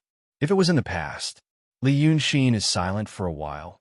She did it to draw out the people of the Wuliao sword sect. But she's indeed a demon. She was too lazy to think about it. So she went directly to the gate town of the Wuliao sword sect and killed people on the street. Humph. Dao Tong also burned the whole city of Weiqing, including your family. The pot calling the kettle black. Today, it is not the Dao Dong and Kinzo in the past. It is a disgrace to these 2 words. Yu Meng swings his sleeves angrily. He is now a mortal, so he has the feelings and thoughts of mortals. Although he keeps saying that he doesn't want to get involved in the disputes of the world, he still cares about these things. Li Yunxin only glanced at him, then turned to look at the 3 demonesses at the foot of the mountain. The swordsman sent by the 5-mile sword sect to Little Rock Canyon had already flown away on his sword light. The 3 girls were still standing in the deathly silent market square. The master and the servant were still eating people's tender hearts and livers. As for Red Madam, she remained silent and only looked in the direction of 5 Spark Sword Sect. A silvery bell-like laughter could be faintly heard from the top of the mountain. After watching for the time it took for half an incense stick to burn, Yu Meng suddenly sneered, "Don't you realize that this is a good thing? You told me to disguise myself as a Freemasonry elder so that you could sneak into the 5 Swords sect to kill Jin Guangzi. But if these 3 demons cause a ruckus here, if Jin Guanyue really comes, or if she doesn't, and all her remaining disciples come out, you will have a great chance." Yu Meng sneered. Li Yunxin also sneered. Great opportunity? Humph. Borrowing the power of a woman was very boring. Moreover, these 3 stupid monsters messed up my plan for no reason. They can't accomplish anything, but they're good at spoiling things. After saying that, he clenched his teeth. I'm going to drive them away. He was about to leap out of the wooden pavilion. However, Yu Meng grabbed his wrist and said, "Wait." Li Yunxin frowned and turned to look at him. "What?" "I think it's your heart that can't bear it." Yu Meng let go of his hand and put his arm into his cloak. The days of autumn were short. At this time, the sun was gradually tilting to the west. There was a slight reddish-orange color in the sunlight, and the chill gradually crept up from under their feet. But you have to know that although you're a demon now, you used to be a human. They, on the other hand, were true demons. It's not like I haven't seen human and demon falling in love before. Yu Meng smiled. None of them had a good ending. The demons' feelings come and go violently. This year, they make vows of undying love, more lingering than any secular couple. But next year, they get angry and turn around to eat their husband and wife alive. To them, humans are nothing but playthings. Li Yunxin sneered. What are you trying to say? The female demon in red seems to have feelings for you. Yu Meng said in an unquestionable tone, but either you're being used now, or this love won't last long. Why do you have to think so highly of yourself? Li Yunxin suddenly got angry. He raised his eyebrows like a cat whose tail had been stepped on. He shouted, "Bullshit. You're the one who has feelings. You're a few thousand years old, yet you can do it to two Lolas. You're shameless to the extreme." Yu Meng frowned. Lolas? What the hell? But then he shook his head and smiled. I do have feelings. How about it? I'm much happier than before. Don't you have feelings? I don't want to talk nonsense with you. Li Yunxin grunted, got up, and was about to fly away. But just as he was about a foot in the air, Yu Meng grabbed his hand and pulled him back down. Yu Meng said that his injuries were serious. This was not an exaggeration. 10 days ago, Li Yunxin was first blasted by the heavenly thunder jointly launched by the three sects on Mount Jun. Then he had a fierce battle with Cheng Kongzi. Before the injuries on his body had healed, he encountered the golden light beam. He was pierced by a group of sword cultivators who were good at fighting. Then he was blasted down from the sky by the golden light beam with the glazed sword heart. If it was a normal true realm demon, he would have gone to see black by Yanjun if one of these things happened. But he relied on the strong body of the dragons and the art of painting to survive. Then he killed until the sky was dark. But even so, he was extremely weak at the moment. Yu Meng pulled him like he was pulling a kite in a strong wind. Li Yunxin didn't stand firm when he landed and almost fell to the ground. He was furious. He grabbed Yu Meng's hand and stared at him fiercely. You're courting death. But there was no panic on Yu Meng's face. Instead, his expression became serious. He didn't look at Li Yunxin. Instead, he slightly raised his head and leaned forward to look at the sky. If you really fly out, you're courting death. After saying this, he shook off Li Yunxin's hand. A profound realm has arrived. Because of this sentence, Li Yunxin was stunned. But after 3 breaths, he suddenly jumped up. How did you know? Akinzo profound realm. Yu Meng slightly frowned and narrowed his eyes, as if he was comprehending something subtle and hard to grasp. He is cultivating the way of rushing sword. Oh, it's a method I created before. The way of rushing sword goes against yin and yang to rush to the sky. Look at the sky. After saying this, he clasped his hands behind his back and took a step back. He seemed to be thinking about something. Li Yunxin frowned and looked at the sky. He found that the clouds in the sky formed a huge circle. There were a few wisps of light clouds floating in the originally autumn sky. Right now, those clouds were being pushed away by some invisible and magical force with Little Rock as the center. They retreated to a very, very far away place. And only now did Li Yunxin notice that the whole world had become quiet. This meant that the sound of the wind had disappeared. Because the sound of the wind had disappeared, the trees also stopped shaking. The trees no longer shook, and the whole city was silent. Li Yunxin gradually began to feel stuffy in his chest and a slight palpitation. It was as if there was a very important decision waiting for him in front of him that would affect his future. He realized that this feeling was called coercion. He had experienced it once at Shinryu's place. But he didn't know if it was because he was too injured or too weak. This Kinzo profound realm swordsman mentioned by Yu Meng hadn't even appeared, but he already gave him a more imposing coercion than Shinryu's. As a great demon of the true realm, he could feel this almost tangible pressure, let alone a city full of mortals. No one dared to make a sound. They had all become trembling ants. Yu Meng's voice came from behind him. It was very low, as if he was afraid of disturbing something. He probably came to put out the fire and happened to pass by here. Or he came to search for you and saw the demon aura in the city and rushed over. The way of the soaring sword should be the soaring heaven grotto of Kenzo. The soaring heaven grotto's mountain gate is in the Yi country. Oh, a few months ago, Wei Liaozi of the soaring heaven grotto went to chase after the ghost emperor, but his cultivation was destroyed. This person should be the new sect master of the soaring heaven grotto. He whispered these words, walked to Li Yunxin, and looked at him golden photon lost, so a mysterious realm came out of the cloud mountain. This is reasonable. With this mysterious realm in charge, golden photon will also come. Now that things have come to this, I won't persuade you anymore. I just want to tell you, with your current injuries, it will be difficult for you to deal with a peak of the transcendent realm.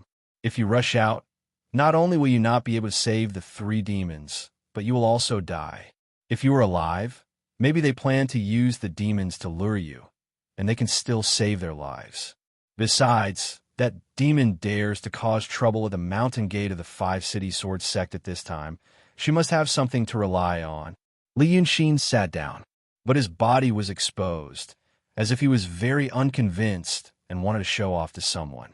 He sat on the wooden railing of the pavilion, with one leg hanging down, as if he wanted to watch a show. I don't need you to talk nonsense, he said indifferently. I am just afraid that they will ruin my plan. With the current situation, only a fool would run out. After saying this, he was silent for a while, and then said, Bah, it's not like I haven't seen a mysterious realm before. Then he looked up at the sky, as if trying to find where the swordsman was hiding. Seeing his behavior, Yu Ming shrank back into the pavilion, back into the shadow, leaving only his feet in the sunlight. How many mysterious realms have you seen? You have seen the mysterious realms of the demons. But you are dragons, and you were born with the power of dragons. If you see the ordinary mysterious realms of the demons, such as Lord Dongting or the Evil King, you won't feel too much pressure. If you see the mysterious realms of the dragons, you will feel a sense of intimacy. You have also seen Kuan Wu Zi of the Langu Paradise. Yu Ming paused for a while. Kuan Wu Zi was to you at that time, like you were to the swordsman who just escaped with the sword light. Do you think he is a threat to you? But his attitude towards you is quite polite. Can you guess why? Li Yunxin snorted. If you have something to say, just say it. Yu Ming was silent for a while, and then said in a low voice, I don't know what is happening on the Cloud Mountain now. But at that time, the 36 paradises and the 72 sects all had the difference between inside and outside. Actually, it is the difference between hiding from the world and entering the world. This 5-dragon sword sect, the sect that chased after you, and the Langu Paradise, are all considered to have entered the world. To you, they may still be experts living in seclusion, but within the Daotong Kenzo, they are already entangled with worldly affairs. They often deal with worldly affairs, so they are more or less infected with worldly affairs. The reason you can use worldly schemes to deal with Yun Zi and Kuan Wu Zi is because they have entered the world and know about worldly affairs. But they also disdain to study worldly affairs, so you can play them in the palm of your hand. But this soaring heaven paradise, Yu Ming said in a low voice, is not a worldly affair. I think you have probably never seen what a real cultivator looks like. This time, you will probably see one. At this point, Li Yunxin's emotions seemed to have finally calmed down. He began to listen to Yu Ming's words carefully. Then, he slightly frowned. You mean like a child? Yu Ming thought for a while. You can say that. Cultivators who do not enter the world, when they cultivate to the profound realm, are no different from a child. So that's why there is such a big show. Li Yunxin turned his head to look at the horizon again. When Ling Kongzi entered the city of Wei, no one knew about it. When Yunzi entered the city of Wei, no one knew about it either. Kuan Wu Zi, on the other hand, met Li Yunxin in the ring. But this person released his powerful aura without any scruples, or he intentionally showed off. But a profound realm cultivator does not need to show off to a true realm demon. Otherwise, it would be naturally so. Cultivators who cultivated to the profound realm would have such an aura, but he was too lazy to deliberately hide it. So you should also know what this means. Yu Ming said in a low voice, don't think about using your schemes to challenge him. In your eyes, Kuan Wu Zi may be more intelligent than this kind of cultivator. But in fact, this kind is the most dangerous. Li Yunxin said, because we do not know what he will actually do. Yu Ming smiled ambiguously. It's good that you know. Li Yunxin was silent for a while, then turned his eyes to look at the 3 female demons in the market at the foot of the mountain. They were no longer talking and laughing. Li Yunxin saw that Bai Yunxin's white robe seemed to be a little bigger, like a cat's fur standing up. No, it should be said that a bird felt the impending danger and its feathers were standing up. Her white robe fluttered slightly, as if she was standing in the wind. The terrible aura made the donkey beside her kneel on the ground, unable to make a sound. Hong Yangzi raised her head and looked at the sky, but she naturally could not see anything, so she slowly walked around, but still found nothing. So she took a deep breath and spoke. At first, her voice was hoarse, as if there was a terrible force pressing on her throat. Who is hiding? When she said this, her voice became a little softer and also a little louder. You stinky Taoists, don't you even dare to show your true face? As soon as she finished speaking, she stopped. After waiting for about the time it takes for half an incense to burn, a female voice comes from the sky, stabbing over like a sword. A little demon girl in Dongting. A little demon girl who can't go home. How dare you come to the gate of our Wujing Sword School and make trouble? Then the owner of the voice, the head of Wujing Sword School, Jin Guangzi, came from the sky on a 5-color auspicious cloud. She stood on the cloud, and her complexion seemed to have recovered a lot. But no one knew if she just looked okay, like Li Yunxin. She glanced down coldly and suddenly laughed. What kind of status does the sect master of Soaring Heaven Cave have? How could she show up in front of you? As for you coming here, it's a coincidence. She looked at Hong Yangzi and Bai Yunxin. I was thinking about how to make Li Yunxin walk into the trap.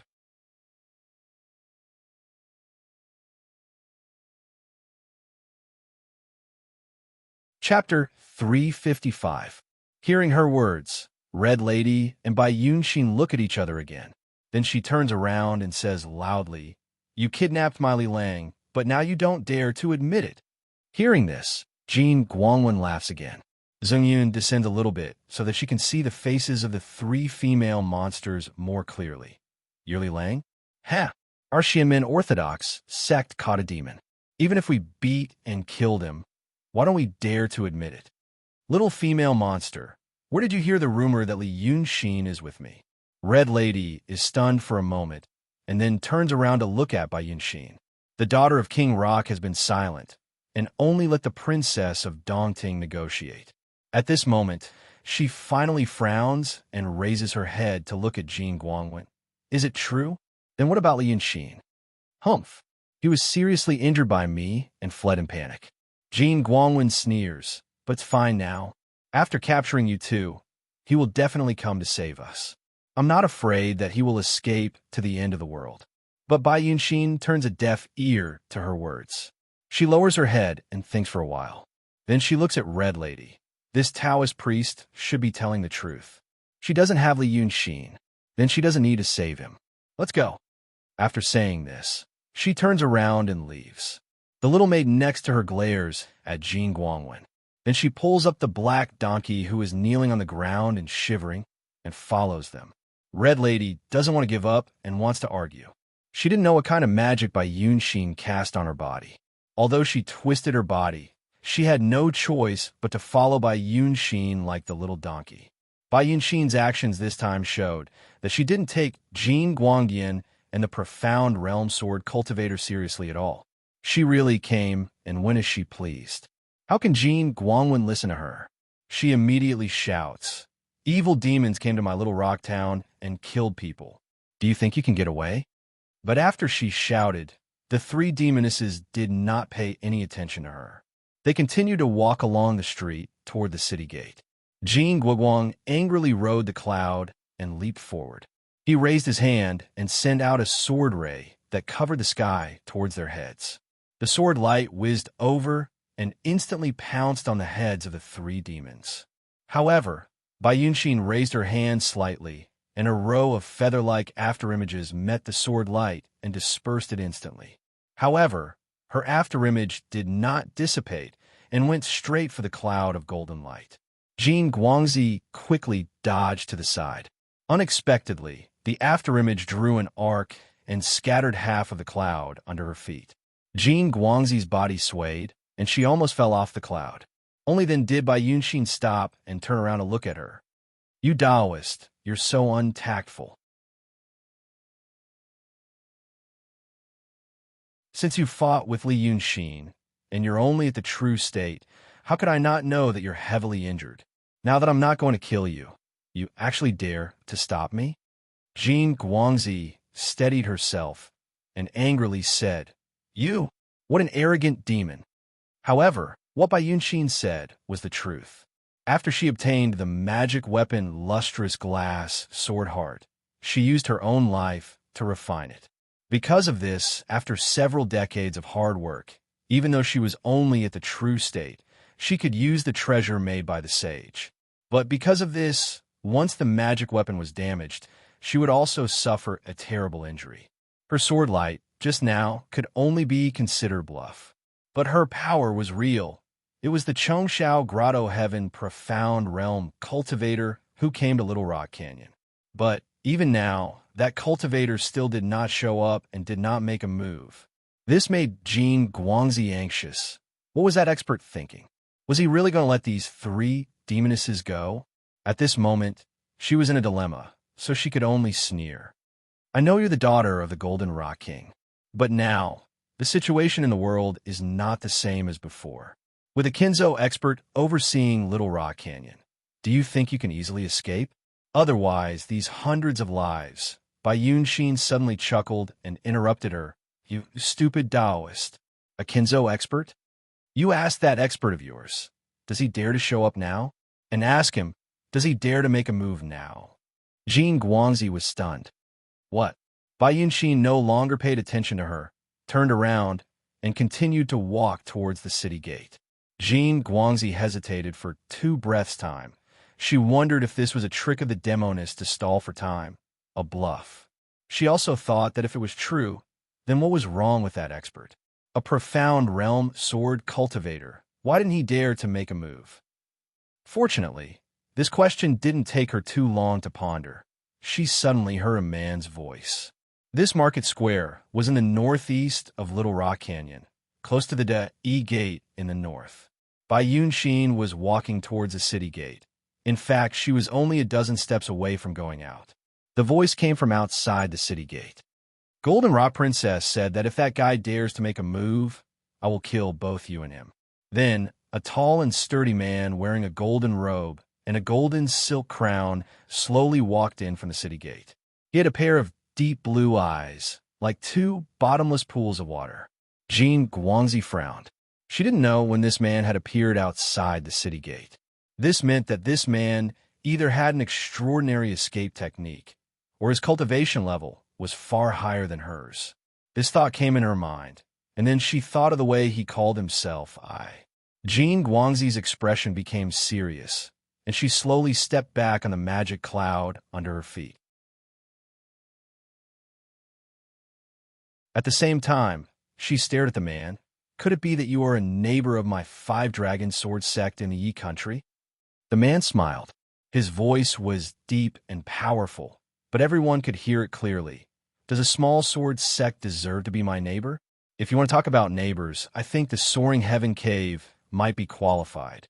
It's just that Wei Liaozi, that old bastard, has already been crippled, and now he's supporting a little kid to become the sect leader. Speaking to this point, his voice suddenly became louder, and he shouted, Little kid, you've come to my fief as a guest, and you still haven't shown yourself.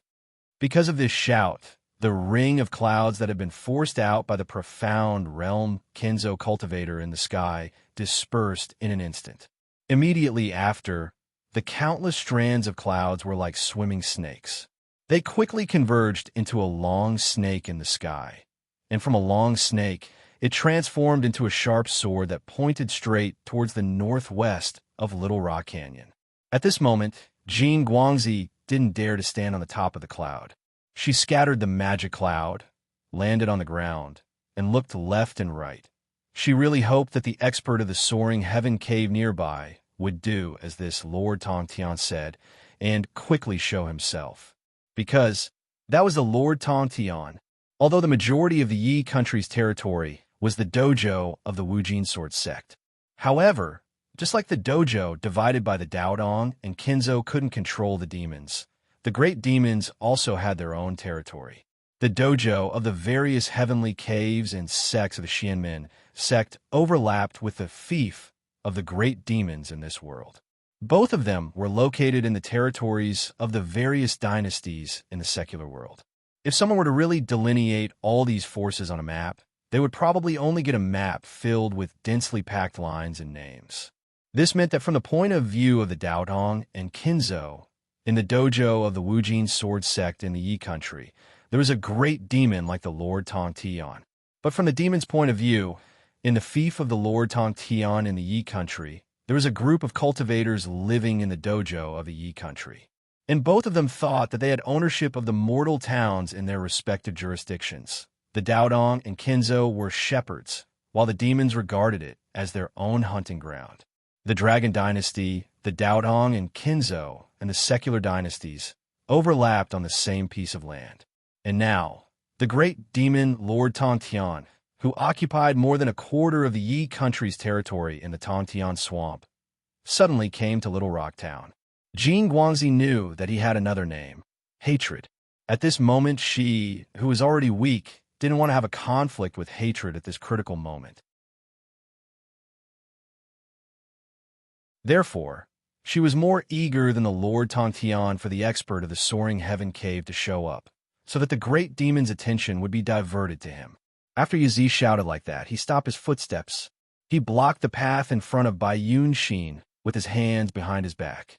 He looked at her for a while with a faint smile and said, "Princess Jean Peng, why are you in such a hurry to leave?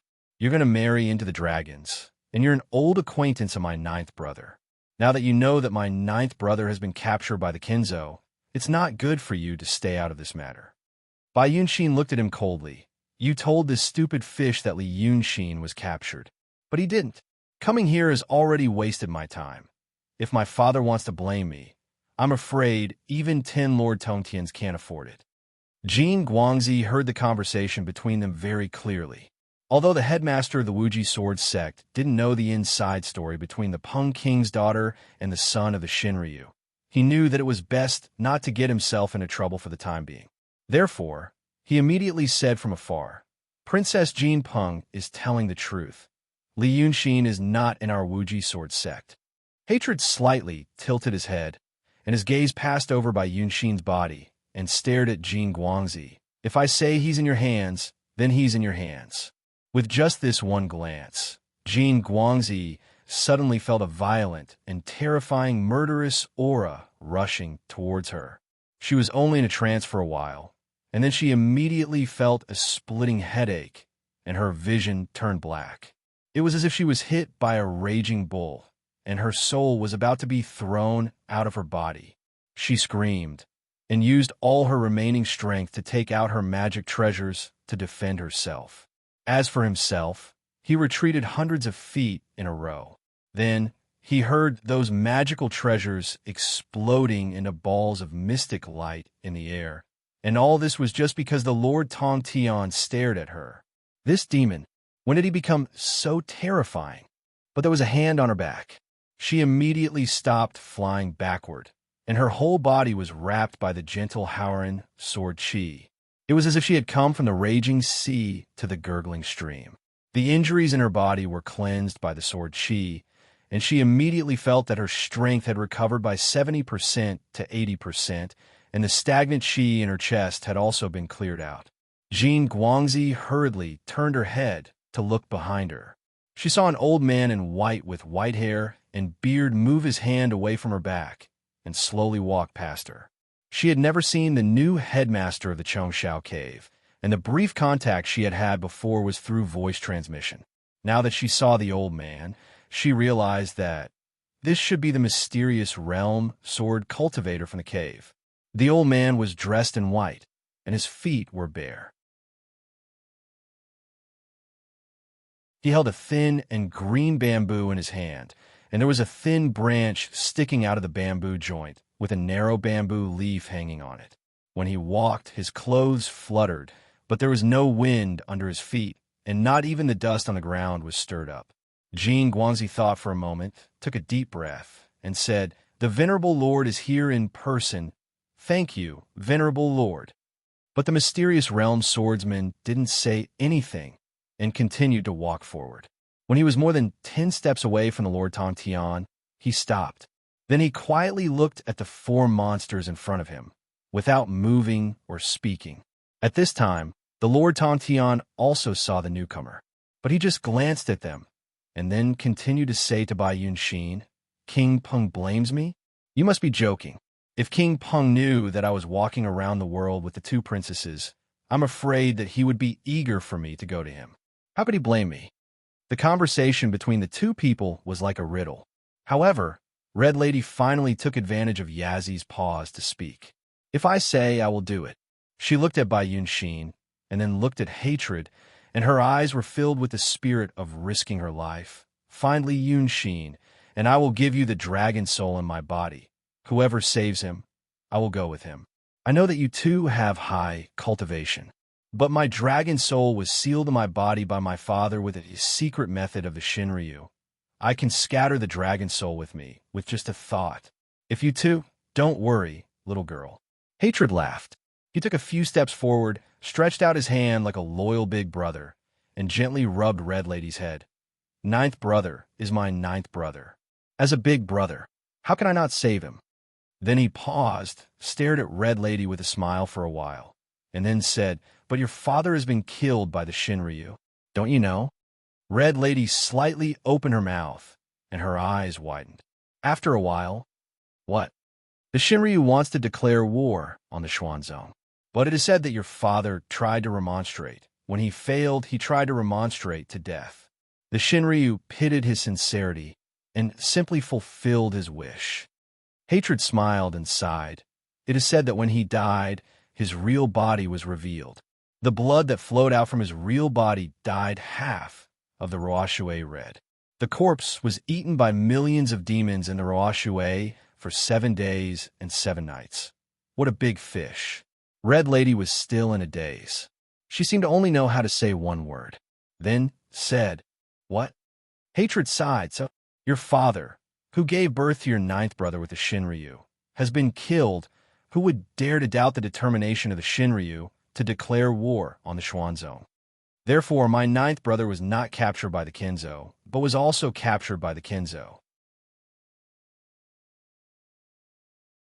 As for the Golden Rock Princess, quickly persuade this little girl to give me the dragon soul, and then I will speak to the Shinryu on your behalf and ask her to reject the marriage with your adoptive father. Isn't that the best of both worlds?"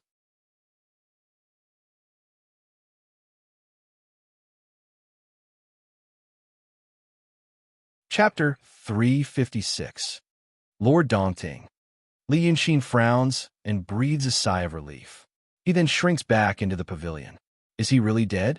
When Lord Dongting went down the mountain, Lu Laodao once said that he heard the news. But at that time, he thought it was a rumor. He used his holy power slightly and heard hatred vaguely saying those words. But he doesn't dare to probe more carefully because he may be noticed. Yu Meng sees the change of his look. What are they talking about? Li Yunxin takes another step back. Lord Dongting was killed by Shinryu. Shinryu is going to fight against Daotong and Kenzo. After that, he frowns and paces back and forth in the pavilion. He whispers to himself, "It doesn't make sense." Yu Meng leans out slightly to look at the scene at the foot of the mountain. She turns to look at him. Demons and Xianmen will fight sooner or later. Why doesn't it make sense? Li Yunxin looks at him as if he is considering whether to tell him what is on his mind. Finally, he says, "Do you know why I don't run down now, but hide? Because my second brother is at the foot of the mountain." After saying these words, he meditates for a while as if he is sorting out extremely complicated clues. After the time it takes for half an incense to burn, he says again, "Before Lord Dongting went out of Dongting, he told me that hatred took the dragon god's order to get the dragon soul, which means something happened to Shinryu. He and Shinryu had an agreement. He wants to break the prohibition and get out of Dongting, so he doesn't need anyone else to save him. He suspects that someone asked hatred to get the dragon soul in the name of Shinryu." Then he keeps silent for a while and walks back and forth in the pavilion, Soon I saw Shinryu again. But I can be sure that Shinryu doesn't want to do this, at least not so soon, to fight against Shinmin. Li Yunxin frowns. She is worried about Dragon's Son. Compared with the power of Daotong and Kinzo, she is more worried about Dragon's Son. At the beginning, she divided her power so that Dragon's Son could guard the world. But now Dragon's Son is getting stronger. Shinryu is worried that Dragon's Son will attack her. That's why she wants to resolve the conflict between her and the Dragon's Son first. She chose to settle the internal conflict. She can even win me over. I can't think why she is so anxious. Yu Meng says, isn't that the reason? When she is still a deterrent, she asks Dragon's Son to fight against Daotong and Kinzo. Once Dragon's Son dies, she will have no pressure. Even if Dragon's Son wins, they will lose a lot of strength. And she is still the common master of all monsters in the world. But will you kill Lord Dongting at this time? Li Yunxin turns to look at him. Lord Dongting has been guarding the dragon soul for Shinryu and stayed in Dongting for 2,000 years. This kind of loyalty is rare in the secular world, not to mention monsters.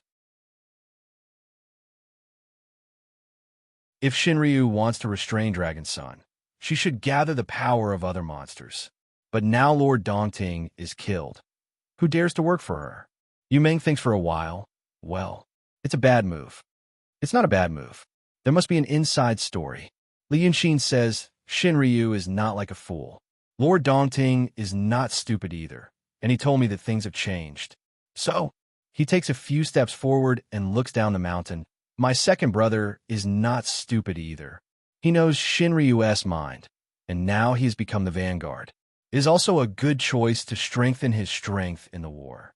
It just depends on who is more scheming and clever. Yu Meng nods, so I can't show up. Li Yunxin frowns. It didn't kill me before because Shinryu is still there. Now I don't know what happened to Shinryu, but I have to prepare for the worst.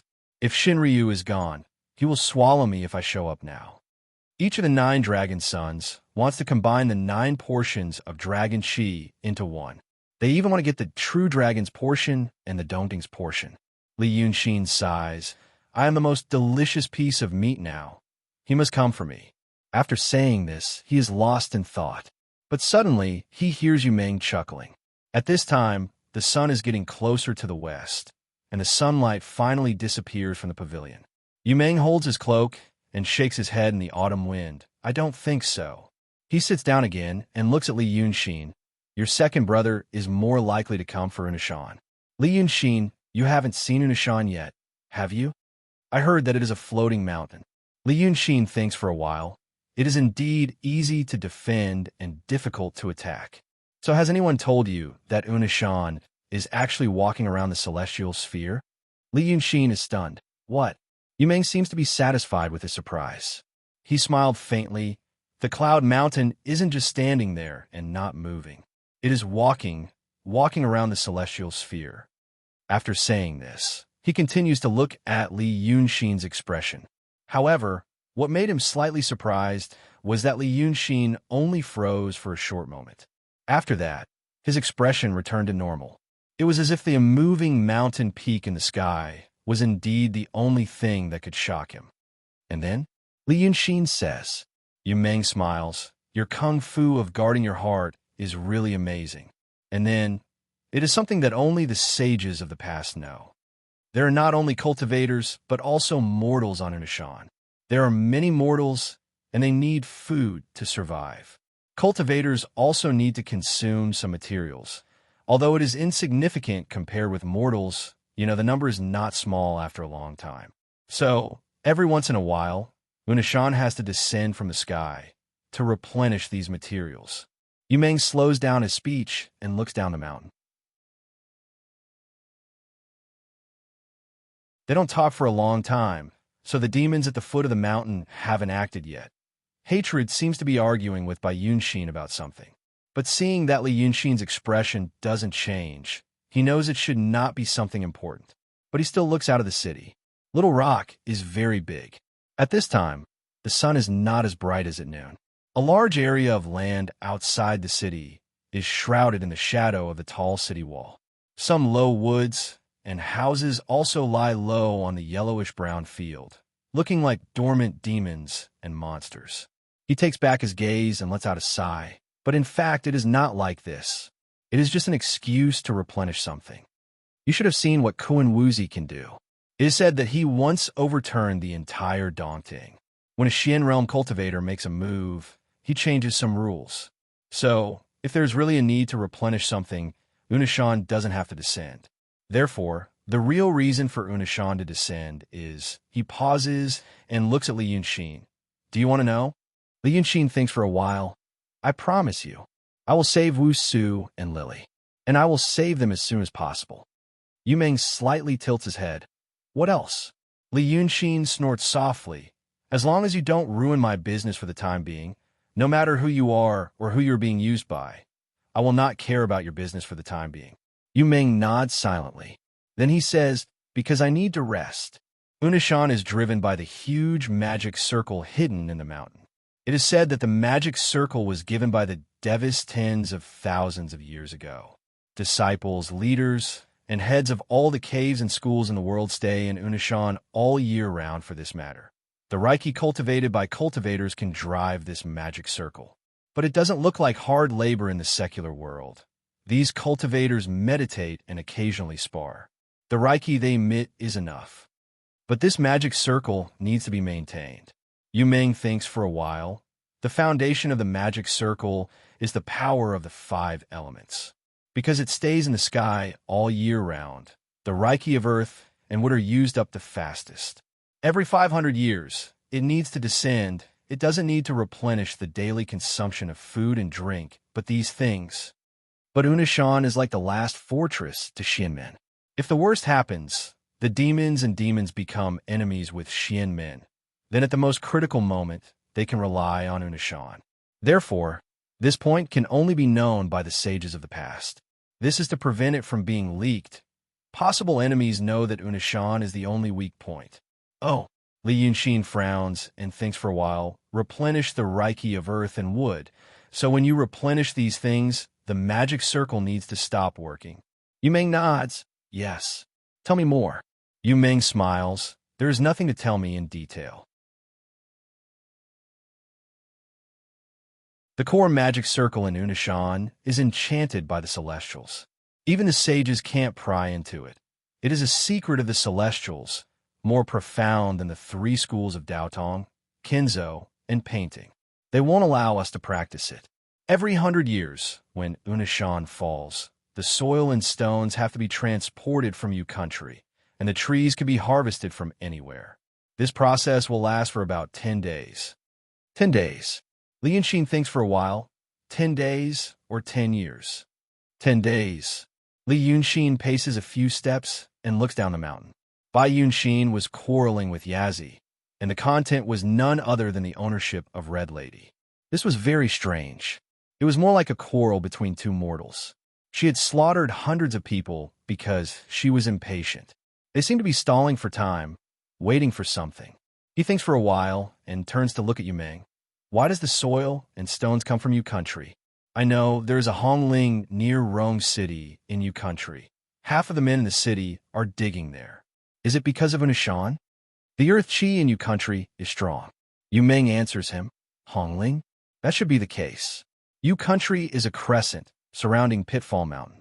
The earth chi in the whole Yu country is very strong, so it is best to use the soil and stones from Yu country. Earth chi. Li Yunxin frowns. 5 elements chi. I practice painting, but there is no such thing as 5 elements chi in painting. But the swindlers in Jianghu like to use the 5 elements to fool people.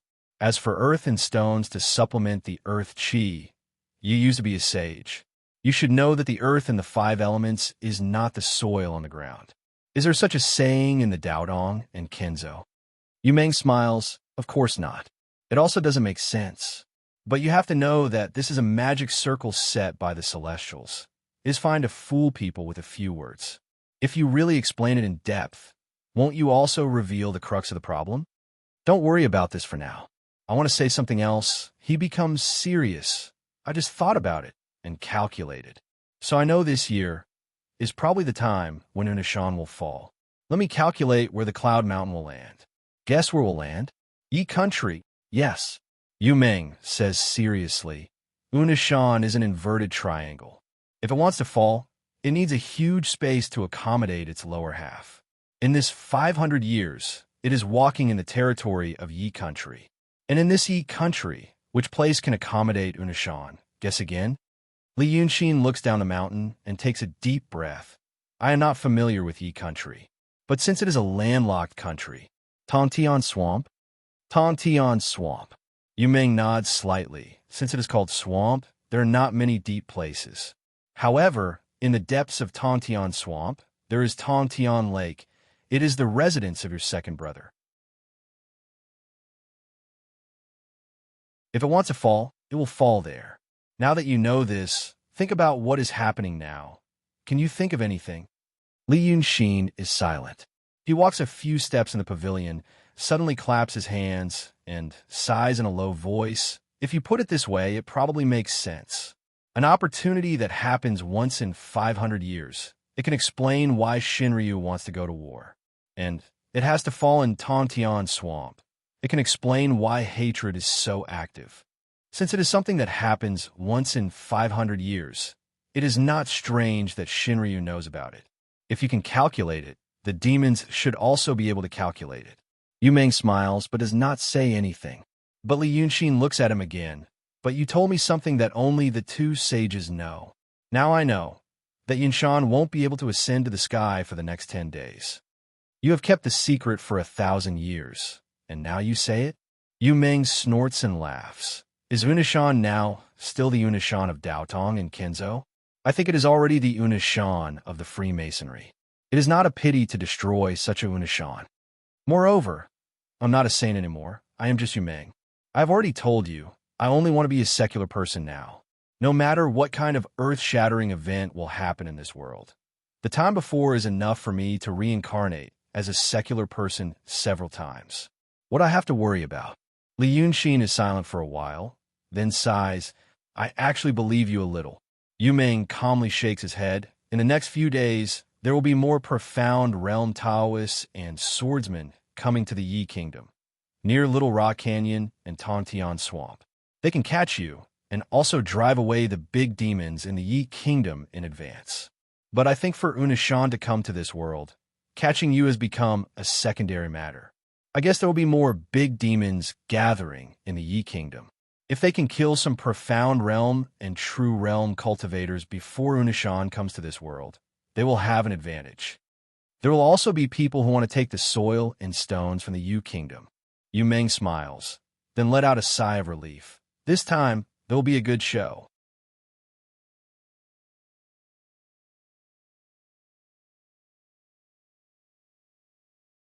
Chapter 357. Yes, Li Yunxin replied in a low voice. How did you deal with this kind of thing before? Before? Yu Ming thought for a while. There's no such thing as before. Shinryu appeared 2,000 years ago, and the demons had a common ruler. Before that, at least before that time, I didn't really need to worry about the demons. As for me at that time, he was silent for a while, and thought for a while. She was on good terms with the demons. At that time, the demons weren't as guarded as they are now. The demons wouldn't touch Yunshan's things. As for now, I guess there will be people from Daodong and Kenzo escorting them. But the worldly dynasties are still part of Daodong and Kenzo. It won't be easy for the demons to attack them if they use all the power of the country to escort these things. All right, Li Yunxin sighed. He looked down the mountain again. Then he frowned. Damn it. He thought that hatred would have a fierce battle with that arrogant Mystic Realm swordsman.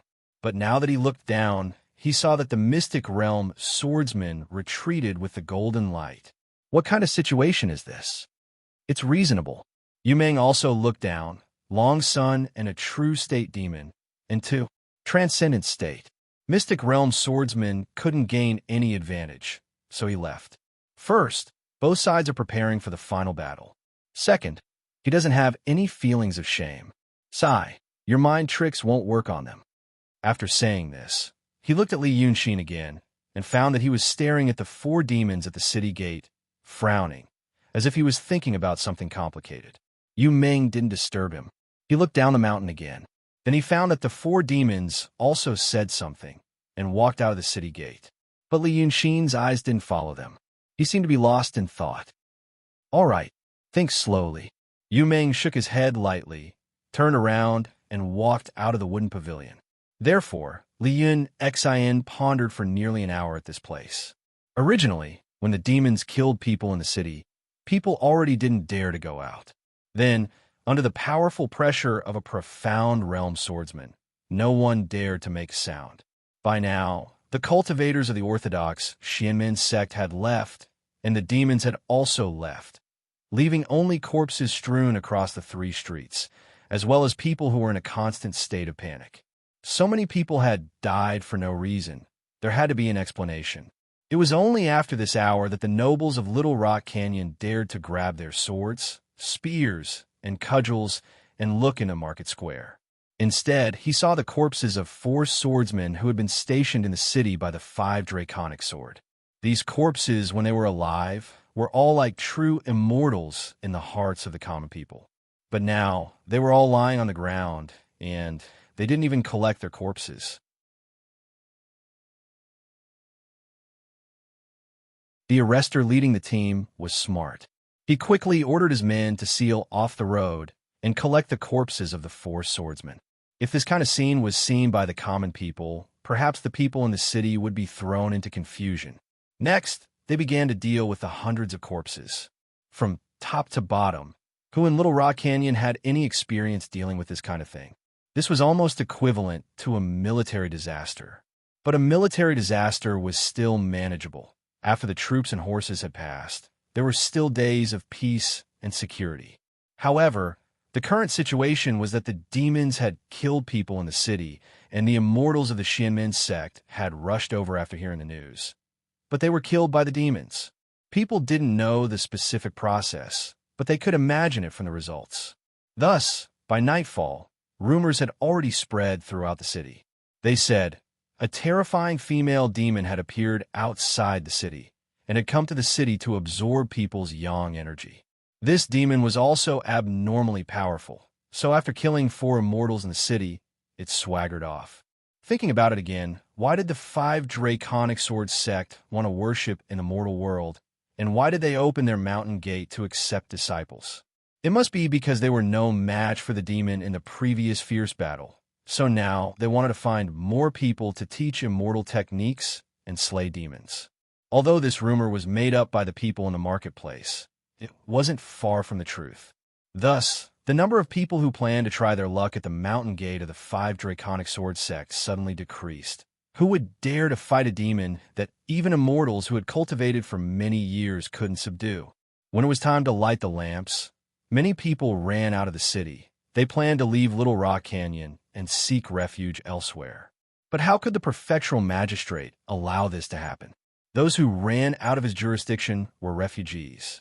Now, no matter what the reason was, refugees had appeared in his Little Rock Canyon, so he couldn't protect his official position. Thus, he strictly ordered the soldiers in the city to seal the 4 gates and not let a single person leave the city. After explaining the rules to the 2 prefectural magistrates in the city, he used the excuse of going to the prefecture to report the disaster situation, to lead his people down from the top of the city wall, and escaped without a trace. After another 2 hours, it was the hour of the Sioux. Usually, at this time, the streets of the city would still be brightly lit with people coming and going. But now, the streets were deserted. Those who couldn't leave the city hid in their homes, and those who wanted to leave the city were still entangled at the 4 gates. The bright moon of early autumn rose, and its moonlight sprinkled on the bluestone streets, making it exceptionally deserted. In the pavilion, Li Yunxin slightly relaxed his brows and let out a soft sigh. Just like that, he thought for an hour and a half. For him, this was a very intense mental labor. And what he was thinking about was the current situation of the world, as well as his own situation. The situation of the world was very chaotic. The demons, the celestial sect, the Freemasons, and the disciples left behind by the Art Saint. Their forces were tangled together, and there was me in you, and there was you in me. Pulling one hair could affect the whole body. Many of his plans had deviated because of this complicated situation. The more complicated the background, the more variables there were. In the past, he really wanted to muddy the water and fish in troubled waters. But now that he knew more, he realized that he was in a small pond and felt that the water wasn't muddy enough. Now that he jumped out of the pond and into the big river, he realized that the Jianghu was actually a terrible, turbid current.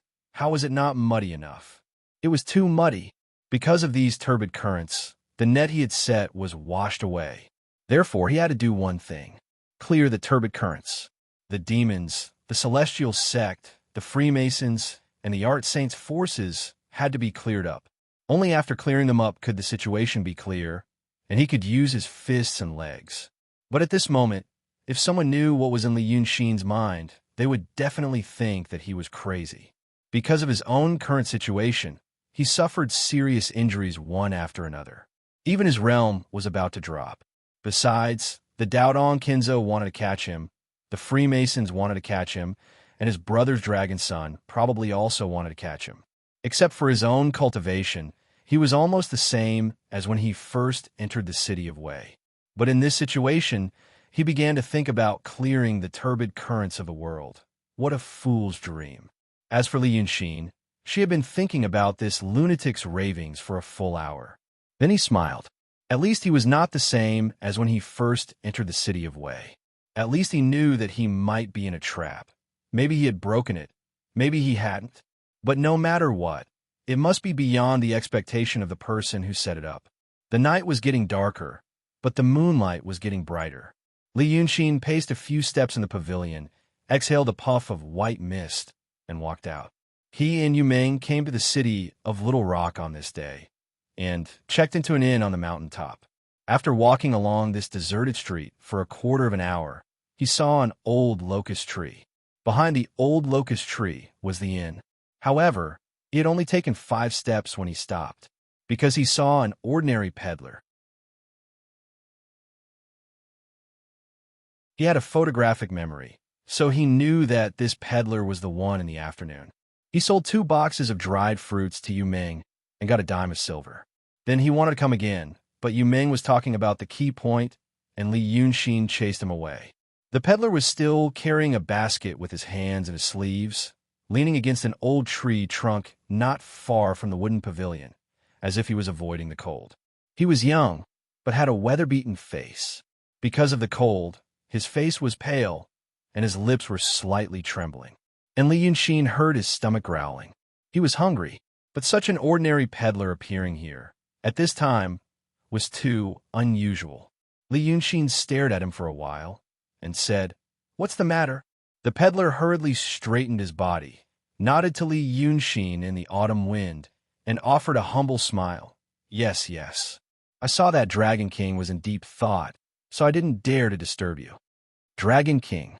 Li Yunxin repeated this word in a low voice. After a moment of silence, he laughed. "Are you from Unanju?"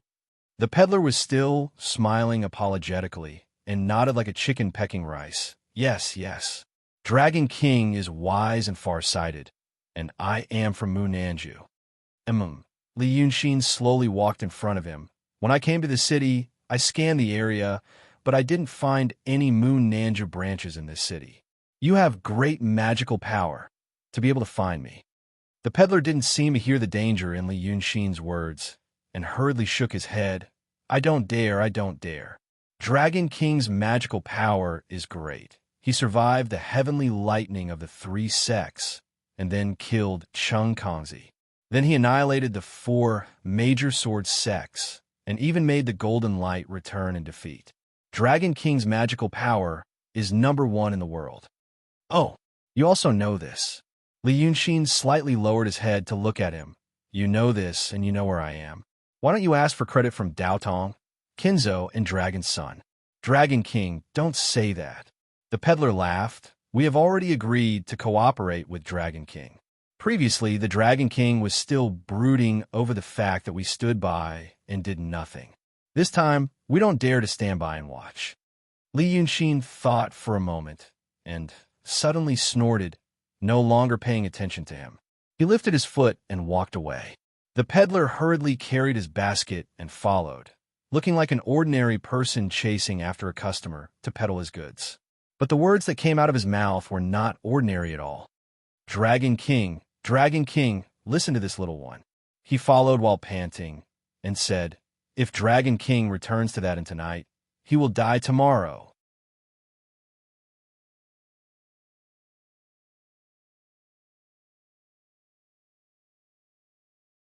Chapter 358.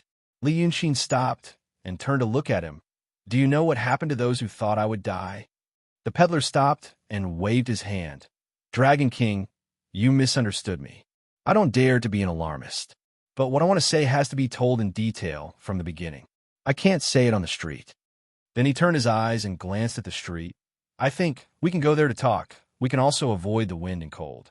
To tell you the truth, Dragon King, I haven't eaten or drunk for 2 days and 2 nights in order to bring this message to Dragon King. Li Yunxin glanced at the place he was looking at. It was a wine shop. This mountain peak was actually similar to the high-end business district in Little Rock Canyon. The wine shop in this area was beautiful, but the taste was really mediocre.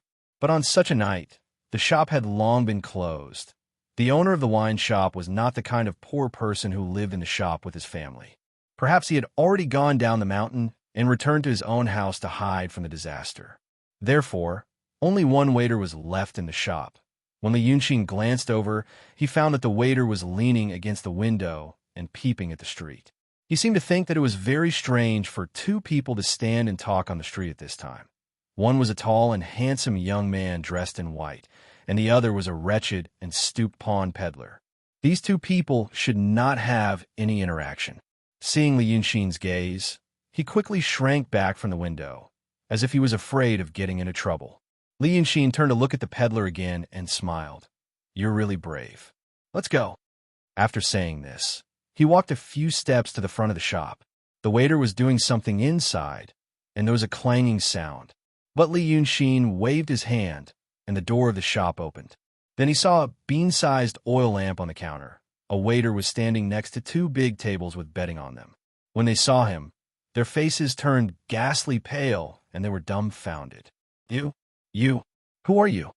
Before Li Yunxin could say anything, the peddler had already made up a story. This Taoist master has come to the city to slay the evil. He has been eating and sleeping in the open all the way here. Why don't you go and prepare some good wine and dishes for him? After saying that, he kicked the door shut and ran to a table by the window. First, he used his sleeves to wipe the table and the stools. Then, he pulled out the stools and bowed to invite Li Yunxin to take a seat. He was acting exactly like a mortal in the secular world. Li Yunxin thought about it and sat down. The peddler grinned and stood in front of him, winking and saying, eating Dragon King's wine on our first meeting. Who in the world has this kind of face? I'm so lucky, so lucky. Li Yunxin smiled casually and snorted.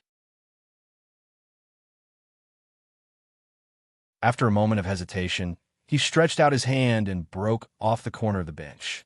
So he broke off a piece of wood. Then, he wiped it with his hand, and it turned into shining gold. He casually threw it to the peddler. The peddler turned around and shouted at the stunned waiter, What are you waiting for? Do you think this Taoist master will give you less money? Why aren't you getting something to eat and drink? After saying that, he threw the gold to the waiter. When the waiter saw the gold, he was probably shocked and hurriedly tried to catch it. In the end, the gold hit his foot and he cried in pain. He knew that it was enough. But when he held it in his hand, he said blankly, Master, it's not hot anymore. The peddler sighed resentfully and scolded him. You dumb goose. Is this your first day working? There are braised meat dishes in the kitchen. Steam them and cut them. There are dried fruits and candied fruits on a plate. Then, find some seasonal vegetables and cut them into shreds. Boil them in water and add some spicy sesame oil, salt, sugar, vinegar, and black and white sesame seeds to make a cold dish. If there is any good wine, hurry up and serve it. Didn't I teach you this? The waiter listened with his mouth agape. After thinking for a while, he said, Master, I don't have dried fruits and candied fruits. The peddler took out 2 boxes from the rattan basket on the ground and slapped them on the table in front of him. I have 2 boxes with a total of 4 coins. Take the money and go buy it quickly. The waiter was ordered around by him for no reason. After being stunned for a while, he really took out 4 coins from his pocket and gave them to the peddler. Then, he timidly carried the 2 boxes and went to the kitchen. The peddler sighed and turned to Li Yunxin with a smile. He sat down next to him and said, "AI, I made a fool of myself in front of Dragon King. These newcomers don't know any better." After watching his performance, Li Yunxin's expression softened a lot. Therefore, he carefully looked at him. He realized that he wasn't actually that old. That weather-beaten face seemed to be something that had happened recently. His teeth were still snow-white, unlike many people in this era who had black and yellow decayed teeth. He smiled and said, "You seem familiar with this shop." The peddler smiled apologetically and nodded. "To tell you the truth, Dragon King, I'm from Little Rock Canyon. Dragon King can recognize my accent. My surname is M.O., and my name is M.O. I used to work in this shop 10 years since I was 12, and I'm now 22. Aren't you from Southernwood Residence? I'm just a servant of Southernwood Residence. I don't have enough experience to help in the shop." The peddler, who called himself by M.O., seemed to have heard Li Yunxin's doubts and explained, "But even if he's the owner of Moon Anju, Dragon King, we still have to eat and drink on a daily basis. I don't have any skills, so I can only serve people." Li Yunxin was slightly stunned. "Don't tell me you don't get any benefits from working for them." M.O. blinked and said, "I know what Dragon King means. However, all kinds of benefits, be it treasures or gold jade clothes, won't people like me attract attention if I wear them? Relying on my own strength to survive is the best way to not attract attention." Li Yunxin frowned and stared at him for a while. Things seemed to be different from what he had imagined. The situation of Southernwood Residence. He had thought that they would rely on money and intelligence to establish a huge network in various places. Perhaps they would use money or power for their own use. But now, looking at this fellow's situation, if what he said was true, it meant there seemed to be many people like him hiding in various places in this world. No, actually, they were not hiding. They were not people from Southernwood Residence who pretended to be peddlers. Instead, his real role was that of a peddler and a member of Southernwood House. Damn it. In his previous world, in history, he knew of an organization that could achieve this. Members did not seek fame or fortune. They only sought a common goal and became like-minded people.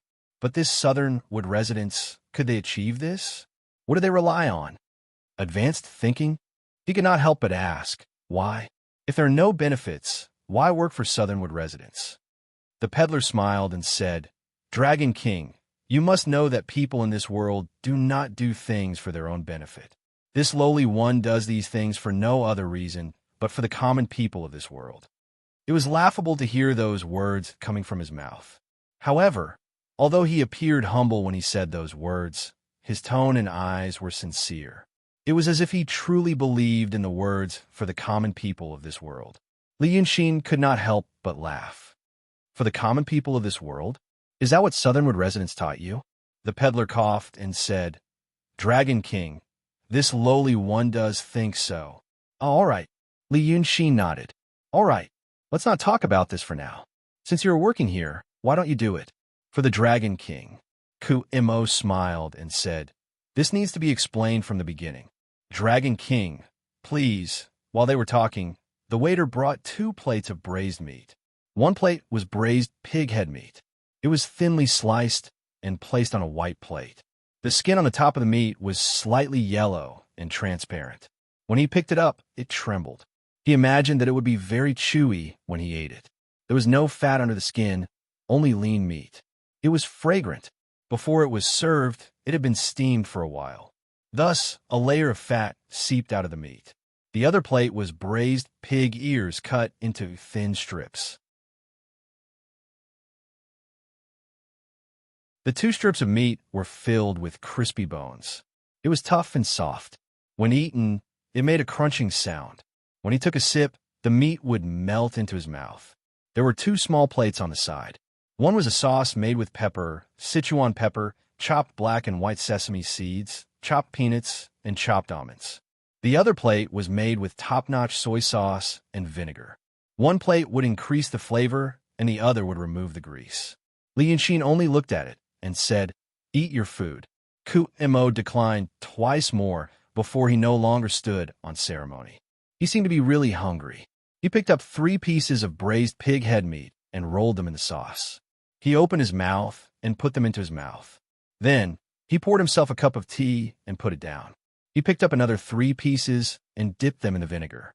After swallowing, he picked up a pig ear and put it into his mouth. He chewed loudly and exhaled. "Dragon King, you don't know. I'm so hungry that the incense in the temple is about to be cut off. But I cut off the incense offerings in this 5 Viscera temple for the sake of the Dragon King's incense offerings." Li Yunxin did not speak. He only listened to him quietly and patiently. At this point, the waiter brought the wine, but he ran away after putting it down. Ku Mo glanced at him and sighed. He poured a cup for Li Yunxin and another for himself. He said, "Previously, in Rong City, shopkeeper Wang promised the Dragon King one thing. He said he would help the Dragon King conquer Wei River. Of course we've done it." He drank a cup of wine, and his tone became faster. "The Dragon King must be impatient to hear how we did it. All you need to know is that right now, every town along the Wei River has a Dragon King temple dedicated to you, Dragon King. Famous painters from all over the world have been invited to paint a statue of Qi Yin in the temple, which has a little bit of spiritual light, and then sealed it in a clay statue.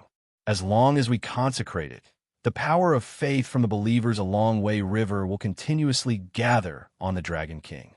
I was still working in this shop last month. Then I was assigned to the section of Wei River that flows through Yi Country, which is about 100 miles from Little Rock Canyon, to raise money for the Dragon King's temple." He sighed with a smile. "It's not easy to say this clearly, so I left without saying goodbye. Perhaps the shopkeeper waited for me for a few days, but didn't see me, so he got angry and found this silly goose." Li Yunxin said, "So you lost your job because of me?" Ku Mo hurriedly said, "I don't dare to say that. The Dragon King's business is the business of the common people. But I went to build the Dragon King's temple in Yi Country, so I got the news about the Dragon King these days. At the same time, I got another piece of news.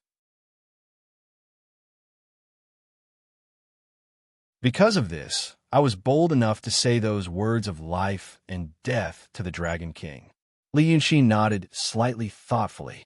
"Go on." Ku Mo looked at the wine cup in front of Li Yunxin. "Dragon King, you're not used to this wine?" Li Yunxin glanced at the stool he was sitting on and the corner that was missing. "I don't want to drink it." "Ah." Ku Mo also looked at the corner and smiled. "It's like this. Dragon King should know. Once your 8 brothers know that you're being hunted and almost dead, how they'll react. They'll observe for a while first. If they feel that you still have a chance to make a comeback, maybe they won't hit you when you're down. But if they feel that you've lost all hope, they'll want you to die in their hands." Li Yunxin was silent for a while. "So, you also know that Dragon Sun and the others want to combine the 9 portions of dragon energy into one. Not only do I know this, but I also know that after learning that the Dragon King was seriously injured and the Lord Dongting died, your 8 brothers and many great demons came to Yi Country and Little Rock Canyon under the pretext of Shinryu, starting a war against Xianmen. Right now, this country was almost completely surrounded by the celestial sect of Wonders and the demons. Now that the Dragon King has appeared in Little Rock Canyon, although it could be hidden for a while, it can't be for long." He leaned slightly closer to Li Yunxin and lowered his voice. "The Daotong Kinzo and the Monster Freemasonry are looking for the Dragon King, intentionally or unintentionally. If the Dragon King ignores me tonight and spends several months to slowly recover his realm and divine power, wouldn't that be no different from death?" After saying this, the dull-looking waiter served the dishes again. There was a plate of dried fruits and a plate of preserved fruits. Bah, Mo sold them to him. There was also a plate of vegetables that he prepared himself. As he said, he cut them into shreds and scalded them with water to make them look even greener. However, this waiter was slow-witted, but his cooking seemed to be good. Without the smell of blood, it didn't look weak. As Mo said, He added a variety of seasonings and mixed it on the table. It was crispy and very greasy. Then he stood by the table and rubbed his hands timidly. Master Taoist, what else do you want? Ba Mo waved his hand. Go do what you have to do. Go away. The waiter hurriedly ran away. Li Yunxin watched him drink wine and eat meat. He thought for a while. So, if I come with you tonight, what will happen? Naturally, it will be to open the spiritual light of the temples along the way river for the Dragon King, to let the believer's power of faith gather in the Dragon King's body and quickly recover his divine power. Yes, this seemed to be good news, very good news. However, Li Yunxin only grunted. He placed his hand on the table and slowly tapped the table with his index finger. He watched Ba Mo eat and drink in silence, but Ba Mo was also relaxed. He ate and drank for 15 minutes without stopping. The wine and dishes on the table were swept clean by him. Then he burped, poured 2 cups of cold tea, and calmed down. Ba Mo coming to his doorstep was like sending charcoal in a snowy day. However, it was precisely because it came at the right time that Li Yunxin hesitated. This meant that the other party had been paying attention to his whereabouts and knew his movements like the back of his hand. This made him feel a little uncomfortable, but he didn't know if this uneasiness was normal. After thinking for another 15 minutes, Ba Mo smiled. Dragon King, the owner of Southernwood House, asked me to bring a few words to the Dragon King. Li Yunxin turned to look at him. You only said it now? Ba Mo smiled apologetically. The owner of Southernwood House said that if the Dragon King agrees, these words don't need to be said. However, I'm afraid that the Dragon King will hesitate. If the Dragon King hesitates for 15 minutes and doesn't get up to leave, then I will speak again. Li Yunxin placed his hands on his thighs and gently inhaled. He closed his eyes and said, Speak. My owner said. Ba Mo's expression became solemn. He coughed lightly. At this time, you are naturally thinking that your whereabouts and actions are in our hands. You feel that you are restricted, so you're somewhat unhappy. You also feel that the timing of our gift is too coincidental, so you feel that we're both giving a gift and demonstrating our power. However, Li Yunxin, you are a smart person. You should know that there is nothing in this world that doesn't require a price. The discomfort you're feeling right now is the price you have to pay for this gift of ours. You should know. Ba Mo seemed to be imitating the words of the owner of Southernwood House. Thus, he even imitated the ending sound of the word ah. What you did in the city of Wei and Dongting was just a fight with one person or a faction. That was a fight between warriors. You can handle it alone. But now, you are fighting with Daotong, Kenzo, demons, and the Freemasonry. This is the fight for the marquee. You should know that you can't handle it alone. Now that you are here and listening to my words, it means that you have fallen into a bad situation. At this time, only by cooperating with us and getting our support can you have the capital to participate in this fight. Otherwise, no matter how amazing your ability is, you can only become cannon fodder in this fight. When Ba Mo said these words, he sat upright and straightened his back. When he finished these words, his body bent again and the smile returned to his face.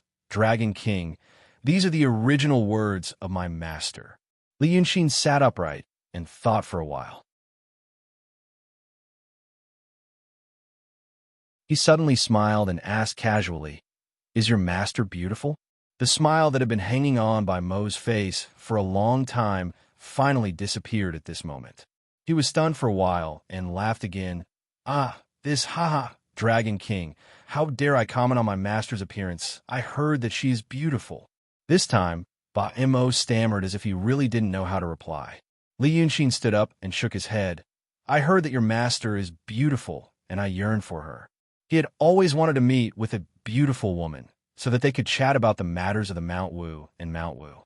But these words, she thinks they are important, but she doesn't want to tell me personally.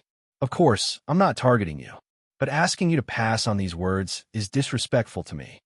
He thought for a while with his hands behind his back and smiled. Fight of the Marquis. What a good fight of the Marquis. Then he stopped smiling and looked at Ba Mo. I promised not to go against you and asked you to subdue Wei River as compensation. You did this, and we are even. Now that you have done more, I can't accept it without doing anything. The feeling of owing a favor is a very scary thing to me. So this time, thank you, Master, on my behalf.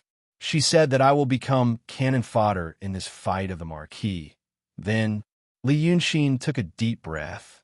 I want to try this fight of the Marquis myself. If there is another fight for the throne in the future, if she is willing to see me personally and truly treat me as an equal ally or opponent, then we can talk. After saying this, Li Yunxin looked at the corner of the bench that he had broken and turned into gold to pay. He turned and walked out the door. Ba Mo stopped smiling. After being stunned for a while, he hurriedly said, Dragon King, this is such a good thing. Dragon King, do you really not want it? I always stay away from good things that come to me. Li Yunxin pushed the door open. The autumn wind outside brought in the chill and fallen leaves. Seeing that he was really going to leave, Ba Mo hurriedly shouted, Dragon King, wait a moment. Dragon King, wait a moment. Then he turned and hurriedly waved to the shop assistant. Come here, come here. The shop assistant had been huddled in the corner, looking at the gold in his hand and playing with it. At this time, seeing Ba Mo see him, he hurriedly ran over. Master, master, do you have any other orders? Stand here and don't move. Ba Mo straightened his body and ordered him. At the same time, he strode to the shop assistant's side and raised his hand, right hand on the shop assistant's forehead, left hand supporting his chin. Just as the shop assistant was about to ask what was going on, Ba Mo's arm exerted force. With a crisp cracking sound, the shop assistant fell down softly. Then Ba Mo rushed into the kitchen like a gust of wind and ran out again. He threw the 2 empty boxes into the shop assistant's wrought tan basket. Then, he took out 4 coins from his bosom and threw them on the shop assistant's corpse. Then, he lifted the basket and raised his head to look at Li Yunxin. Dragon King, think about this again. My master really didn't mean to disrespect Dragon King on purpose. Li Yunxin looked at him silently, and then at the shop assistant's corpse on the ground. Ba Mo followed his gaze and casually said, Tonight's situation is special. He will definitely remember us. Tomorrow, he will know it was me when he tells the innkeeper. We will attract attention. But Dragon King, please think twice. Dragon King cooperating with us is not only for Dragon King himself, but also for the well-being of the people in the world. However, Li Yunxin stared at the shop assistant's corpse on the ground for a while and suddenly laughed softly. Ba Mo didn't know why he laughed. However, Li Yunxin laughed and shook his head. He strode out of the wine shop and onto the street. Ba Mo hurriedly chased after him. However, although Li Yunxin seemed to be walking slowly, his speed was extremely fast. In just 2 or 3 breaths, he disappeared at the end of the street. Afraid of alarming the people on the street, Ba Mo didn't dare to shout loudly. He could only run a few steps silently and finally gave up. On the long street, the night wind whimpered. In the wind, he heard Li Yunxin mutter something. He didn't hear it very clearly, but he felt that it might be a sentence without any rhyme or reason. So damn evil. You're tuning in to the Romance Rendezvous YouTube channel. We're so grateful for your support, and don't forget to subscribe to join us on this incredible journey through captivating stories. Your generosity through donations truly makes a world of difference, as it's the primary source of revenue that allows me to expand and enhance this channel for you. Thank you from the bottom of my heart for being a part of this adventure.